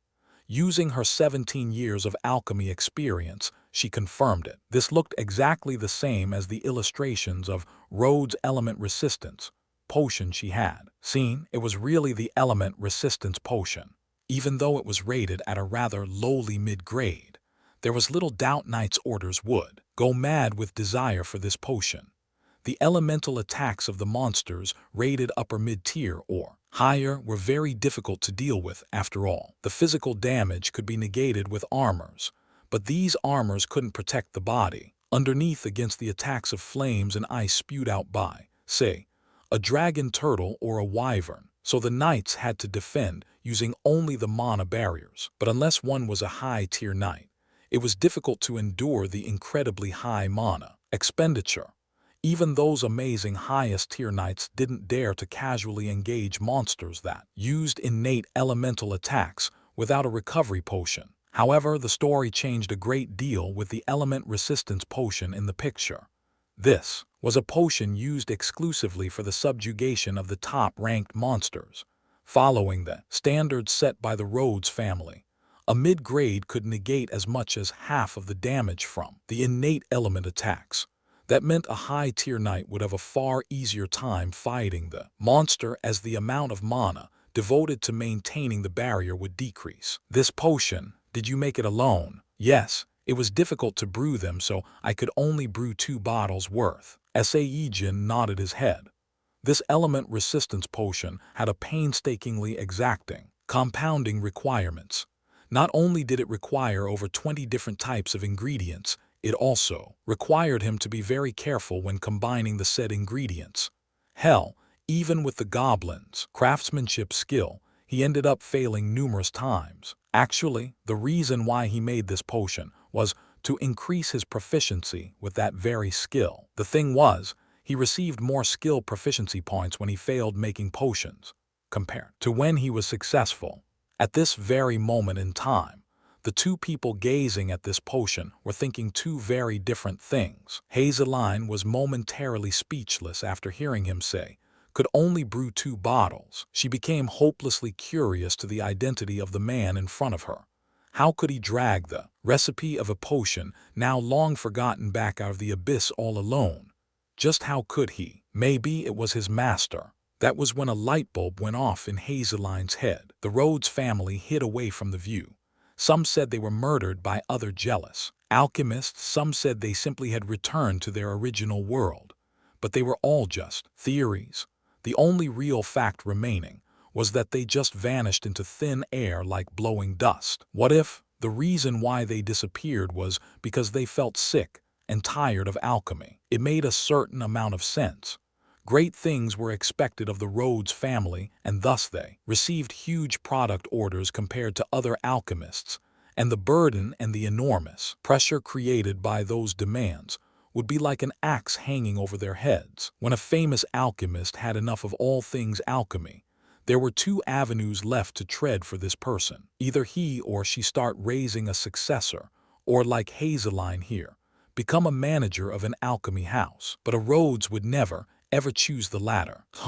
Never mind that. What is this favor you want to ask me? Hazeline worked hard to maintain a poker face while asking him.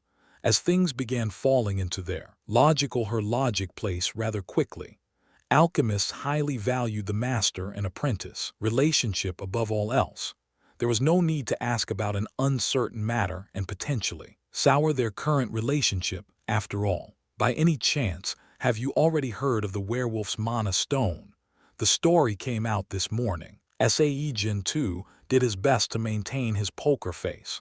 The minimum expected price may have been $1.76 million, but it was expected to be sold at the max amount of $3.5 million, even if he used up the remaining half of the saber-toothed tiger's fang and concoct more high-grade potions to sell. Immediately, the proceeds from the sale would only come in after at least a month's time. So Hazeline's assistance was a necessity if he wanted to buy the werewolf's mana stone. Although this was only their third time meeting like this, Sae-Jin didn't really have anyone else to rely on besides her.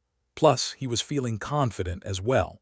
He could create potions on the same level of goblins, so who can refuse him outright?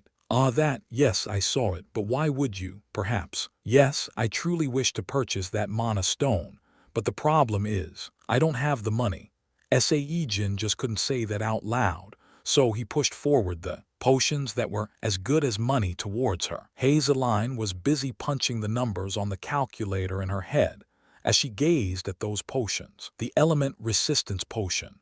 Nominally, since it was rated a mid-grade, it'd be priced around $45,000 US at most on the market, but through a sales commission, she should be able to extract as much as $350,000 US. It was a shocking amount of money considering that only one person could drink this potion. The other potions were also quite useful as well, but taking into account the sales tax, the total would not go over $530,000 US. Adding the proceeds from the sales of a goblin's kindness potions $2.47 million after tax. The mana stone of the werewolf was expected to go for $3.5 million, so there was a shortage of another $1 million or so. However, there was something far more valuable than $1 million to consider here. It was the future relationship between these two people, Hazeline and Kim Sae-Jin. If this man was indeed the successor to the Rhodes family legacy, or even if he wasn't, there was a need to maintain a good relationship with the talent of the century like him. I can't afford to let him go. She was already half convinced anyways. This man had to be the god of alchemy, Rhodes' apprentice. Without that explanation, there was just no freaking way he'd be able to perfectly replicate a potion that had been lost to the world for almost 30 years. Hazeline was feeling relieved that she had met this man only recently. If it was in the past, when she was still full of pride in her own alchemy skills, if she met him then, who knows what kind of mess she'd have created out of jealousy and pettiness. I will definitely procure it, that much I can promise you. Please be rest assured. I've earned quite a bit of money up until now. Even though I look like this, I was quite a famous alchemist and a wizard in the past, I'll have you know. Hazeline smiled brightly as she spoke, and that caused Sae-Jin to break out into a deep grin of his own as well. In the empty manager's office, after Sae-Jin had left, Hazeline logged onto the alchemist's cafe. After 3 years of absence, it was a type of specific job-related forum where only the current or former alchemists could join. She stayed away due to various reasons, but today she became curious if there was any new information regarding Rhodes' family, and so here she was. It sure is lively here, she muttered to herself. Even though it had been 30 years since the disappearance of the Rhodes family, it seemed that there was still a lot to talk about. There was a dedicated thread for all topics Rhodes related, and the last message was posted only about 10 minutes ago. Out of all the stuff that piled up during the last 3 years, She compiled only the posts that required a VVIP clearance to read and carefully went through them. But very little contained anything useful to her, if any. Tusk, my eyes rotted for no reason. Hazeline logged off after finding nothing useful. 06. The Mana Stone of a Beast. 2. Finn. I've had to change a bit with the element resistance potion's name. The Raw kept on saying, Ko Soksung Enus, Ko Chahung Enus, which literally means innate/natural resistance, and I was planning to go with that. Then I read a bit further, and there was the mention of fire/ice-based attacks, and this potion raises resistance towards those, so I figured calling it element resistance sounded a bit better, a bit more game-y, if you will. Chapter 17. Located on the island of Sebit, the famous Hunwall auction house was considered as one of the world's best, and consequently, the auctioned items were of equally high quality as well.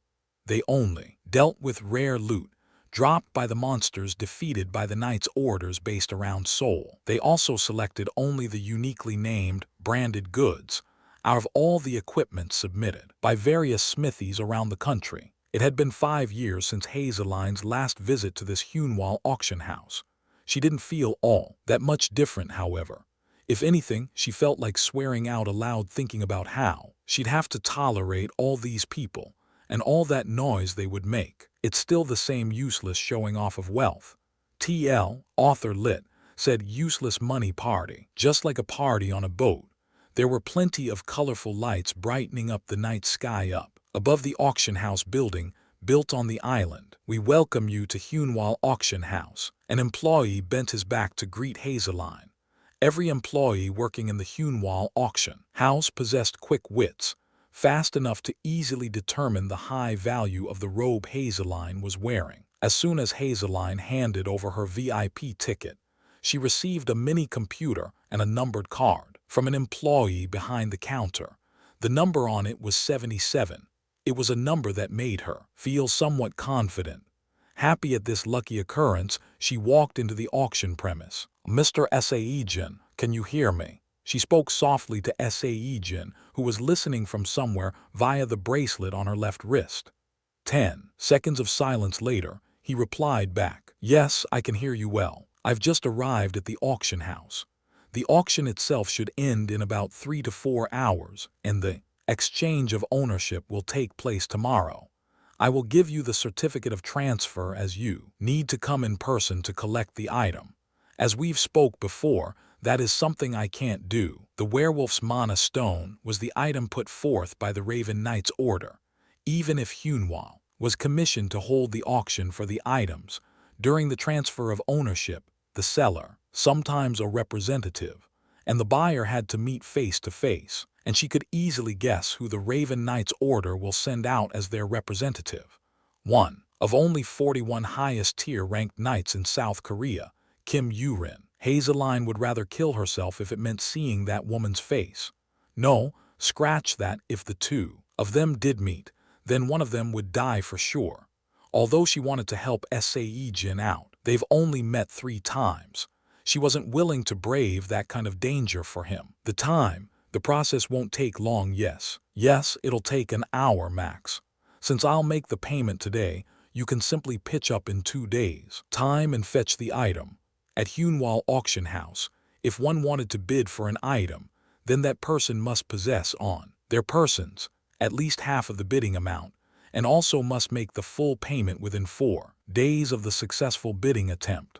It was a quite strict policy, but it couldn't be helped, as Hunwall placed trust in speedy resolutions as their utmost priority. Understood. Hazeline could sense the hidden unhappiness in Sae-Jin's voice even from here. She was curious as to why he put so much emphasis on time, but in the end, she simply told him to wait for her and ended the call. HMPH. Hazeline carefully minded her robe from folding up and sat down on her designated VIP seat. Soon after, people wearing luxurious formal suits or clothing-style armors noisily entered and rapidly filled up the interior. The auction finally commenced, just as Hazeline's head was getting dizzy from all the people present here. Ladies and gentlemen, I warmly welcome you." The announcer with a chiseled good looks greeted the participating audience. Then he lightly introduced the lot on offer for today and without further ado, commenced with the auction proper, introducing our first item, the Dome Neeks necklace. This is a wonderful necklace said to help with the wearer's mana circulation. TL. Kodominiku Enus, I swear I didn't misspell the name on purpose. Normally, when a piece of equipment has its maker's name attached to it, or have its own unique name, then that item was considered as branded goods. The naming of an equipment was actually set in stone by law and had to follow a certain guideline. Didn't matter whether it was handmade or mass manufactured, if the government agency didn't acknowledge it, then the equipment's name had to include its base material and its category. For example, Sae-Jin's weapon, the steel mace. If the smith improved his or her skill and became an apprentice, then he or she could add modifiers to the names of the items such as unbreakable or strong. Next up was the artisan. At the level of an artisan, the government would allow more leeway when naming the items. So, an artisan could attach his or her name to the items, just like the Dome Neeks necklace from before. And finally, master. After climbing the summit of equipment refinement and manufacture, he or she would receive the title of a master craftsman from the government, and could also grab hold of the greatest honor of legally being allowed to name their items any way they see fit. The master craftsmen, with this honor bestowed onto them, faced no restrictions in naming their products, so stuff made by these people often came with names that had basically nothing to do with their intended purposes. Examples included things like Call of the T-Beak or The Ideal of Rhodes. With naming senses like these, it was no wonder that there was a rumor floating around of masters burdened by peer pressure frequenting certain consultancies specializing in finding the perfect names. That's a good item. Necklaces that aided the mana circulation were hard to come by. It was quite likely the maker, Dome Neek, would rise from the position of an artisan to a master in the near future. However, that was of no concern to Hazeline right now. She spent the time fighting off her heavy eyelids while yawning sporadically. And this lot is the item brought to us by Korea's Best Knight's Order, Raven the Werewolf's Mana Crystal TL. The author suddenly started calling the mana stone a crystal here. A typo. Finally, the item she was waiting for had made its entrance. A mana stone that was shaped like a wolf walking on 4 legs and colored in the shade of deep gray. Mana stones rated upper mid tier had such defining characteristics. Mana stones accumulated in the hearts of the monsters resembled the appearances of their hosts. A werewolf is well known as a rare monster, and it is believed this was the very first time it had appeared in South Korea. The auctioneer broke the ice with a well-known fact. Several collectors got ready to place their bids, their eyes focusing on the jewel-like mana stone. Hazeline also took a glance at her personal bank balance and checked the amount there. After quitting the life of a wizard and an alchemist, she kept most of her assets as hard cash. So, she did have enough of an arsenal for this task. $4 million US. He will pay it back, right? Even though she promised to help him out a week ago. But now, at the thought of spending this hard-earned wealth of hers, uncertainty and worries invaded her mind ever so slightly. He wouldn't skip town after getting the mana stone now, would he? The opening bid is set at $45,000 US. The bid increments will be fixed at $1,000. First, the gentleman bidder, no 30. $46,000. The bidding had begun. An overweight human, a Suan with a pair of animal ears on top of his head, even an elf wizard holding a magic staff. All these people and more began the intense bidding war just for the privilege of taking this mana stone home. $450,000, $900,000, $1 million, $1, $3 million, $2, $6 million. The bidding price instantly shot up towards the expected maximum amount without taking a single break. No 48, the beautiful elf wizard has put forward $4, $1 million. The mana stone could give her inspirations when practicing magic, so it's an excellent choice. And so the final plateau had come. The elf wizard that called the amount of $4 million carried a victorious expression on her face. Is there any other competing bids?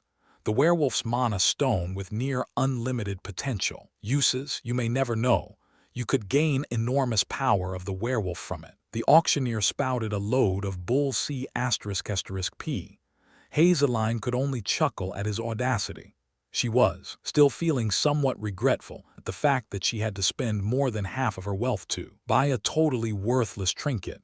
But for the sake of a personal connection, it had to be done. 3 times I shall call for 3 more times. $4, $1 million. As soon as those words came out, Hazeline got ready to submit the bid of $4, $2 million. $4, $1 million. Is there no other bids? This is the final call. But she changed her mind at the last second.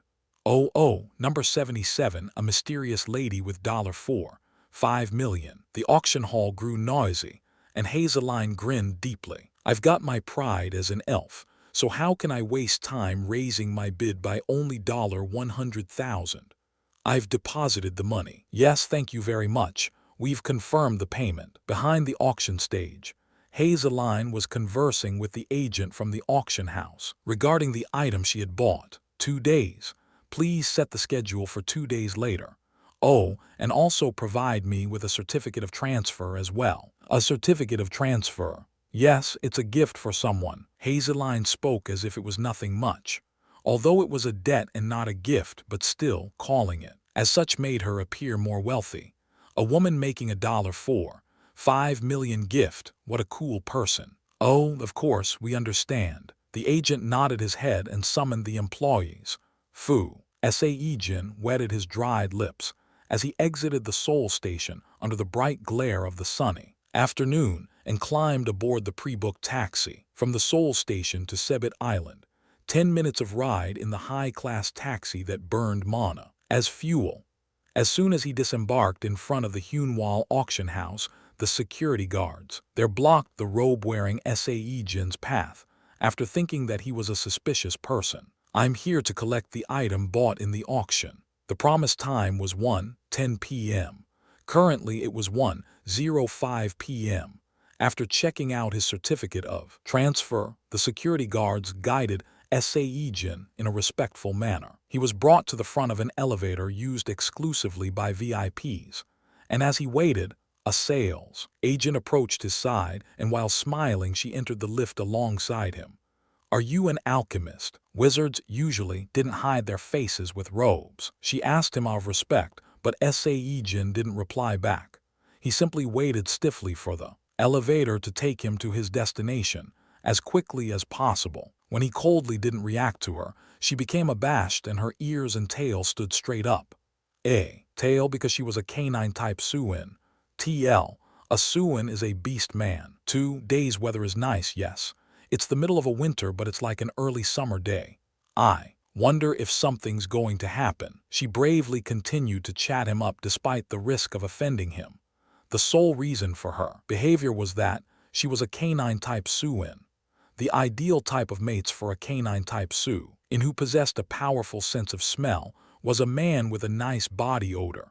And with his passive skill active, the scent spreading out from Sae-Jin's body was as incomparably manly as it could get. It's really nice. A wolf. Yes, it was a scent of a wolf. Making sure she wasn't seen, she sniffed the air and her face softly reddened at the seductive aroma. Ting. But the cruel elevator had arrived at the top floor for the VIP guests already. The sales agent regretfully watched Sae-Jin's back as he walked away. Wow, the spotless, polished marble floor till lights reflected off. The expansive view out the window, showing the Han River and the beauty of Seoul. An azure shade dyeing the interior blue to confuse the senses as if one was walking in the sky. This stunning space was the VIP-only sky lounge of the Hunwall auction house, where no regular folk could ever hope to enter in their entire lifetimes. Looks like you've arrived. As Sae-Jin stepped on the marble floor with a dazed face, having forgotten about his urgent lack of time, a soft yet righteous voice came to him from somewhere. Hello there. I'm Kim Yurin, a knight ranked highest tier from the Raven Knight's order. It was Kim Yurin. completely opposite of when she was talking to the goblin version of Sae-Jin. She maintained a cold, expressionless face as she offered her hand. "Ah, yes, how do you do?" For Sae-Jin, it was their second meeting, but for Yurin, it was her first.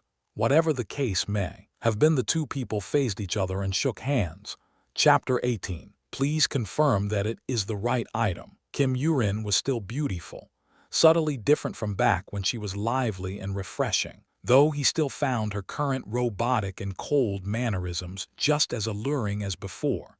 "Here it is." Kim Yurin handed the briefcase containing the mana crystal over to Sae-Jin. From the slight opening, the light shone from the mana stone. Sae-Jin spoke while giving her the certificate of transfer, TL. "No, I didn't make a mistake here." The author again said mana crystal in the raw, then reverted back to stone in the very next sentence. "Thank you very much." One more handshake followed that. Their businesslike conduct really suited the claim of this meeting being their very first. Their focus was solely on getting the official business completed, leaving a very little gap for anyone else to be **T in. Still, Kim Yurin found the attitude of Sae-Jin quite agreeable, as he showed no ulterior motives towards her. "Ah, well then, you two. Shall we go somewhere and have a nice meal together?" Suddenly, the Hunwall auction house's director spoke, after observing the duo for a while. His suggestion wasn't really a necessary procedure to follow, where the auction house's director takes both the seller and the bidder out for a meal after a successful transaction. Most of the time, it was requested by the buyer, and seller refusing the invitation would be seen as being disrespectful. One could argue that, truthfully, the chance to have this meal was one of the reasons why the final hammer price of the mana crystal exceeded the maximum expected amount of $3.5 million. A chance of having a meal together with Kim Yurin would be of quite a worth, after all. "If that's the case, shall we go? I know a good restaurant frequented by our knight's order." At this suggestion, Kim Yurin assumed a polite smile and tried to guide Sae-Jin, but against all expectation, Sae-Jin shook his head. "Is it possible to delay the meal for a later date?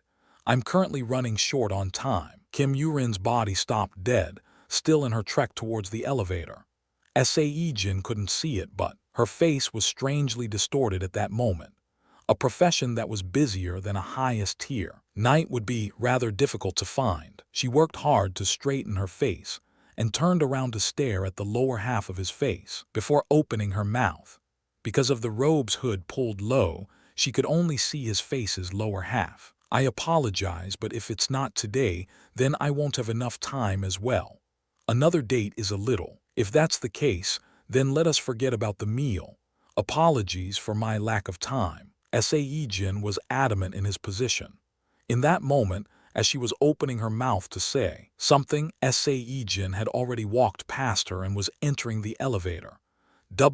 Wait a moment. As she was being flustered, after receiving this strange indifference for the very first time in her life, the elevator doors were already closing. "Wow, Miss Yurin, you just got rejected, right?" The junior knights around her spoke in a shocked tone. They weren't mocking her, but rather they seemed to be genuinely surprised as well. But Yurin dazedly watched for a long time the elevator that had now arrived back down to the first floor, unable to even make a retort. "Take me to the Seoul station." Sae-Jin checked the remaining time after he boarded a taxi, around 70 minutes. Thankfully, there was enough breathing room left. Sighing out in relief, he again confirmed that the mana stone was carefully housed inside the briefcase. A thick smile automatically spread on his lips. As soon as he arrives back at the cave in Gangwon province, he'd absorb this mana stone and wait in leisure for the evolution to occur. But that kind of relaxed thought couldn't last for long. Quayahing. First, there was an ear-busting explosion of noise, and right after, an enormous vibration shook the car's frame. This unidentifiable event made Sae-Jin's body float up, and when he came to, he found himself thrown out of the taxi. Through the hazy view, he could see cruelly twisted wrecks of cars and debris littering the asphalt, suppressing the pain from his head and ribs. Sae-Jin confirmed the status of the item in his arms. Fortunately, the mana stone was intact. Kayahack kayahack kayahack tilde. A wicked cackle dominated his ringing ears. He followed the sound back to its origin and looked past the twisted wreckage of the car. Wings of a bat on its back. Its looks reminiscent of a miniature devil, a monster called gargoyle, was there. This B***** D mindlessly slammed its body against a poor taxi and totally crushed it. Cuke. Sae-Jin's body trembled as he stood up, as he began to think why on earth a gargoyle had shown up in the middle of a city, a completely unrealistic sight, 100 times worse than that was unfolding before his eyes. And that was the countless hordes of monsters. There were monsters in the sky and on the streets, from the ragtag groups of monsters such as orcs and skeleton soldiers, to a wyvern slicing up the air and blocking the sunlight with its massive body, and even ogres that violently shook the earth every time they took a step forward. All of this was unfolding in less than 3 minutes, unable to differentiate whether this was still the capital of Korea, Seoul, or a monster field from this unfolding spectacle. Sae-Jin momentarily stood there, his mouth hanging loose in a daze. A monster outbreak, first level alert. All citizens must evacuate the area. The knight's orders will arrive shortly. Sae-Jin woke up from his stupor thanks to the automated alert coming from somewhere. Only then did he realize that the gargoyle was staring daggers at him. With those full moon-like gray eyes, he didn't show any further reaction, but slid his hand slowly inside the briefcase. A gargoyle was a shrewd and cruel monster. He heard that due to its abundant curiosity, this monster was known to play around with its human victims. Kaya save me, mommy. At the sudden outbreak of these monsters' assault, the surroundings had rapidly deteriorated past the level of purgatory and now resembled hell. Wrecked cars exploded and flames rose up from the spot, dyeing the world crimson. Buildings were collapsing and a child was crying out in terror after losing the sight of its parents, Kiruk. But the gargoyle focused its stares only on Sae-Jin. Seeing its slightly crooked leer, he could tell it was now regarding him as its plaything. A gargoyle was a mid-tier ranked monster, although it wasn't because of its physical strength, but rather due to its sneaky characteristics that favored setting up traps and such. But gargoyles participating in an outbreak would have its stats boosted to 1 level higher. It was hopelessly impossible for Sae-Jin of now to defeat this thing. Sae-Jin's hand that was soaked in sweat blindly stumbled around inside the case until he could feel what he was looking for. It was hard and cold, the werewolf's mana stone. Will you absorb the mana stone of an upper mid-tier werewolf? Yes/no.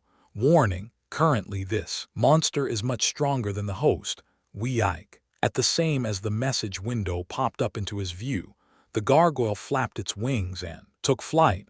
There was that warning, but he couldn't think too deeply about it. Gritting his teeth, he pressed yes, synchronizing with the ebony wolf form. The absorption of the werewolf's mana stone has commenced. During the process of absorption, it is not possible to change to other forms, and in that moment, Sae-Jin could only open his eyes abruptly. Kuuak. An incredible pain.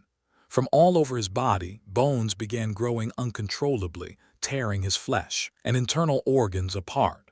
This indescribable pain, comparable to being pierced by a steel pipe dozens of times in a single second. Tears of blood dripped out from the corners of his reddened eyes, and the mixture of spit and blood spewed out from his loosely hanging mouth. Keek. At the sight of a man that looked like he was committing suicide, the gargoyle tilted its head and came in closer. Guttural groan in pain. All over his body, bones repeatedly stretched then tore out of his flesh before retracting back.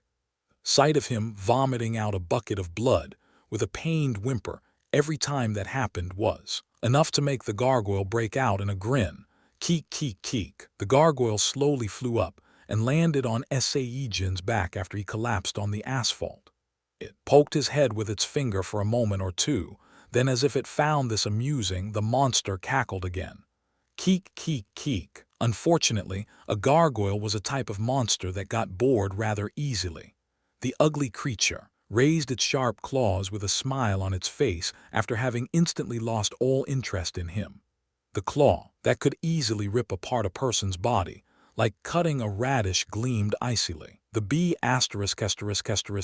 weapon was raised high in the air, and Sae-Jin's head would soon be split clean open by those ugly claws. The absorption has been partially completed.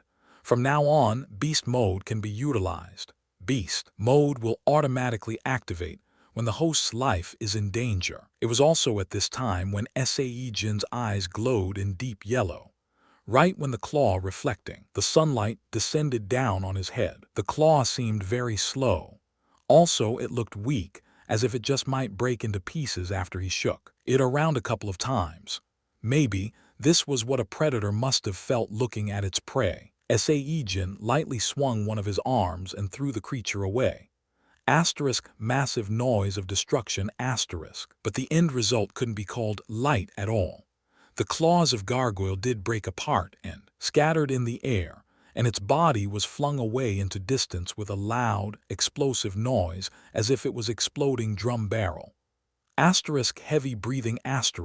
Only then did the flow of time restore back to normal.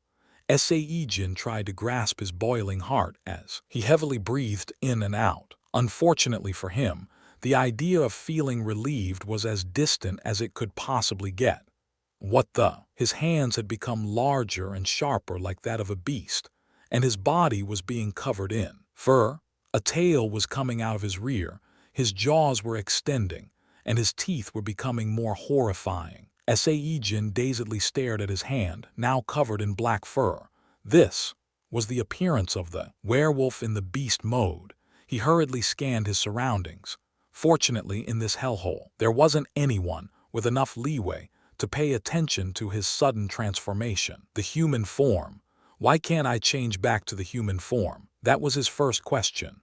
Why was he now in the form of bipedal beast instead of a human? Thankfully, the friendly system solved that quandary for him. Until the mana stone absorption is completed, the human form will not be available to the host. Right after that message, countless other alert windows swarmed in front of his eyes, enough to block the entirety of his view. Condition complete. The heart of a beast. The host has absorbed the mana stone of the mighty werewolf into his heart. All stats rise by 15 when the absorption reaches 100%. In the ebony wolf form, the host can activate/deactivate either the beast mode or the human mode. Not possible to change to other forms until the absorption is complete. Acquired passive skills: Flesh of a Beast, High Strength Claws and Predator. Passive skill: Flesh of a Beast, Skill Proficiency Level F. The flesh is strengthened, and small amount of damage from magic is negated. The wounds on the body heal rapidly through the body's excellent resilience. The host can freely manipulate the flow of his blood as well as a target's. However, a part of the host's body, such as claws or fangs, must be in contact with the target's bloodstream. During the human form, the effects of the skill will be decreased. Passive skill: High Strength Wolf's Claws, Skill Proficiency Level F. The claws of a wolf that boast the strength and hardness of steel. When the skill level is raised, the corporeal, incorporeal, and even aura can be exterminated. During the human form, the effects of the skill will be decreased. Passive skill: Predator, Skill Proficiency Level F. The host will grow stronger the more enemies the host eliminates.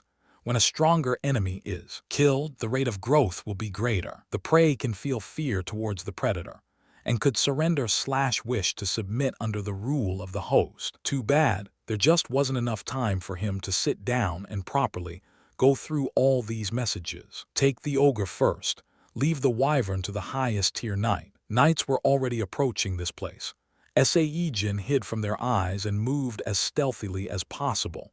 Chapter 19. The only difference between an ebony wolf and a werewolf, not taking into account the gap in strength, was that a werewolf could assume either a beast's appearance or that of a human being. Although nominally he was still in his ebony wolf form, but on the outer appearance alone, it'd be more correct to call him a werewolf now. Instead, the absorption is still in progress.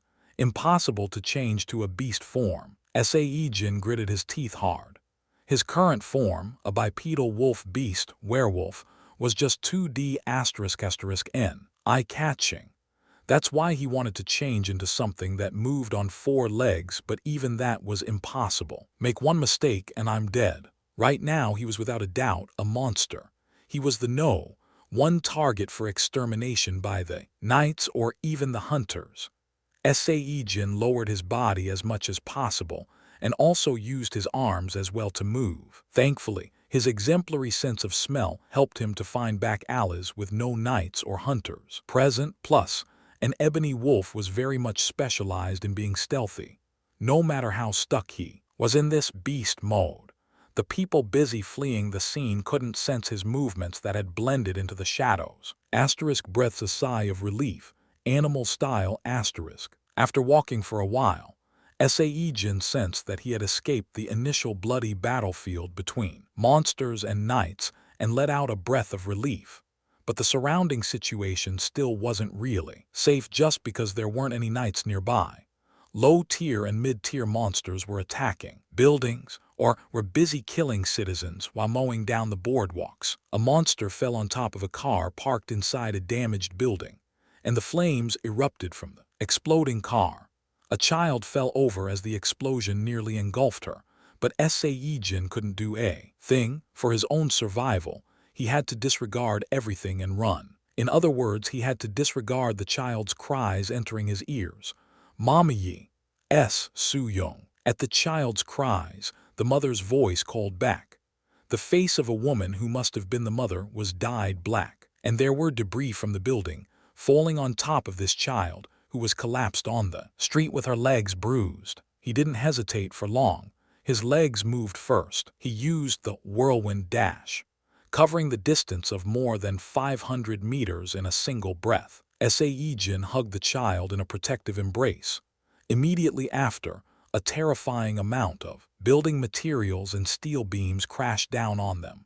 The mother's tear-soaked scream tore through the air. "Doesn't hurt." As expected, the body of the ebony wolf in beast mode was sturdy. He couldn't see because of being under a ton of rubble, but otherwise he could feel zero pain. He quickly confirmed the safety of the sniffling child within his embrace. Then he deeply extended an arm and powerfully swung it. Kwayaheng. The hill of rubble weighing down on the beast's back was scattered into the air. Soo-young. Eek. The first person he saw was the child's mother. She was holding a baby in one hand while approaching closer to save her other kid. Unfortunately, there was a single beast that completely filled up her sight. A big body that easily exceeded 2 meters in height, and a wolf's head that proudly displayed its scary fangs. Although it was covered in black fur, that fur couldn't hide all those intimidating muscles of the beast. The woman retreated back from the fear-inducing form before falling down on her B***T. But within the arms of that horrifying beast was her daughter. She found a sliver of courage and tried very hard to stand up on her 2 trembling legs. Krrng. Hiyak. However, the beast moved first. The woman screamed out in fright, but the beast simply walked in, a thumping footsteps, and put the girl down in front of her. Unable to figure out what just happened, she glanced back and forth at her child and at the beast before finally understanding the situation. Then she hugged little girl tightly. 500 meters northward, numerous strong humans. Sae-Jin couldn't just watch this scene of reunion relaxedly. Knights that had quickly subjugated the monsters were moving out from the origin of the outbreak and were starting to sweep the outer perimeters of Seoul. He rolled his legs and rapidly vacated out of there. The woman raised her head, wondering whether she should thank the strange beast or not. But like a mirage on a summer day, the wolf beast was already long gone. The military cordoned off a section of Seoul in order to mitigate the damage from the monster outbreak. Sae-Jin could understand this fact without much difficulty by the faint whiff of firearms in the air, and so, instead of trying to leave Seoul, he decided to hide somewhere until the absorption of the mana stone was completed. As he was stealthily roaming around the city of Seoul, he found the entrance to the sewers by chance and hid himself in there. "I feel like dying," Sae-Jin lied down on the wet stone floor and breathed heavily. He could more or less tolerate the depressing atmosphere draped in darkness and the eerie, moist air, but he just couldn't handle the rotting smell. And maybe because of the side effects of the absorption, the strangely cold temperature was also proving to be rather difficult to tolerate. His eyes closed bit by bit. It was dangerous to fall asleep as someone could find him.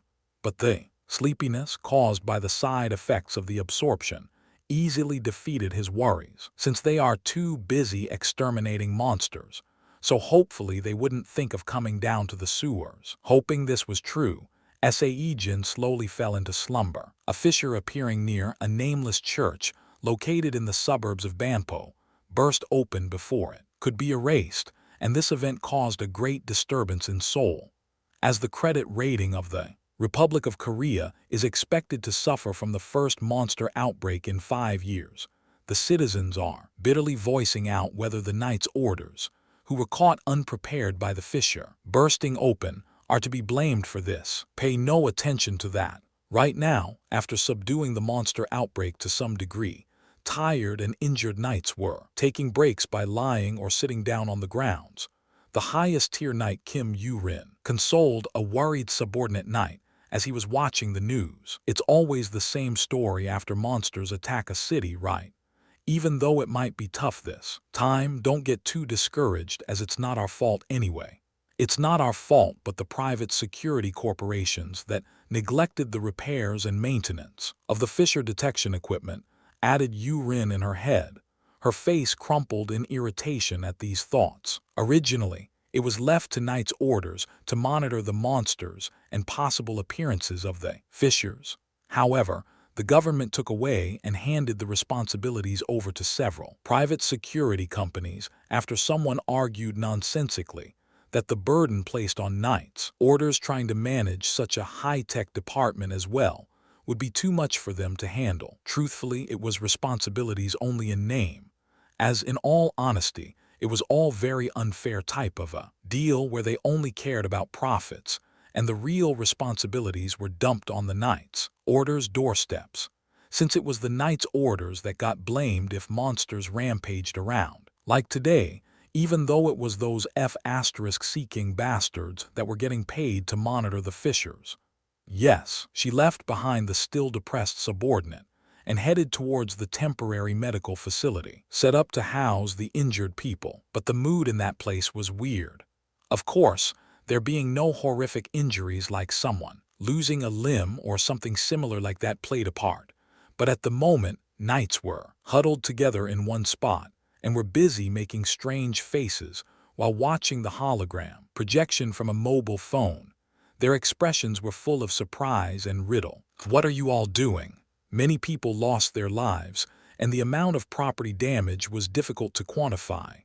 Of course, that didn't mean everyone should observe the sorrowful mood religiously, but still, that kind of behavior was unfitting of the current situation.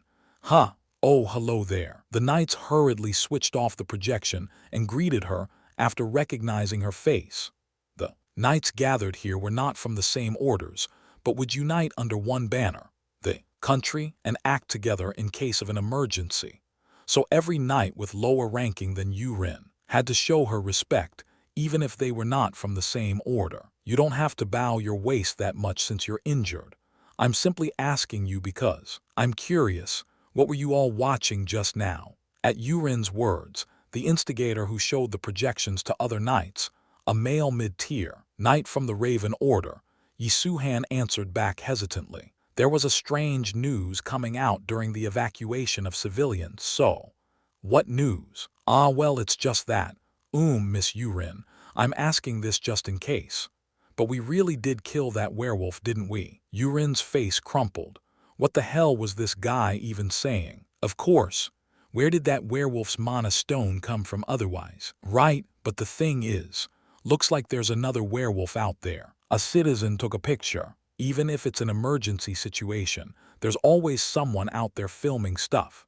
Somehow, we convinced him not to upload the footage to SNS for the time being, but please take a look. Yi Su-han continued with his words, as the hologram was projected from the mobile phone. Here's the images of the werewolf, but seriously, it's really unbelievable.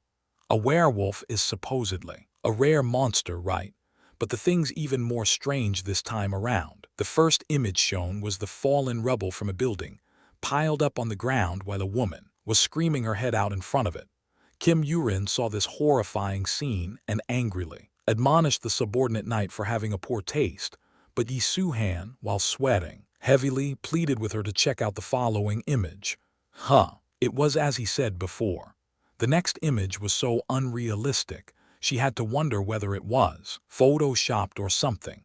With a loud explosion, the rubble flew up in the air, and from there, two life forms appeared. One was a beast, while the other was a small child with her eyes squeezed shut in its arms. It's strange, right? It looks like the werewolf was protecting the child. There's an even clearer recording, too. Since this area was a bit farther away from the original monster outbreak spot, a few CCTV cameras managed to survive the chaos. Yi Su-han then played the recordings from the CCTV cameras, and Kim Yurin watched them all with a totally dazed expression. The falling building material on top of the kid, a black life form, moving so fast, leaving only an indistinct blur on the footage. It was for certain that werewolf definitely jumped in among the falling rubble with an intention to save. I showed this to a handful of Suin knights, and their reactions aren't no laughing matter. They are raising a ruckus, saying this could be the legendary lycanthrope. Obviously, it's all empty. By asterisk chings, though. I wasn't swearing, it was really a by asterisk ch. They were canine-type Suins. TL. This guy here made a pun which is somewhat lost in translation. I tried my best to preserve the attempted joke, but oh well. At his words, Yurin nodded her head in agreement. Lycanthropes didn't migrate to Earth. Back on the other world, they were the race that received treatments ranging from being shunned to even being subjected to extermination. And now, they would remain simply as creatures of legends, or even from a myth. It is rather strange, sure, but now isn't the time to watch something like this. Before I confiscate that phone, put it down and concentrate on healing your injuries. And it'd be bothersome if mass media learns of this information, so you better check your mouth too. I believe it's better to let the media know about this. What rubbish are you spewing now? Kim Yurin frowned and glared at the man. I mean, it's not our fault anyway, but we still have to swallow lots of ill will. So why not circulate this footage to mass media and take the attention away from us? The grieving for the victims can come later. KHM, I'm truly sorry. As he was about to carry on with his words, Yi Su-han finally noticed that her expressions were steadily getting darker, so he quickly lowered his head. Better learn to filter your mouth more carefully. After spitting out the threatening words of warning, she turned on her heels and headed elsewhere, inside the dark and dank sewers where not a ray of light existed. Kim Sae-Jin opened his eyes after getting a whiff of humans 300 meters northward. One human, one Suin. At that moment, his half-awakened consciousness felt the coldness. He quickly checked the current situation of his body. There was a lot of fur. He was still in the beast mode, but his fears were assuaged as soon as a new message window popped up. The absorption has been completed. The active skill beast mode/human mode has been acquired. It's possible to change forms from now on. Beast mode/human mode growth level. F can change between the beast mode and the human mode in the wolf form. Beast mode. Body changes to a werewolf. All stats related to the ebony wolf form will be increased 3 times during this mode. Human mode. Body changes to a human. All stats related to the ebony wolf form will not be reduced during this mode. Calculated from the current energy manipulation stat. The skill beast mode/human mode can be sustained up to 450 minutes per 24 hours. Stats: physical strength 134, endurance 133, agility 175, energy manipulation 30, mana affinity 20, magic strength 20, luck 7. As soon as the messages rose, Sae-Jin quickly activated the human mode, but there was a problem. The difference between the human Kim Sae-Jin and Kim Sae-Jin, the ebony wolf activating the human mode, was not small at all. His height must have grown, judging by his eye level being higher than before, and the muscles on his body at a glance looked like he's been pumping irons all his life, and his junior down there was now the size of a mace. Who goes there? Out of the blue, a man's shout and the chilly sensation of an ultra-sharp mana were directed at his location. "I'm a human," Sae-Jin replied quickly, and at his voice knights rapidly approached him. Oh my. In front of Sae-Jin, two knights, one male and the other a female, was studying his appearance. "I escaped from monsters and hid down here. I took my clothes off after they caught on fire." After hearing his excuses, the male knight turned around as if he was unhappy about something, while the female knight continued to observe his body with her face totally red. She covered her face with both of her hands as if to imply she was embarrassed, but actually both of her eyes were busy peeking out from between her fingers, and her observation continued a while longer until the male knight finally told her to stop it. Chapter 20. After receiving the aid of those two knights, Sae-Jin was able to safely leave the sewers. "Oh, so your profession is a hunter." However, a slightly irritating problem had developed. Although he wasn't particularly hurt anywhere, the female knight still dragged him to an emergency ward, and after placing him in one of the sick beds, she plopped down next to him and began asking an endless stream of questions, while her black-spotted yellow ears atop her head busily twitched this way and that. Yes, since he wanted to leave as soon as possible, he kept his answers brief, but this woman showed no signs of giving up at all. She even came real close to his side and openly started sniffing him out. As expected, it was his nice body odor causing the problem. To a Suan that desired a pleasant body scent over that of good looks, the aroma of a wolf would probably be no different than an irresistible pheromone. So that's how it is. I happen to be a mid-tier knight, you know. On top of that, I'm a person with an excellent future prospect too, and my annual salary is pretty high as well. We should go out hunting together sometime. I'm a leopard type, I'll have you know. I'm really fast and sturdy. Tilda, she made an adorable roar, and tried very hard to get into Sae-Jin's good books. Honestly speaking, he didn't feel bad at all. No, he felt rather freaking great, because this lady knight was a stunner. Contrary to her sharp, leopard-like facial features, her actions were cute like a puppy dog's, and that helped a lot with how he was feeling right now. "Ah, you just smiled. That means you'll go out with me, right?" "We are right, Tilda. You won't regret it. I'll help you raise your ranks by a couple of tiers in no time." "Ahaha, no, I'm." As they conversed, the atmosphere bloomed in pink color, but out of nowhere a proverbial dark cloud loomed over their heads, and that was the other male knight who found Sae-Jin. His face convulsing intermittently, he spoke in a tone that indicated how completely displeased he was at the moment. "Mr. Kim Sae-Jin, what is it that you want now?" The male knight definitely called for Sae-Jin, but it was the woman who replied instead in a prickly manner, blocking him at the same time. "You go away. Mr. Sae-Jin, you are feeling okay, no? Unfortunately, there are a lot of other injured civilians crying out in pain as we speak. If you are okay, then..." "What do you mean he's okay? Can't you see he's suffered a lot? Even his clothes got burnt." "We don't know if he's suffering from some kind of emotional trauma right now." "No freaking way." Sae-Jin chuckled in slight awkwardness as he raised his body. "I'm fine. Since I'm okay, I should get going. There are promises I need to keep too." Why? It's okay if you stayed a bit longer." "Oh, that's right." She grabbed the rising shoulders of Sae-Jin and forcibly pushed him down on the bed. Then she shot the pestering male knight a sharp glare. But the dude was pretending to know nothing while whistling leisurely. "No, Miss Knight, it's just that. It's Rosen. Call me in the form you feel most comfortable." "Okay, Miss Rosen. I am thankful for everything you've done for me, but I really have to get going now." It was indeed pleasant to receive the undivided attention of a good woman.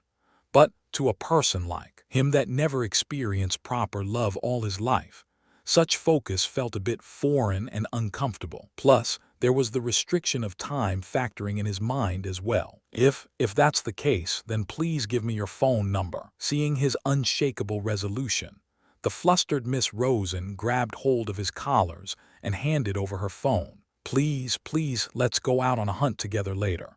Rosen sounded like she wanted to play online games with him, and that made Sae-Jin chuckle. Softly, there was no meaning behind the smile though, but her face remained deep shade of red as she longingly gazed his back. Oh, you wanna die.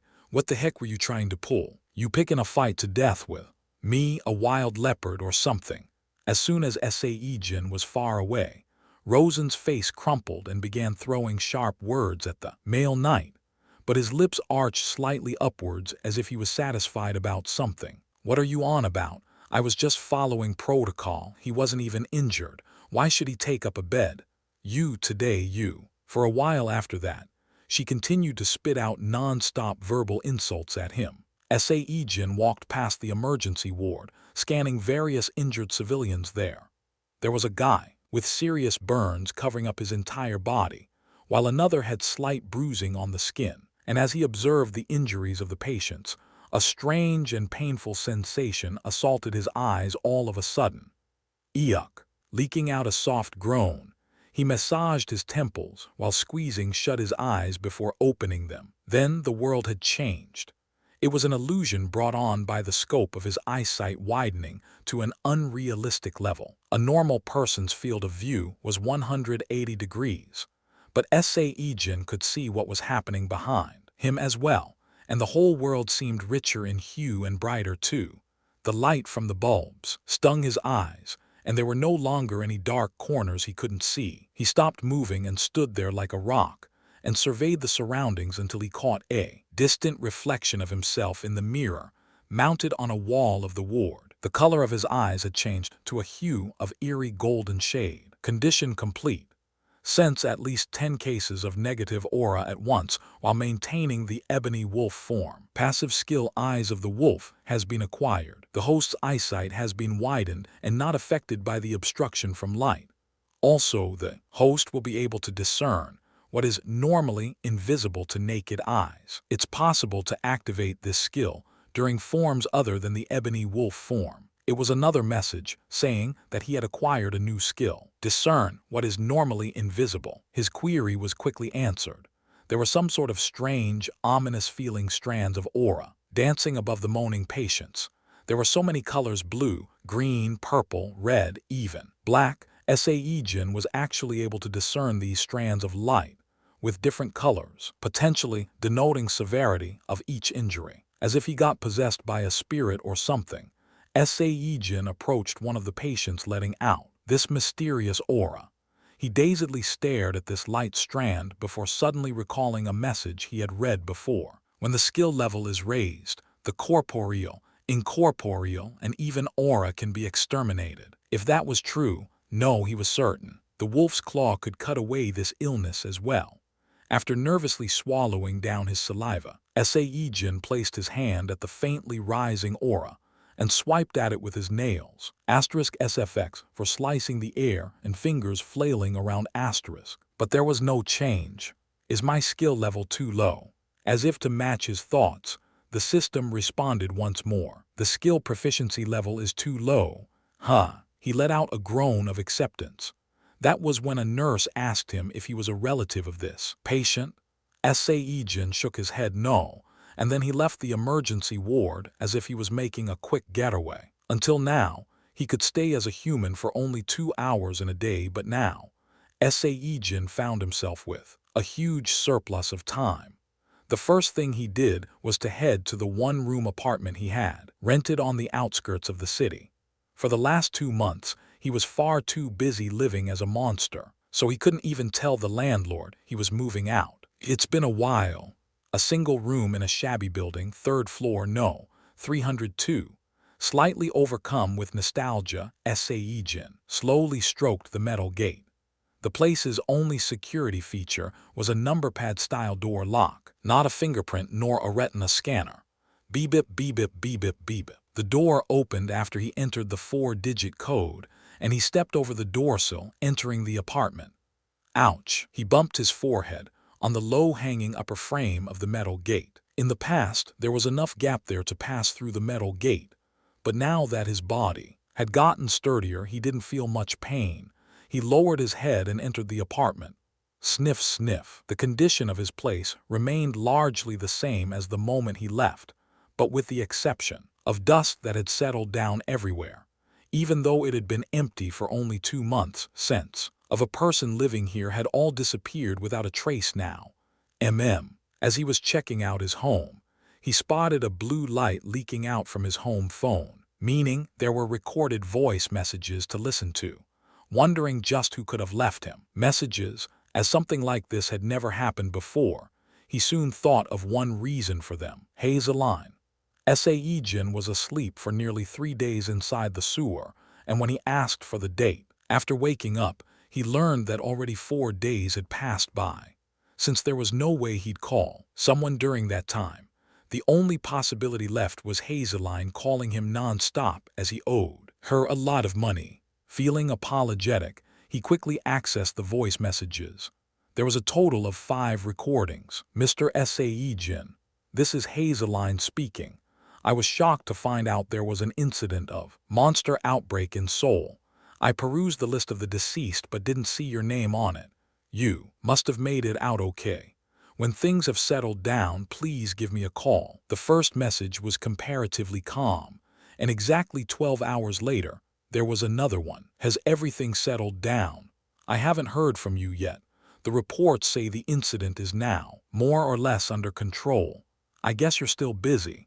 If you get this voice message, please call me. The next message was 14 hours later, and her voice in the message was audibly trembling with worry. Mr. Sae-Jin, where are you? Let me come and see you. I think maybe we need to meet and talk. Also, that mana stone was a lot more expensive than the initial estimates. It was over $4.5 million, even if you sell all the potions here after deducting tax and other stuff.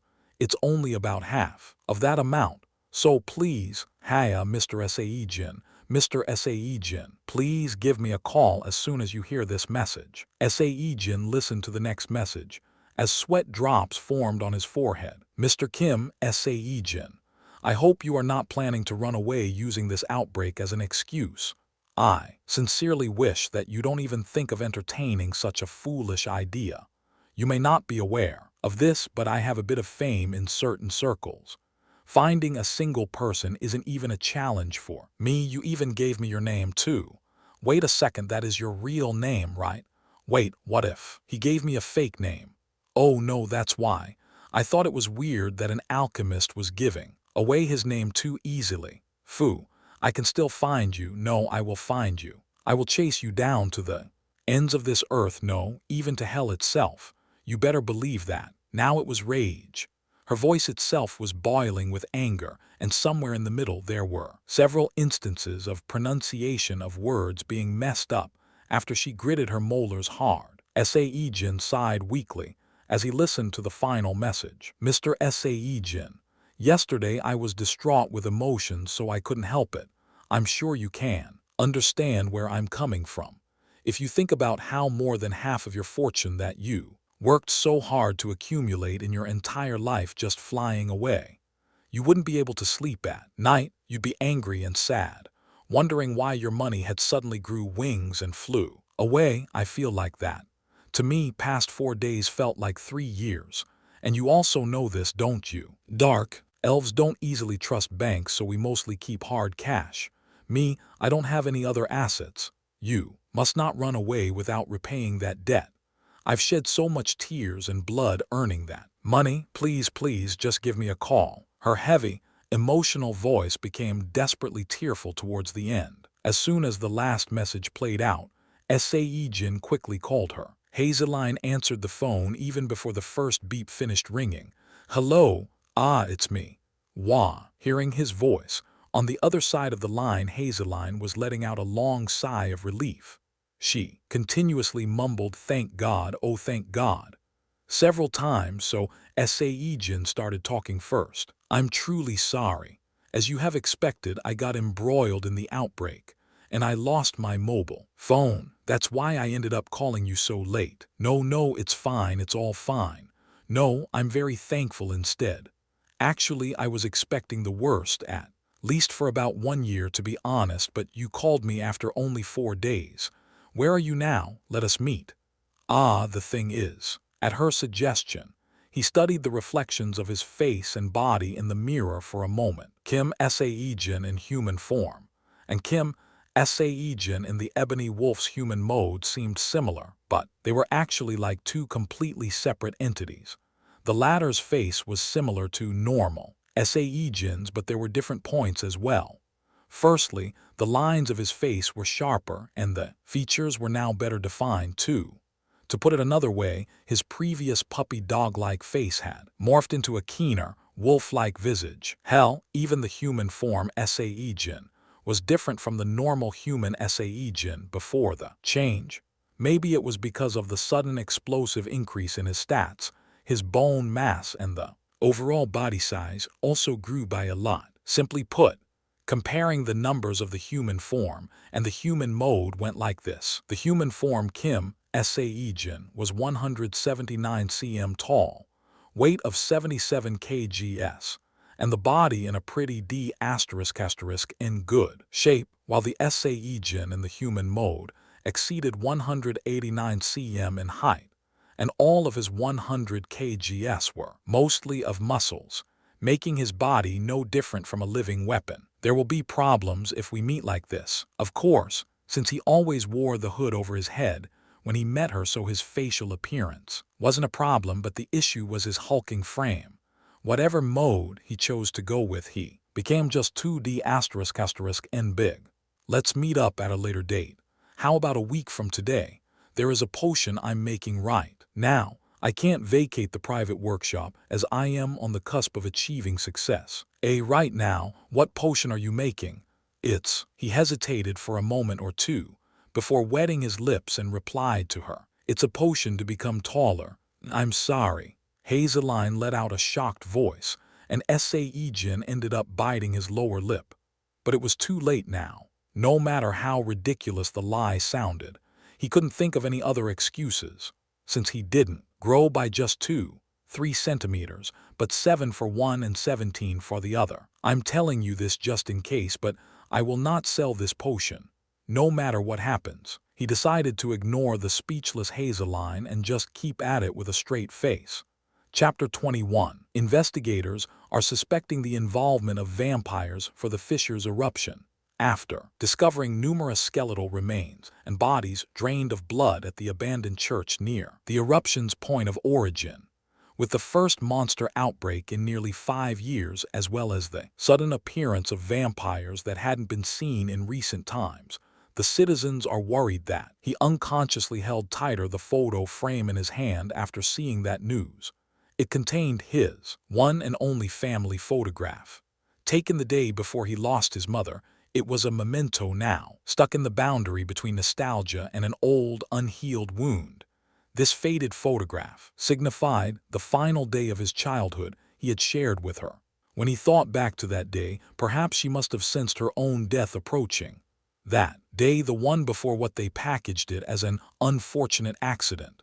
He remembered her unusually bright, yet somehow unusually sorrowful face. She took the photo with her young son and had the frame made, and in the following morning she left home for work and never came back. Officially, at least, they said it was a car accident.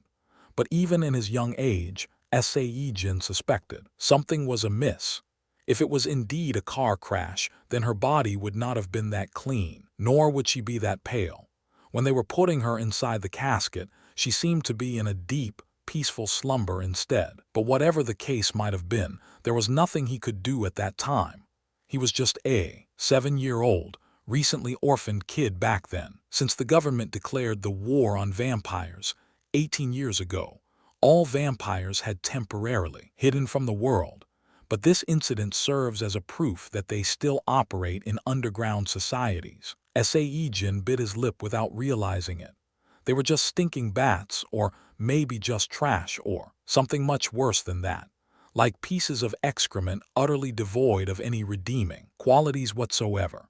Because they lived off human blood as their sole food source, vampires just could not coexist with the rest of humanity. Actually, it wasn't like humanity acted inconsiderately towards them, not at all. But it was they who betrayed the mankind with a reasoning of animal blood is unfit. TL literally said animal blood is unclean. Thought that under the context, unfit sounded more correct. And now, those mother of asterisk sea king bat bastards were acting up again. Sae-Jin clenched his fist and stared at his reflection in the mirror. The kid from 15 years ago, who only knew how to cry, was not there anymore. Orcs were truly special monsters in that their individual ways of life were remarkably different depending on their rankings. Orcs and orc warriors found in the lowest to low-tier hunting grounds never formed packs. They lived lonely lives, only meeting others out of necessity to copulate and to proliferate. So they didn't use any weapons, and if they did, it was only to the extent of wielding crude wooden things. But the story changed for orcs found in low mid-tier hunting ground or higher. They were similar, in a way, to goblins in that these orcs gathered in large numbers to form villages. But the difference was that their roles had been clearly divided. Orc scouts with their quick feet, searching for the locations of drinkable water and sustenance. Orc warriors and orc jaguars for hunting according to the intel gathered by the scouts, or to fight other monsters, knights and hunters. Orc great warriors that safeguarded the village after having accrued experience and wisdom, and the orc chieftain that governed the village itself. Hey, wait a sec, is that? SHH, you're right, it's an orc village. Unfortunately, compared to the level of danger posed, an orc's remains didn't fetch a high price. Ignoring the rankings, a lone orc great warrior possessed enough power to fight evenly against a knight of at least an upper mid-tier ranking and above. But even then, the knight's orders would still raid the village of orcs with an unmatched madness. There was only one reason for this: the orc's forge. Today's luck is pretty good. Mark the position in the GPS and let's vamos pronto. Okay, but dude, that's almost a mid-sized village, so how much would it be worth to them? Within an orc village, there existed several rudimentary smithies. One could say that the main job of orcs living in a village could very well be weaponsmiths, as they individually crafted their own weapons to use.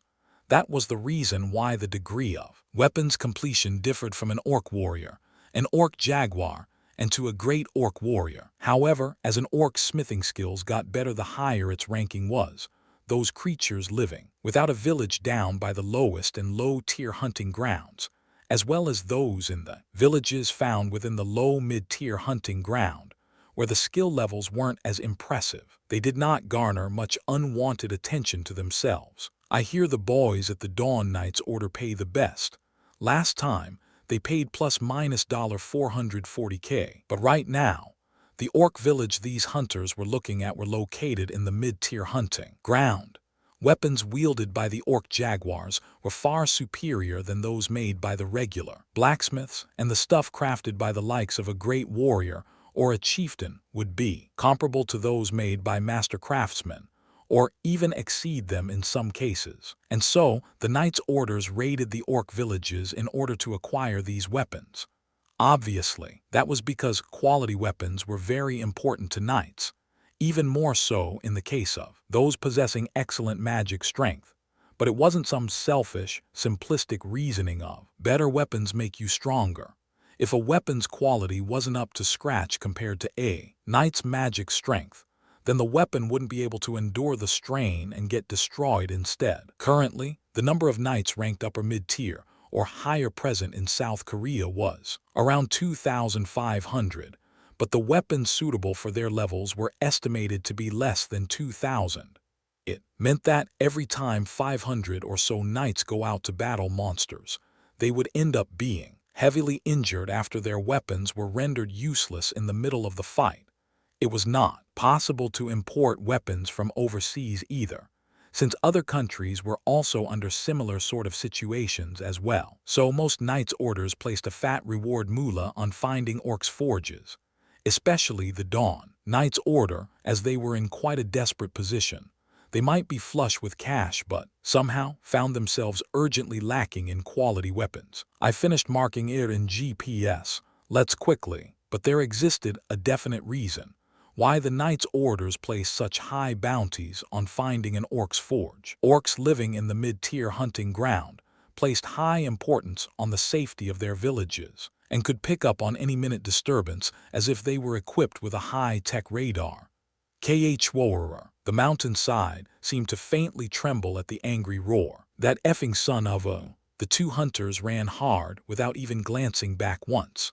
That roar most likely would have been from a chieftain ordering other orcs around.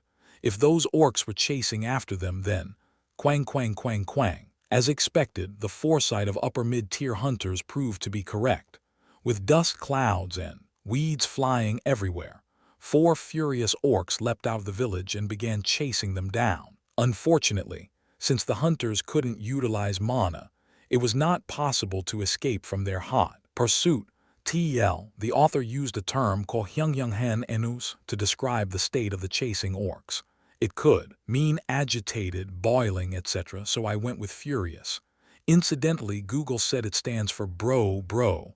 I lolled hard. Do not stop. The hunters never lost hope amidst this hopeless situation and continued to run hard, but it seemed the heavens had abandoned them as they ended up encountering an even bigger source of despair. That black shape in the tall grasses at first. It was blurry and hard to tell what its identity was, but as soon as they got close enough, hunters could see just what it was. It was the legendary creature that shouldn't be here, the werewolf. The two hunters lost all strength in their legs and plummeted to the ground after seeing the bipedal wolf monster. What a serious bother. At the same time, Sae-Jin sighed out as he alternated his gaze between the two hunters squatting on the ground and the 4 chasing orc jaguars. He came here in a hurry after catching a thick smell of orcs, but once more, humans were getting in the way. As this was the mid-tier hunting ground, it seemed that hunters had invested a lot in their equipment, and there were more than a few folks using magical items that eliminated all body odors, making encounters like these a troublesome affair for Sae-Jin. Already, he had run into humans 3-4 times this week alone, and as a result, the rumors of a werewolf roaming the mid-tier hunting ground had spread online on the Hunter's Cafe like a wildfire. CK.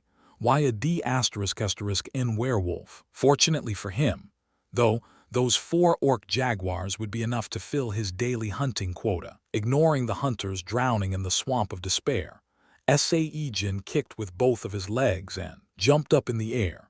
The black beast shot up high as if to block out the blue sky above and then descended towards the orc jaguars below. From his sturdy body, the evidence of the skill warrior of reversal being activated could be seen as a simmering red aura. It's a SFX for a pig squeal. I tried my best here. First, using the claws that were harder than steel, he pierced the neck of one orc. After its throat got ripped open, the orc died on the spot, but there were still 3 more to go. Sae-Jin took a powerful swipe with his arm at the head of another orc. The head separated from the body and bounced away like a basketball, not even scared by the sight of their 2 comrades falling in the blink of an eye. The remaining orcs focused solely on attacking him, receiving the implied orders of eliminate all trespassers from the chieftain. There were no other purposes in these orc jaguars' lives other than to carry it out. Slightly stumped by this line. The author used ko MC enus here, which kind of means to allude to, imply, but in this line it didn't make much sense to me. Quorer. An orc roared out and struck the beast's arm with a square iron hammer. Honestly speaking, Sae-Jin didn't expect the blow to hurt him. The body of the beast mode was several degrees tougher than steel after all. Seriously, these roaring SFXs are driving me up the walls. However, contrary to his expectations, it hurt like crazy. Enough to make him almost cry even. Riding on the wave of his anger, Sae-Jin grabbed hold the neck of the offending orc.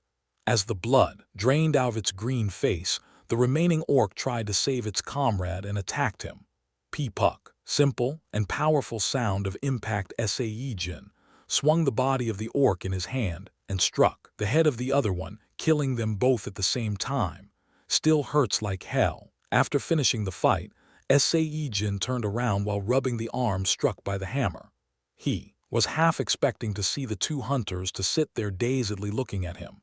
But no, they had already made their hasty retreat from the scene, leaving only a cloud of dust behind. Oh, not giving up on their lives even when struck down by the momentary terror. As expected, something was different about the upper mid-tier hunters. Admiring their quick wits, Sae-Jin walked towards the bodies of the orc jaguars, and while frowning, he inserted his claw into the heart of one. The sensation of piercing past the flesh and touching the heart remained rather disgusting still. Condition complete. Condition complete.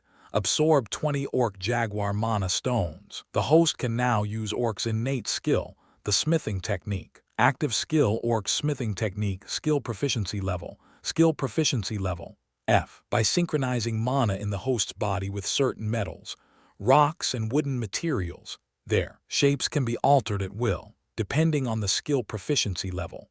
The material that has gone through the process of smithing technique will acquire new hardness and lightness, and also depending on the amount of mana used, desired characteristics can be added as well. Currently, it's impossible to bestow magic effects that are not physical in nature. The skill's effects will differ depending on the values of the following stats: physical strength and magic strength. This skill can only be utilized during the orc form. He learned a completely unexpected skill after the absorption was finished. His head remained upright as he tried very hard to understand what those words meant. It's unknown how orcs refine, manufacture, and forge metals even until now.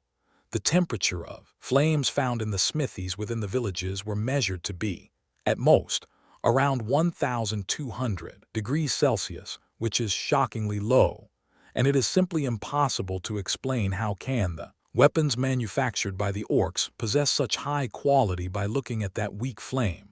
Even the modern-day smithies equipped with bleeding-edge technology fail to shed light on the matter, thus making this question perhaps the unsolvable mystery of this generation. Sae-Jin watched the image projected onto one of the walls in the cave with a great focus.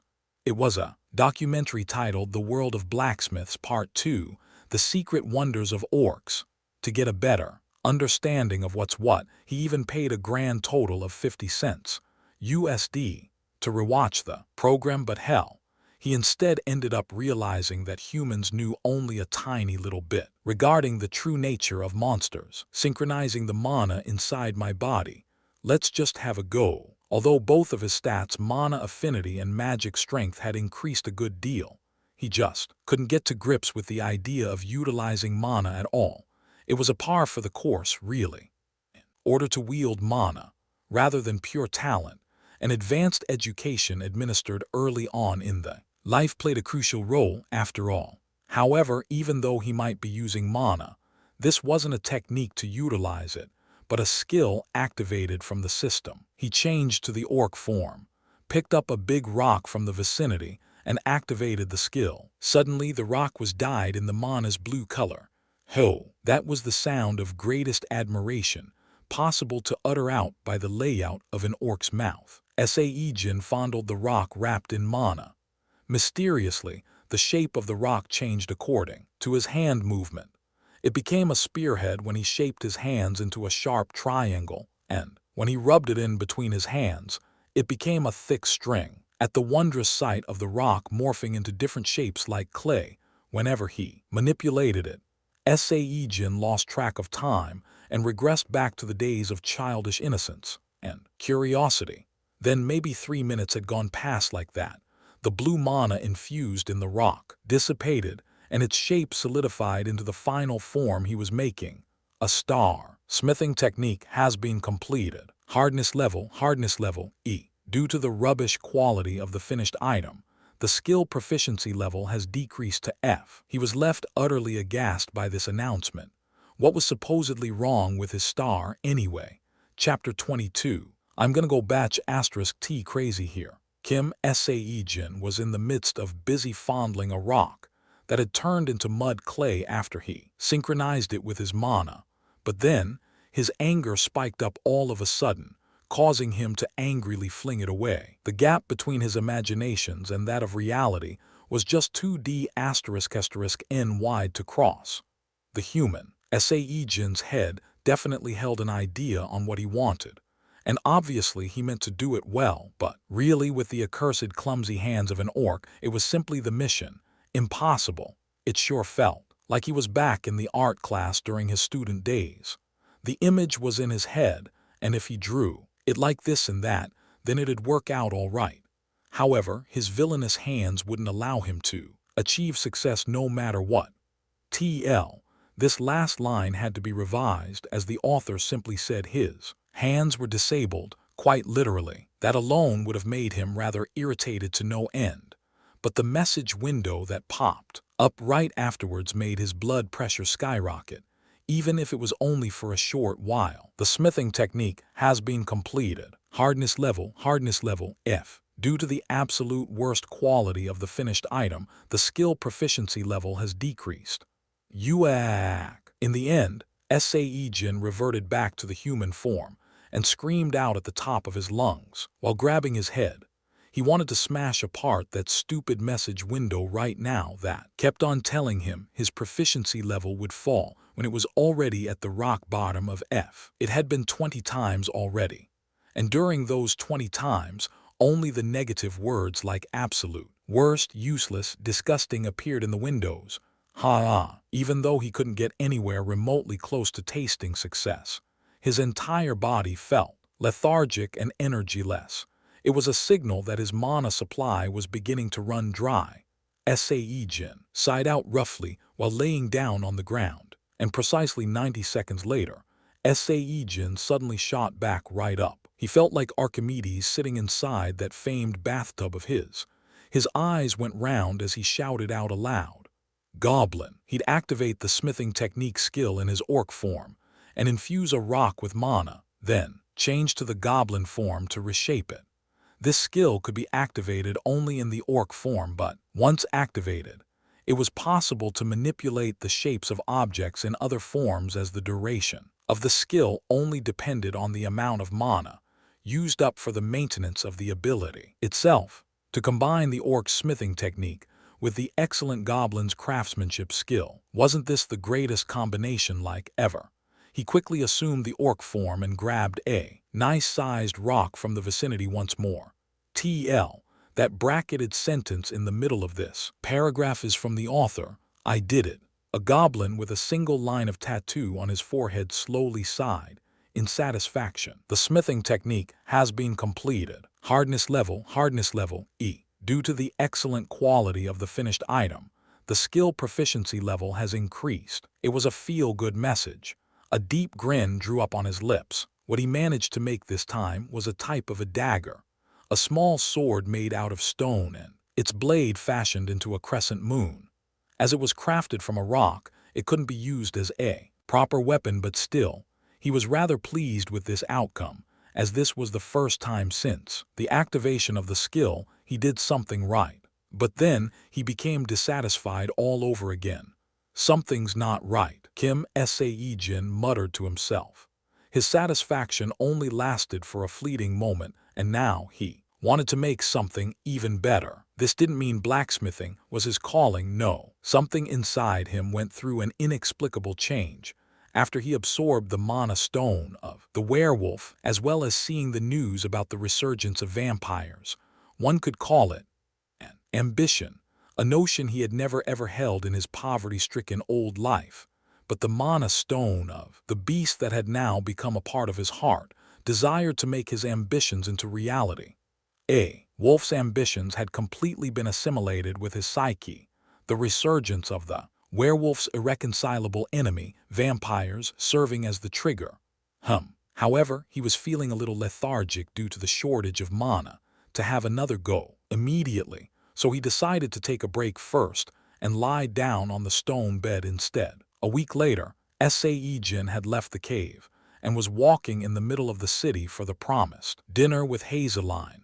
That was when he discovered a signboard that he wouldn't have found interesting before. T-Beak Armory, a weapons shop with a simple name, but the weight of that name was rather quite heavy. T-Beak. It was the name belonging to one of the 17 master craftsmen in South Korea. Sae-Jin became interested in the store now that he possessed a skill related to blacksmithing.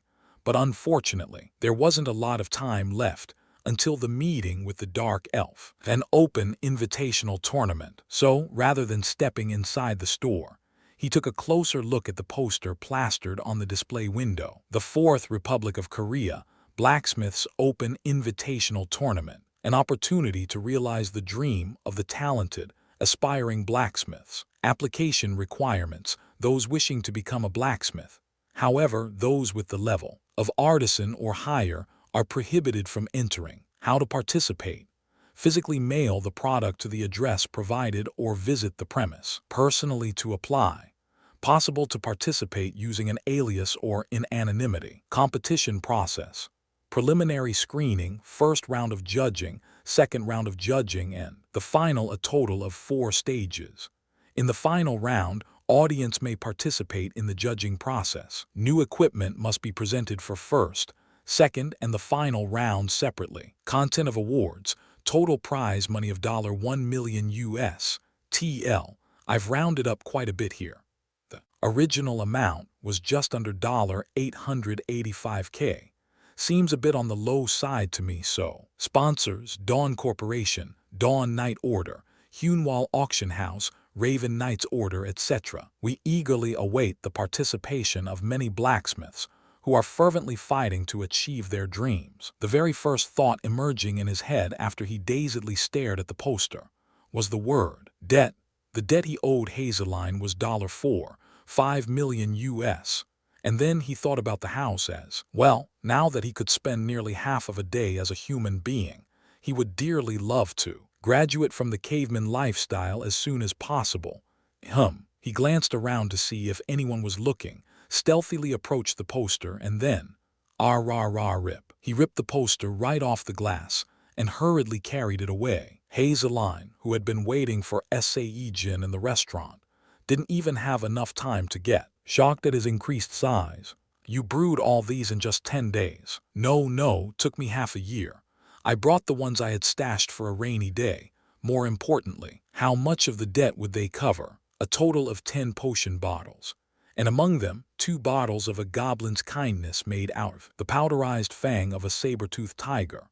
While Sae-Jin's expression was slightly bitter as he found it regretful to use up the remainder of the fang, Hazeline's face was full of joy and happiness. After deducting tax, I think around $5 million US tilde, so if you add up with the potions sold previously, there's only around $270K left. Still that much, but of course, their conversation was temporarily cut off because the waiter had brought their food.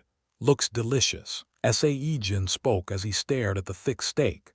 Hazeline nodded and carefully stored the potions, strewn about on the table inside her bag. Excuse me. Before grabbing the knives and forks, they opened their mouths at the same time. Sae-Jin gestured her to go ahead first, so she did. Well, can't you please tell me what perfume you are using right now? Wait, it's not like that. I don't have any other intentions. I just like that scent is all. I'd like to sprinkle some on me, and also to smell it in the house too. Hazeline scratched her cheek and coyly asked him. He made a troubled expression and shook his head. If that's what you want, then you should take me home.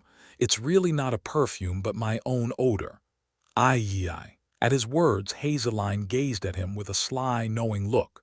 She was expecting as much, pretending to be not interested, but in the end, wasn't this a tactic straight out of a player's handbook? I'd like to do that as well, but you also know this too, don't you?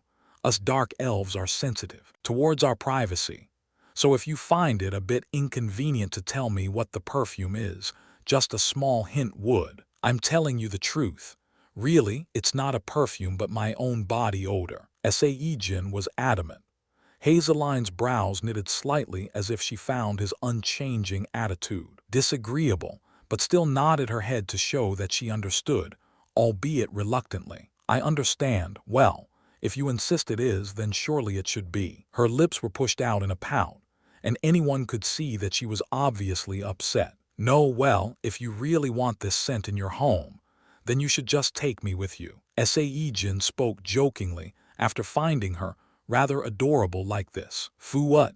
Thanks, Retilda ally, for your suggestion, but I'm fine. Hazeline smiled and accepted his joke, and in this friendly atmosphere the lively conversation never once stopped. The one talking was Sae-Jin, and the one listening and laughing was Hazeline. Perhaps she was just trying to get on his good side, but even knowing this, oddly enough, Sae-Jin's confidence continued to soar in front of this beautiful woman. The heart that used to beat irregularly whenever they talked face to face now remained calm, and there wasn't even a trace of nervousness in him. Was this because the effects of a heart of a beast, the werewolves, or was it the belief in himself? In other words, confidence and pride had grown. Whatever the reasons were, Sae-Jin was really pleased about himself right now. Oh, by the way, do blacksmiths make a lot of money these days? As the thought suddenly floated up, he slightly tested the waters. He figured that if the proficiency level of the blacksmithing technique rose high enough, it'd be comparable to the recognized blacksmiths, no, the very best of the lot, even to that of master craftsmen. On top of that, if he combined the goblin's craftsmanship, he'd be able to make products that perfectly married aesthetics and functionality. It was too good a skill to not utilize it. If the stuff they make is good, then yes. But could it be as simple as that? You need to possess some talent with mana if you want to climb up to a certain level in blacksmithing. But if you have enough talent to reach a level of a master, wouldn't be it better to just become a knight instead? It'd get rather boring just hammering away in a sweltering smithy, and as a kicker, you'd need to waste 2 to 3 years of your life to knock out a single decent item. Oh, wait a moment, please. Blacksmiths can utilize mana, of course. Loading the hammer with mana as they strike down on the metal apparently infuses equipment with it, and higher the amount of mana infused into an equipment, the better. But I mean, just what is that? Just depending on luck is all. Hazeline spoke in a disinterested tone, and Sae-Jin floated a deep smile of satisfaction. He now figured out the rough cause of why an orc great warrior's weapon was better than an artisan's, and able to compare with a master craftsman's. Blacksmiths depended on luck somewhat to infuse mana, but orcs utilized their physical traits to directly wield mana when forging their weapons. But why are you asking me about that? Hazeline asked him while thoroughly chewing the meat. Oh, well, no particular reason. I saw a poster for a blacksmithing competition nearby. By the way, how much is it for a stuff made by an artisan or a master nowadays? Their prices are seriously enormous. There was an axe that was sold recently called the Strength of Rock Ta. It's a weapon praised by many master craftsmen as well as rated favorably by the critics. Even the mass media played it up, saying it's a birth of a new source of pride for the country. Well, if I remember correctly, the Dawn Knights Order coughed up around $26 million US for the privilege of taking it home. Sae-Jin stopped his knife the moment he heard that figure. I see. He calmed his wildly beating heart and replied in a deadpan expression. And about an hour later, Sae-Jin returned to his cave in a hurry while being seen carrying a stash of iron ingots. He wanted to buy raw steel, but alas, didn't have enough money for that. Chapter 23. The smithing technique has been completed. Hardness level D. Succeeded in bestowing special characteristics. Succeeded in bestowing special characteristics. Sharpness level C. Weight reduction level D. Due to the outstanding quality of the finished item, the skill proficiency level has increased from F to D. Kim Sae-Jin in the goblin form murmured in satisfaction as he stroked the dagger. On the short but sharp and straight blade, an intricate pattern carved out by the 10 minutes worth of the goblin's exacting handicraft skills was visible, and the hilt made out of a rock was perfectly shaped as well as also being light in weight. Actually, he wanted to make a lengthier and more destructive weapon like a single-edged or a double-edged sword if possible. Unfortunately, with his current mana pool and the proficiency level, this dagger was his limit. No matter how much mana he poured in, the smithing technique lasted only for 10 minutes, and it proved to be really tough trying to make anything longer than a dagger with the tiny-ass hands of a goblin during that short period of time. But contrary to how he felt about the process itself, he was really liking this dagger. This could be called a work of art that combined the orc's smithing technique and the goblin's craftsmanship. Of course, since he was the one who made it, there was a little bit of his own pride mixed in there with the evaluation. But then again, the word outstanding did appear for the very first time in the message window, but this is the best I can do right now. He would have preferred to raise his skill proficiency level higher before submitting the item for the tournament, but the last day of submission was tomorrow, so it couldn't be helped. He decided that, since he'd be given another chance to craft something new after passing the preliminary round, he diligently raised the level before the first round of judging commences. Kim Sae-Jin changed to the human form and got up to leave. "Excuse me, can you tell me how I can send types of armament via mail?" Looking like a suspicious person while hiding a dagger in his pocket, Sae-Jin lingered around inside the post office before asking one of the employees behind a counter. Types of armament. Yes, I wish to participate in the open invitational blacksmithing tournament. It was as if Sae-Jin was looking down on the employee sitting on the chair as he spoke. That was because he was currently in the human mode of the ebony wolf form and was 189 cm tall as a result. If that's the case, it should be here somewhere. Please wait a moment. The post office worker rummaged through one of the drawers and pulled out a sheet of paper. It was the application form for the tournament. You can mail the item after completing this form. You're entering a bit late, though. Most folks came in to apply on the first day of the application period, you know. Oh, well, I was. It took a while longer to make mine. I hadn't made anything in advance like the others. Sae-Jin sat down on a nearby empty chair. Only 3 things had to be written on the form: his name, his contact details, and his address. He left the name bit blank for now and filled in the rest. As for the most important name part, he found it somewhat burdensome to use his real name, so he jotted down an alias he thought of last night instead. "Here, I'm finished. How much for the shipping?" "The shipping cost is taken care of by the Blacksmiths Association." "Oh." Sae-Jin nodded his head, said his thanks and left the post office. The post office he visited was located in the city center of Gangwon province, so as soon as he stepped out, he was greeted by the throngs of people coming and going. Rather than returning to his cave right away, Sae-Jin blended in with the crowd and took a walk. He wanted to fully enjoy this partial freedom he had finally earned after swimming inside the misery and despair. *SFX for eyes swiveling *.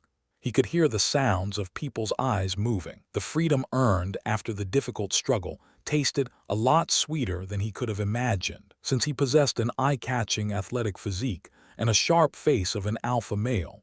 The Kim Sae-Jin of now was quite a different animal altogether from his past.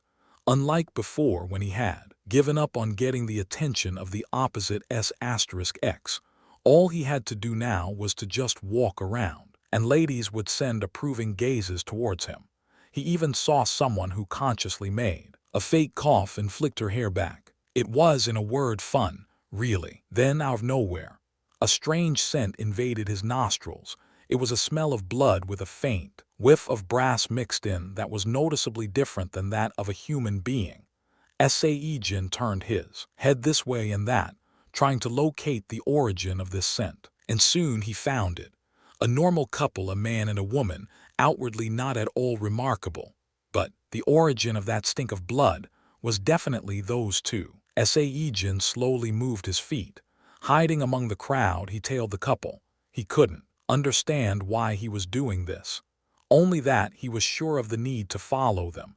It must have been his instincts. And so, in the middle of tailing them, suddenly his eyesight widened. The skill that was woven into his primal instincts, the eyes of the wolf, had seemingly activated all by itself. In this world where every color had gained yet another level of richness, Sae-Jin could clearly see it from the couple, no more correctly, an ominous aura of blood rising from the man.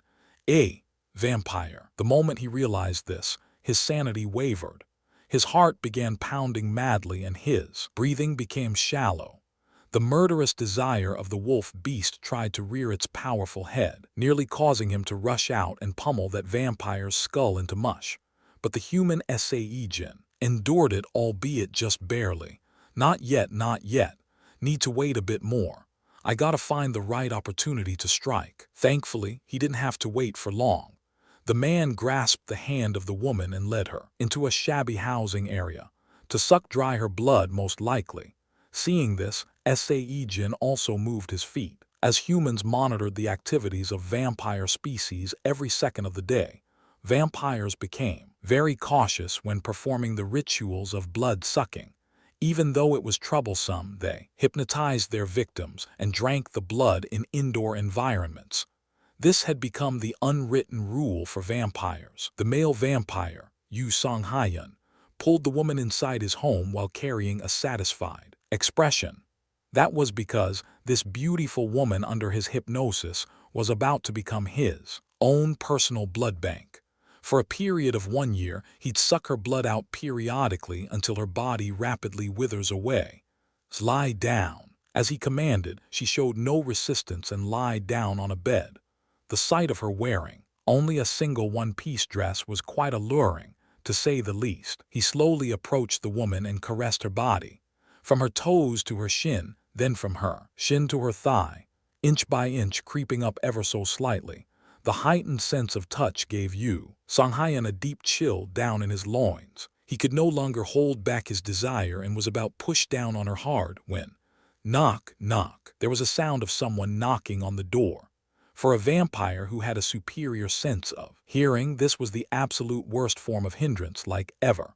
Sang-hyun's expression crumpled into an unsightly mess. TLC*CK block. F*CK. Opening wide his bloodshot eyes, he spat out a swear word. Knock, knock, knock, knock, knock, knock, knock. The unknown person continued to knock from the other side of the door. The knocking had now become more aggressive than before. Enraged by this ill-timed obstruction, Sang-hyun growled angrily and stood up. His eyes, burning with a crimson hue, contained a thick killing intent. The author said, enraged at the bad manners, changed at my discretion. Knock, knock. Before the second knock had ended, Sang-hyun violently jerked open the door. His original plan was to drag in whoever it was outside by the neck and rip him apart, limb by limb. You son of a Kehyuk. But before he could act, a hand of a beast shot out and wrapped around his neck first. Panicking at the sudden attack, Sang-hyun clawed at the arm of the beast repeatedly, but he couldn't even leave a scratch mark on the black fur-covered arm. *SFX for a door slowly opening. The half-open door slowly opened, revealing a single man standing there. It was definitely a human. That was, only after disregarding the pair of golden eyes, shooting out deathly chilly gazes, and the arm that was, without a doubt, belonging to a beast. Kyuk. Those were the final images Sang-hyun would get to remember. *SFX for breaking bones. With a horrifying noise of something twisting up, his neck bones cracked into bits and pieces. Sae-Jin discarded the limp body of the vampire as if it was trash, and closed the door behind him. He had not a single shred of guilt from taking a life. No, it was more like he had stepped on an insect instead. And if he hadn't killed this B*******,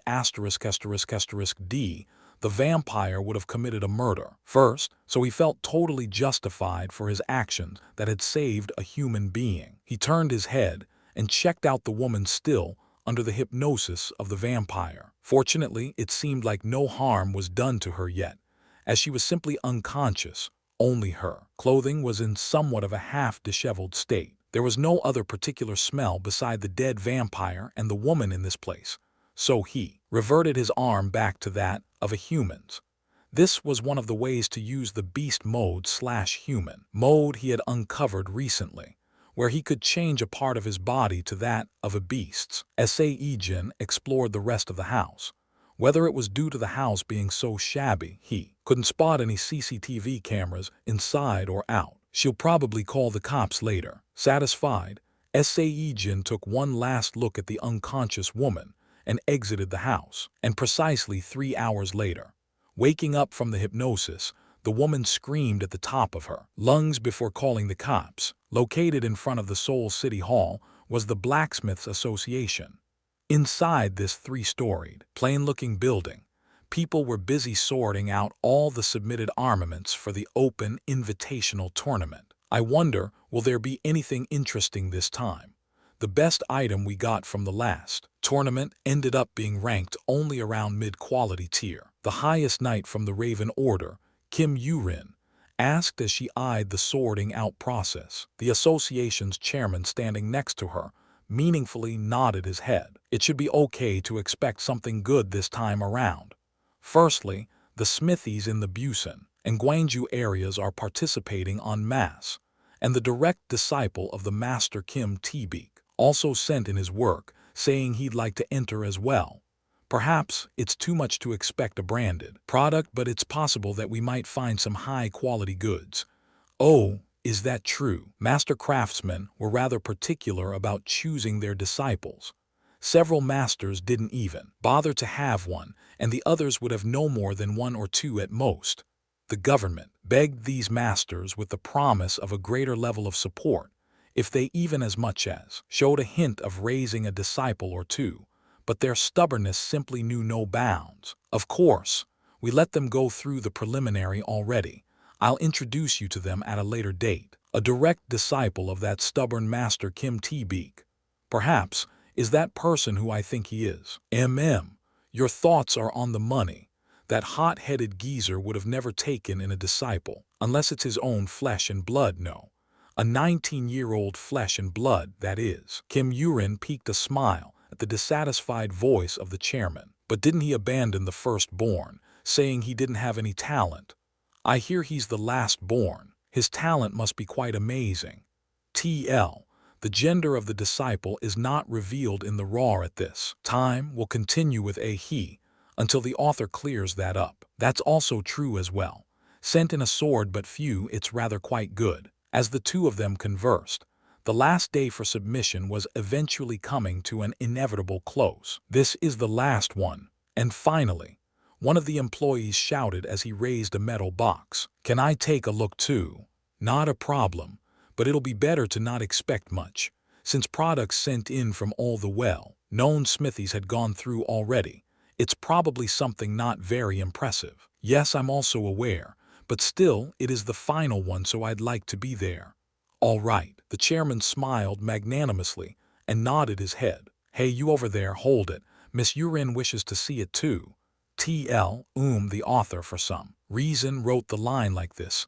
Baby, better wait for a second. I'm like, what? Oh yes, of course. The employee stayed his hands from opening the box and quickly sat up straight, and people started to gather around the desk with the box on top.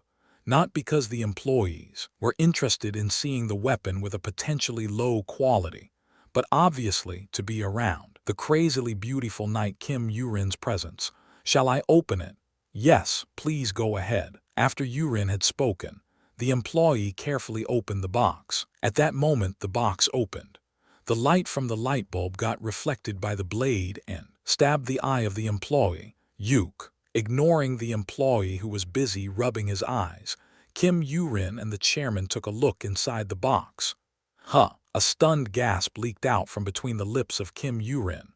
The only reason why she wanted to see this item was because it happened to be the very last one submitted to the tournament and thus had some sort of ceremonial significance. In other words, she also didn't hold any high expectations either. However, inside this box was an unexpectedly good item. Outwardly, it could be called an ornamental dagger thanks to all the intricate carvings, but the sharp aura of mana infused into the short blade was simply out of the norm. The cold, gray blade seemed keen enough to slice anything it comes in contact with. The beautiful patterns on the surface and the smooth, clean hilt roused the flames of greed inside her, wanting to possess this dagger. Yoo-rin dazedly reached out and grasped the hilt. It didn't feel foreign at all, and she could hold it so comfortably, as if it was a part of her own body. This familiarity showcased that this dagger was meticulously designed with the physiology of the user in mind. It seems that we might have another good product in our hands. The chairman, also dazed like urine, muttered while admiring the dagger. "Oi, what's the name of the participant?" At the chairman's words, one of the employees, who were also stunned into silence by the dagger, hurriedly woke up and fished out the application form inside the box. "What the? Why? Something wrong?" "Ah, no, that is. The name is a bit strange, sir. It's the Orc's Forge, and the sender wishes to be called Orc in the shortened form." At this terrible name, the chairman's brows narrowed. Although they did approve the usage of aliases as well as anonymity for this competition, but to use a monster's name, it must be a hot trend nowadays, using the names of monsters on their products. I mean theirs, the goblin alchemist and stuff. Kim Yurin smiled brightly, as if she found this a pleasant surprise. "And, well, since orcs are known to make good weapons, I think it's rather a fitting name. Excuse me, Mr. Chairman. Rather than the disciple of Master T-Beak. Can you arrange a meeting with this Mr. Orc for me? What he wrote does sound a bit strange, but I really like this weapon. If I build a personal connection with this person, I think he'll make me an excellent weapon later on." TL. The second sentence in this paragraph confused me greatly as well. I tried to make sense of it and thus didn't try to do a literal TL of the line. Hearing her request, the chairman scratched the back of his head, but in the end nodded his head, as if he couldn't help it anyway. "If that's what you want, I'll try my best, but before that we should test this dagger first. It's possible that an artisan or a master could be playing a prank here after deliberately lowering the quality of their work." "Yes, of course. Well, thank you for your help, Mr. Chairman." Chapter 24. 10 days following the submission of his dagger to the blacksmith's tournament, Sae-Jin maintained a regimented lifestyle. In the mornings, he practiced alchemy and blacksmithing technique, and in the afternoons he went downtown to take a break. Even though he called it a break, it was nothing more than him walking around the city streets aimlessly. But that was enough to put his mind at ease. And at nights, when the number of hunters and knights were few and far in between, he hunted monsters in the low, mid-tier and mid-tier hunting grounds. Most of the time, he hunted in his ebony wolf form's beast mode, but sometimes he deliberately went out in the orc form too. He did that in order to evolve. Well, the thing was, he ran into a particularly tough wall while performing the smithing technique. As an orc warrior, hardness level D and the skill proficiency level D is the maximum attainable limit. Unfortunately, though no matter how many monsters he hunted, the orc warrior showed no sign of evolving. Right now the time was 11 a.m. Sae-Jin put the mortar and pestle down after making 3 bottles of potions. He'd been grinding herbs for so long now, the goblin's tiny little hands were all swollen up in red and everything. The potion crafting proved to be a cumbersome and difficult endeavor. Even though he was blessed with the goblin's craftsmanship skill, its proficiency level was still low, and to repeatedly refine ingredients as well as to compound them to the minute, exacting degree, a great deal of his mental strength and focus was required. Crafting of the element resistance potion has failed. Skill proficiency level will be increased. He often encountered failure whenever he tried to concoct difficult potions. Just as its high price suggested, the element resistance potion was difficult as hell to make. This was his 4th try today, but he hadn't succeeded once. Right about now, he was seriously missing the powder of saber-toothed tiger's fang, as that thing not only doubled as a mana stone, but also could greatly bolster the success rate of potion crafting. As he tasted yet another defeat, the strength abandoned him in droves, and the lightheadedness from inhaling the fumes of the ingredients belatedly began to assault him. For the sake of taking a break, Sae-Jin changed to the human mode of the wolf form and switched on the TV. Without a doubt, proper resting or playing needed to be done in a human's body. Of course, just by being inside this stupid cave, the level of enjoyment he'd derive would be halved. No, maybe even worse than that, but still. Precisely 10 days ago, a man's body was discovered in one of the Gangwon province's rental houses. The victim had died instantly after his neck bones were twisted, and on his neck imprints of unidentifiable animal claws were discovered. The crack team of detectives investigated the case, using that evidence as the lead-off point, until they announced that they have made a surprising discovery. As to what that exact discovery is, can you inform us, Professor Kim? It was a program related to currently trending news topics, taking the already happened event as its topic of discussion. The chat show let the anchor and a panel of so-called experts talk about stuff and present information to the viewers. Sae-Jin's ears had to perk up from this show's contents, since it was definitely related to what he had done. Thank you. Well, the identity of our victim just so happens to be that of a vampire. This fact was uncovered by the investigators after they had fast-tracked the autopsy. The decision came about after hearing the peculiar testimony of the first person to find the body, as well as the discovery of several blood packs inside the fridge of the victim. This incident has ignited fierce debate among the public. On one side, there are those arguing that the vampires are a subspecies of humans, so the perpetrator must be caught and punished, while the other side is opposing that view by arguing that vampires are the enemies of mankind to be exterminated, and thus there's no need to investigate this matter any further. Also, there are arguments regarding whether the culprit knew the identity of the victim as a vampire and thus committed this act or not. Sae-Jin subconsciously leaked a mocking grin. Even after suffering at the hands of these damnable vampires, there still seem to be morons busy yapping on about respecting the F***-seeking human rights of these bloodsuckers. No, at this point, he had to suspect whether vampire sleeper cells had infiltrated the human society and what not. Bump. It was then, as he thought up to this point, his heart suddenly felt like it was going to explode. The insatiable thirst for murder assaulted his brain, telling him to track down every single one of these bastards and massacre them all. It was a poisonous and powerful hatred, born out of the deeply rooted hostility Sae-Jin carried, his heart combining with the primal instincts of the werewolf. And that's when he discovered himself busy destroying the floor of his cave with both of his arms, changed to that of a werewolf's. This was weird, totally spooked by this event. He quickly assumed the human form and flipped the channel. Phoo. His heart had calmed down somewhat by doing that, but his rage towards vampires wouldn't cool down so easily.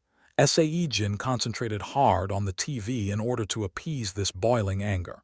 Luckily enough, his attention was grabbed by a very interesting program on the channel he changed to. A total number of 33 workshops and 1,308 blacksmiths have entered in this year's 4th Blacksmiths Open Invitational Tournament. He remembered hearing that every step of the selection processes by the judges would be televised, and during the final round of judging, over 1,000 audience members would participate in finding the winner that possessed the mass market appeal and also was acknowledged by the professional users. The previous tournament's preliminary saw only 100 participants making it through, but this year, 208 people have managed to reach this stage, ensuring that we will be blessed with a fierce competition to determine the eventual winner.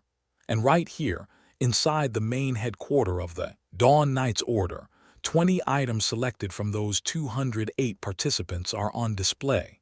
The accomplished knights will lend us their expert opinions on judging these items. Oh, here they are. Sae-Jin wondered if his dagger was among those on display and looked closer, only to let out a small gasp of surprise after seeing the face of one of the knights. They're trying to play the roles of judges. To start off the proceedings, we secured the aid of someone that was very difficult to get a hold of. Welcome, the Knight of the Dawn Order, Miss Sae-Jin. It was her, the girl Sae-Jin saved from the troll way back when. Oh, yes, hello to you as well. I heard that last week you were promoted to the ranks of low mid-tier. Now that you are the reigning record holder of the youngest low mid-tier knight ever in history, how do you feel right now? I'm not sure, But as I've agreed to do this first round thing, I would like to concentrate only on judging for now. The Dawn Knight's order got the first dibs on acquiring a single weapon after every round of judging process, thanks to being the biggest sponsor of the tournament. Obviously, as this was just the first round, even the armaments rated low quality would still be rare, but it was still possible to identify the good seedlings from early on. That's why Sae-Jin volunteered and said she wanted to participate in the judging process. She still hadn't found a weapon that could be called her primary just yet. She already had a sword rated high quality that other low mid-tier knights wouldn't even be able to think about touching. But for the granddaughter of the Dawn Corporation's chairman, it simply wasn't satisfactory enough for both her and her grandpa. Haha, well then.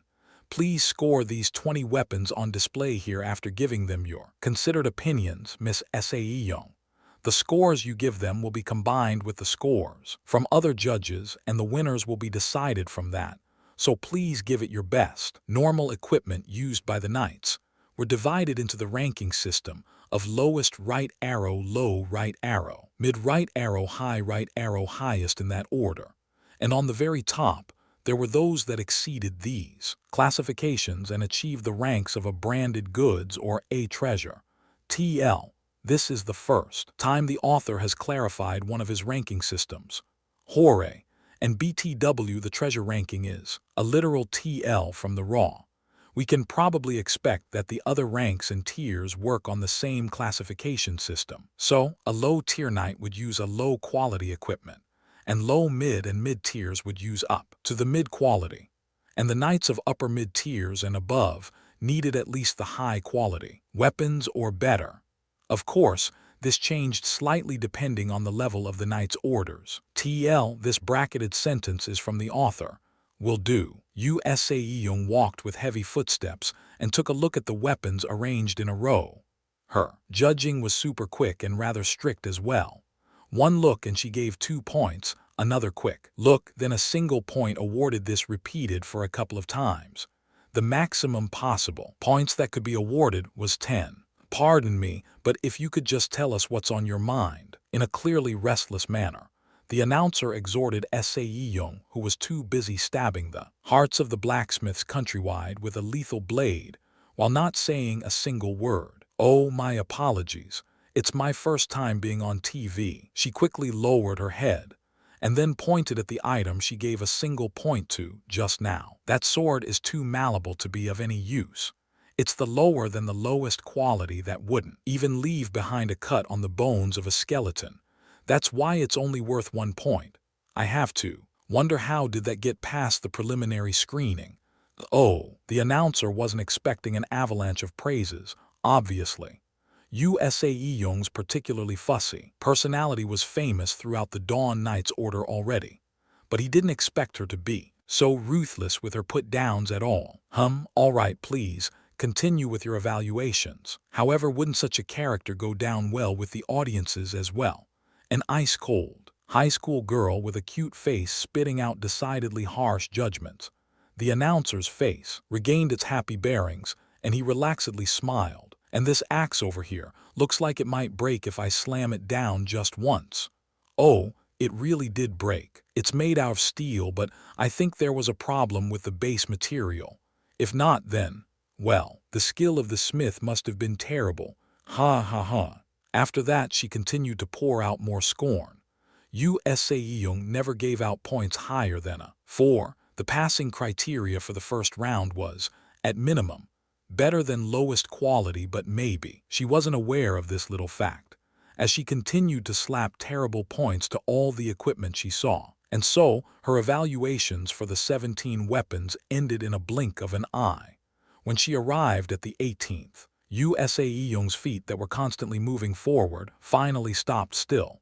At this strange behavior, the camera hurriedly closed in and alternated between her face and the weapon that made her stop. Is this one different from the others? Yes, quite different. Is it okay if I touch it?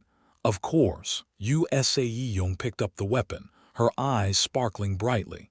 It was an expertly crafted dagger, the reflections off its sharp blade imparting a chilly sensation down her spine. And your evaluations are? The announcer asked, full of expectations. Even he, who was not a blacksmith, could see that this dagger was an excellent item as well. It's excellent. It's been crafted wonderfully and the blade is really sharp. The carvings on the blade itself are also quite intricate too, and the feeling of the grip is stable and light as well.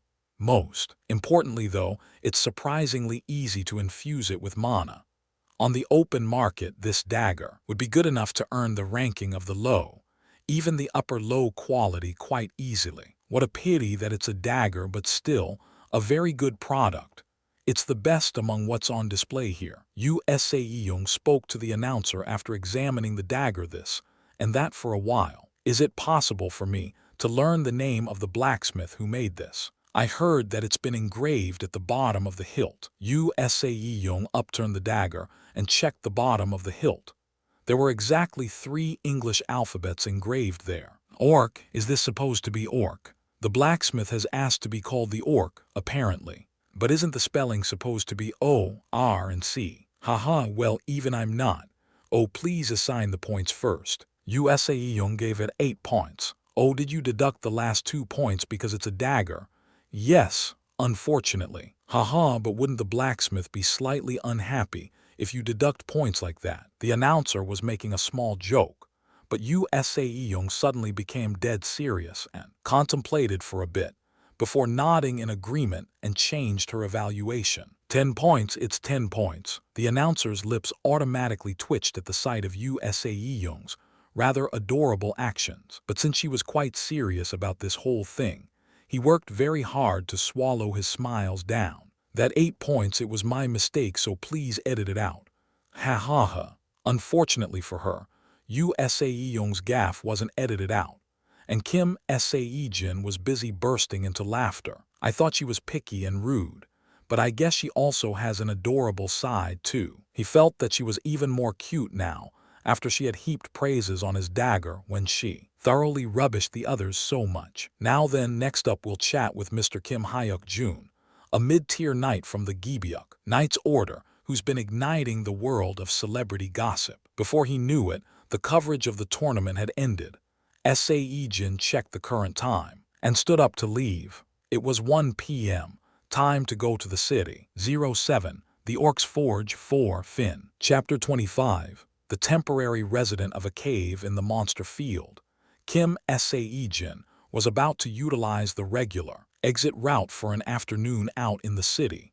What he meant by the regular route was that, instead of him changing to the ebony wolf form and jumping over the wire fences and traversing the wilderness that way, he'd assume the appearance of a human and walk out of the entrance/exit proper. When utilizing this regular route, he had to go through the so-called rest stop, a large structure built as a shelter.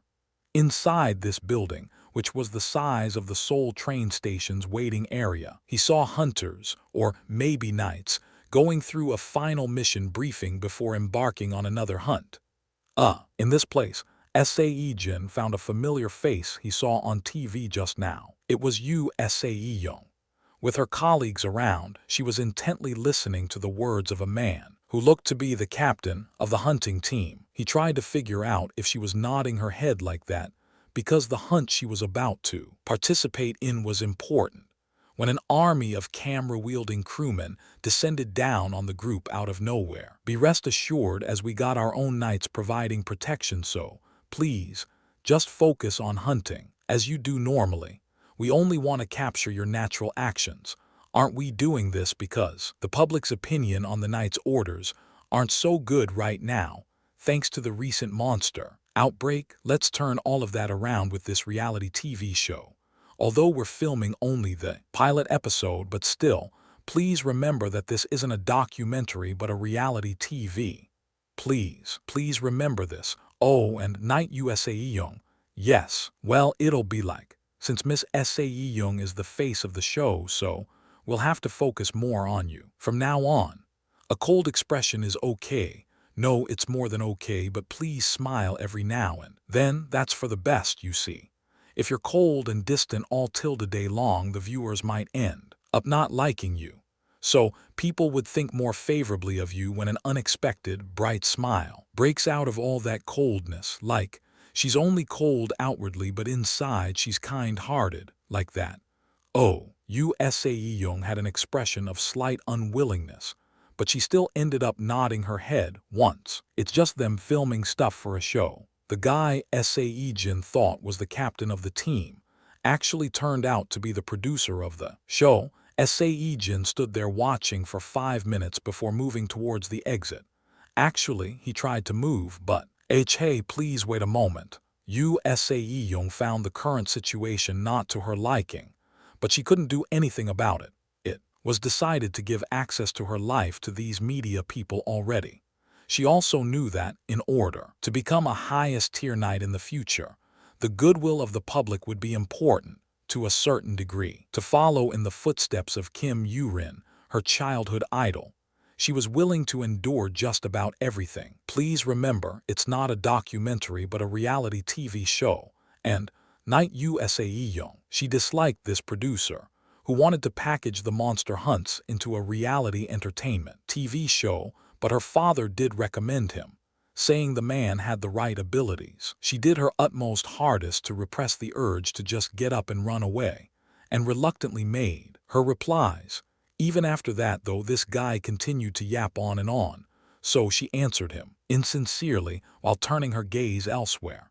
This was the only way for her to endure this torture, and that's how, like fate or even maybe a lie, she found him. Hey, please wait a moment. Kuke. At her sudden outburst, the producer got confused, but Sae-Jin couldn't care any less even if she tried. She shoved aside the producer blocking her way, then rushed out in front of the man she had been searching for.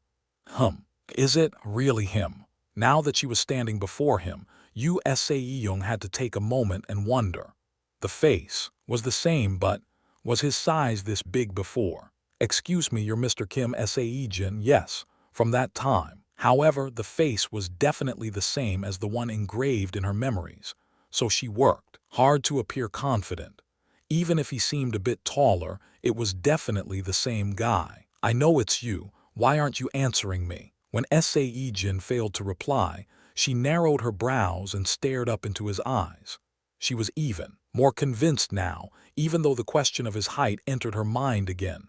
This man's face was completely embedded in her brain, and she would never be able to forget it no matter what. Hell, she even saw it in her dreams several times already. Good to see you again. Kim Sae-Jin thought about playing dumb here, but in the end, he offered his hand for a shake with a smile. After all, she was Sae-Jin, the daughter of the Dawn Knights Order's master, as well as the granddaughter of the Dawn Corporation's chairman. He thought that letting go of this chance to build a personal bridge would be such a waste. As I thought, thank you for that time. And as the two of them shared only this much of conversation, suddenly a camera was shoved in his face. Miss Sae-Jin, who is this gentleman? The producer asked, his face brightly smiling in happiness. Well, it was an entrance of a new character, not just any but a man, that made the frosty, gold spoon female knight go out of her way to offer a warm greeting. The producer planned to shoot some opening sequences in this rest stop, but hell, wasn't this an unexpectedly huge scoop? What do you think you're doing? Get rid of the cameras. Fearing Sae-Jin would escape trying to avoid the cordon of cameras, she grabbed the collars of the producer and shouted in anger. At her unexpectedly sharp reaction, the producer panicked a little. If he got on Sae-Jing's bad books, then not only in the entertainment industry, he wouldn't be able to find work anywhere on this planet. However, his desire regained its vigor the moment he saw the face of the unknown person, Kim Sae-Jin. This unknown man didn't seem to be too bothered by the presence of the cameras. If anything, a gleam of curiosity could be spied from his eyes. Excuse me, mister. By any chance, is it possible for us to film you for a very brief moment?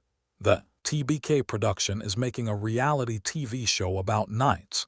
Hey, you. Sae-Jin pushed the producer back while stealing glances at Kim Sae-Jin.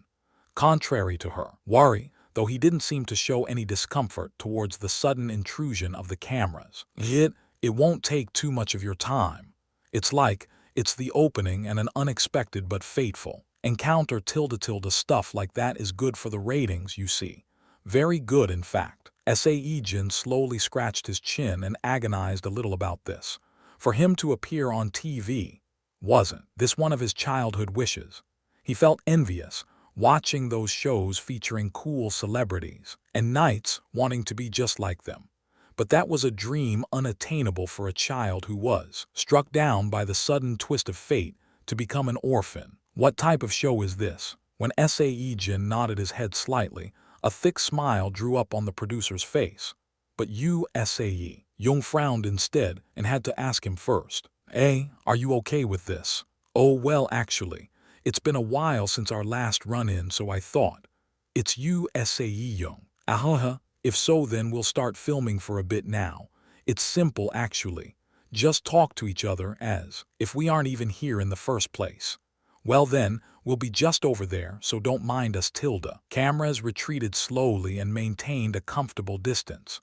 Of course, it was still noticeable, but Sae-Jin did his best to sound natural as he spoke. Shall we go somewhere to sit down and talk? Oh, all right, good idea. The two of them walked towards the coffee shop, located inside the rest stop. Isn't this a huge scoop? Who knew that picky and rude Gold Spooner would be this talkative? The producer and his crew members, as well as other knights, couldn't stop being surprised and astonished by the sight of Yu Sae-Jin beyond the glass of the coffee shop. She always maintained a cold, expressionless face, and whenever she spoke, it was as if she was throwing rocks out of her mouth with her stiff, officious attitude. The author made a joke based on wordplay here, but please forgive my shortcomings. I couldn't TL it properly. Oops. But right now, sitting there talking to this unknown man, Yu Sae-Jin seemed different. It wasn't on the level of calling her face blooming brightly, but at least she was not icy cold anymore. And, to top it all off, those cute little mouth of hers busily bobbled up and down to string lengthy sentences instead of her usual short, curt answers. Those who knew her ended up wondering if that girl sitting over there was indeed the real Yu Sae-Jin or not. Hey, she smiled, did you get that? Yep, and it was a close-up shot. Ooh, nicely done, nice. What about audio? The producer asked the sound recordist. The man in charge of recording sound raised his thumb up, a deep smile etched on his face. The contents of their conversation are pretty nice as well. Seems like that guy is a hunter and saved Yu Sae-Jin once before from danger. Ooh, and he's a hunter, but a hunter saved a knight. How? They haven't talked about it yet. That part's been glossed over, and they are talking about more mundane stuff now. Oh, wait. Suddenly, the sound recordist opened his eyes wide and let out a loud gasp.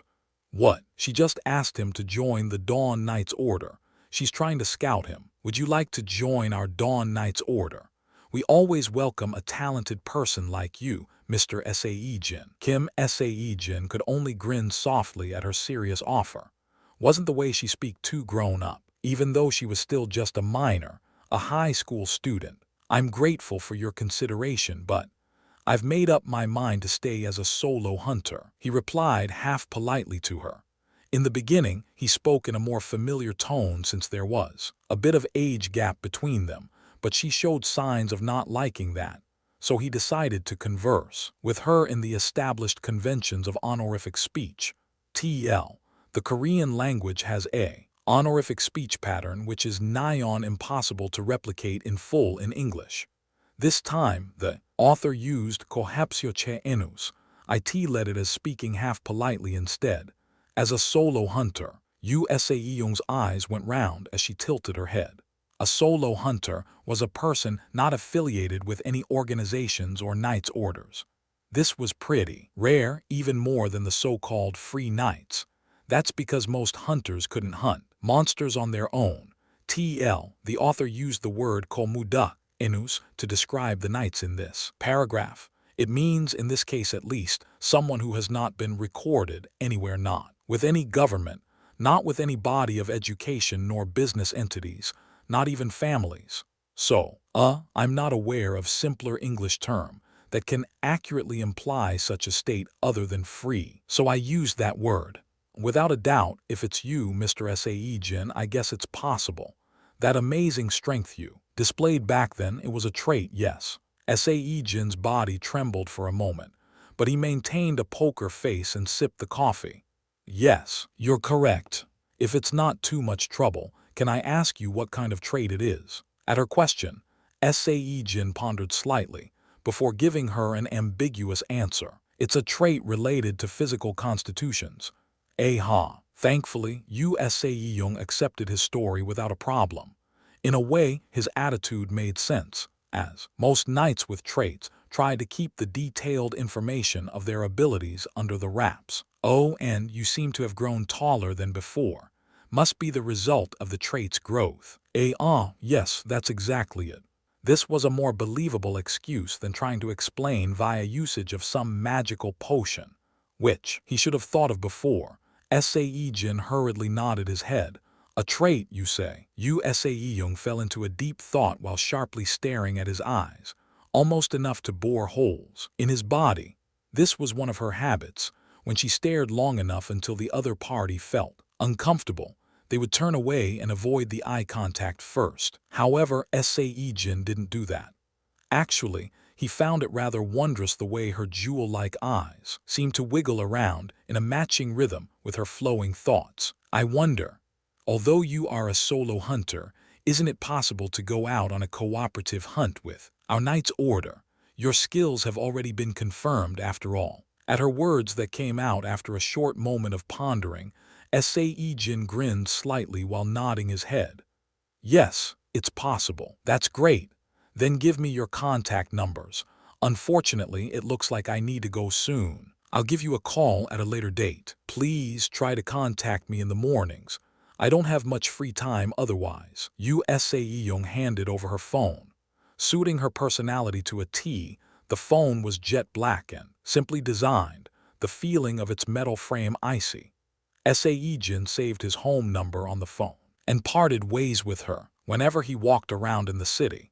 Sae-Jin was in the ebony wolf form's human mode, and as he walked around enjoying the attention from the passers-by, he discovered a flyer plastered on one of the street lamps. No, it was more like the flyer discovered him instead.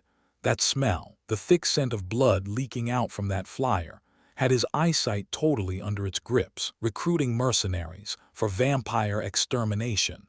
Your rank's not important. Remuneration favorable. Mercenaries, one of the more famous jobs among those that were born from the entrance of the monsters to this world. However, the purpose of a mercenary was different from that of a hunter or a knight. Besides the fact that they get hired with money, they had to kill people every now and then. Of course, those killed were the targets for elimination designated by the law, such as vampires, nagas, corrupted humans, etc., etc. In other words, the types that harm the society as a whole. The author used komain enus in this paragraph.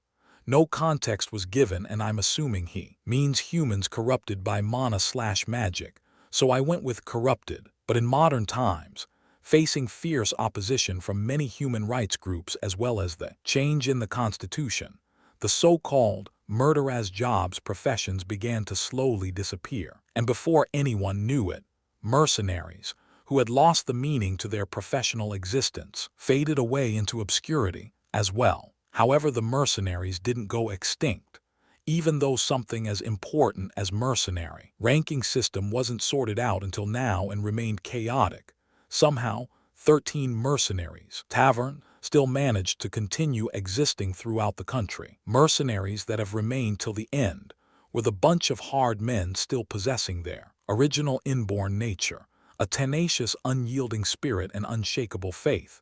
These guys all lost important people to these enemies of mankind, so they would never give up until they get their revenge of ripping out bits and pieces of those damnable bastards. As long as there were those who'd rather choose death over that of losing their meaning of existence drew breath, mercenaries would never completely disappear from this world. Kim Sae-Jin, who lost his mother to vampires, knew these men more than anyone else. That was why The beast Kim Sae-Jin just could not leave behind this flyer, looking to find mercenaries to kill vampires. He roughly ripped the flyer off the street pole and shoved it in his pocket.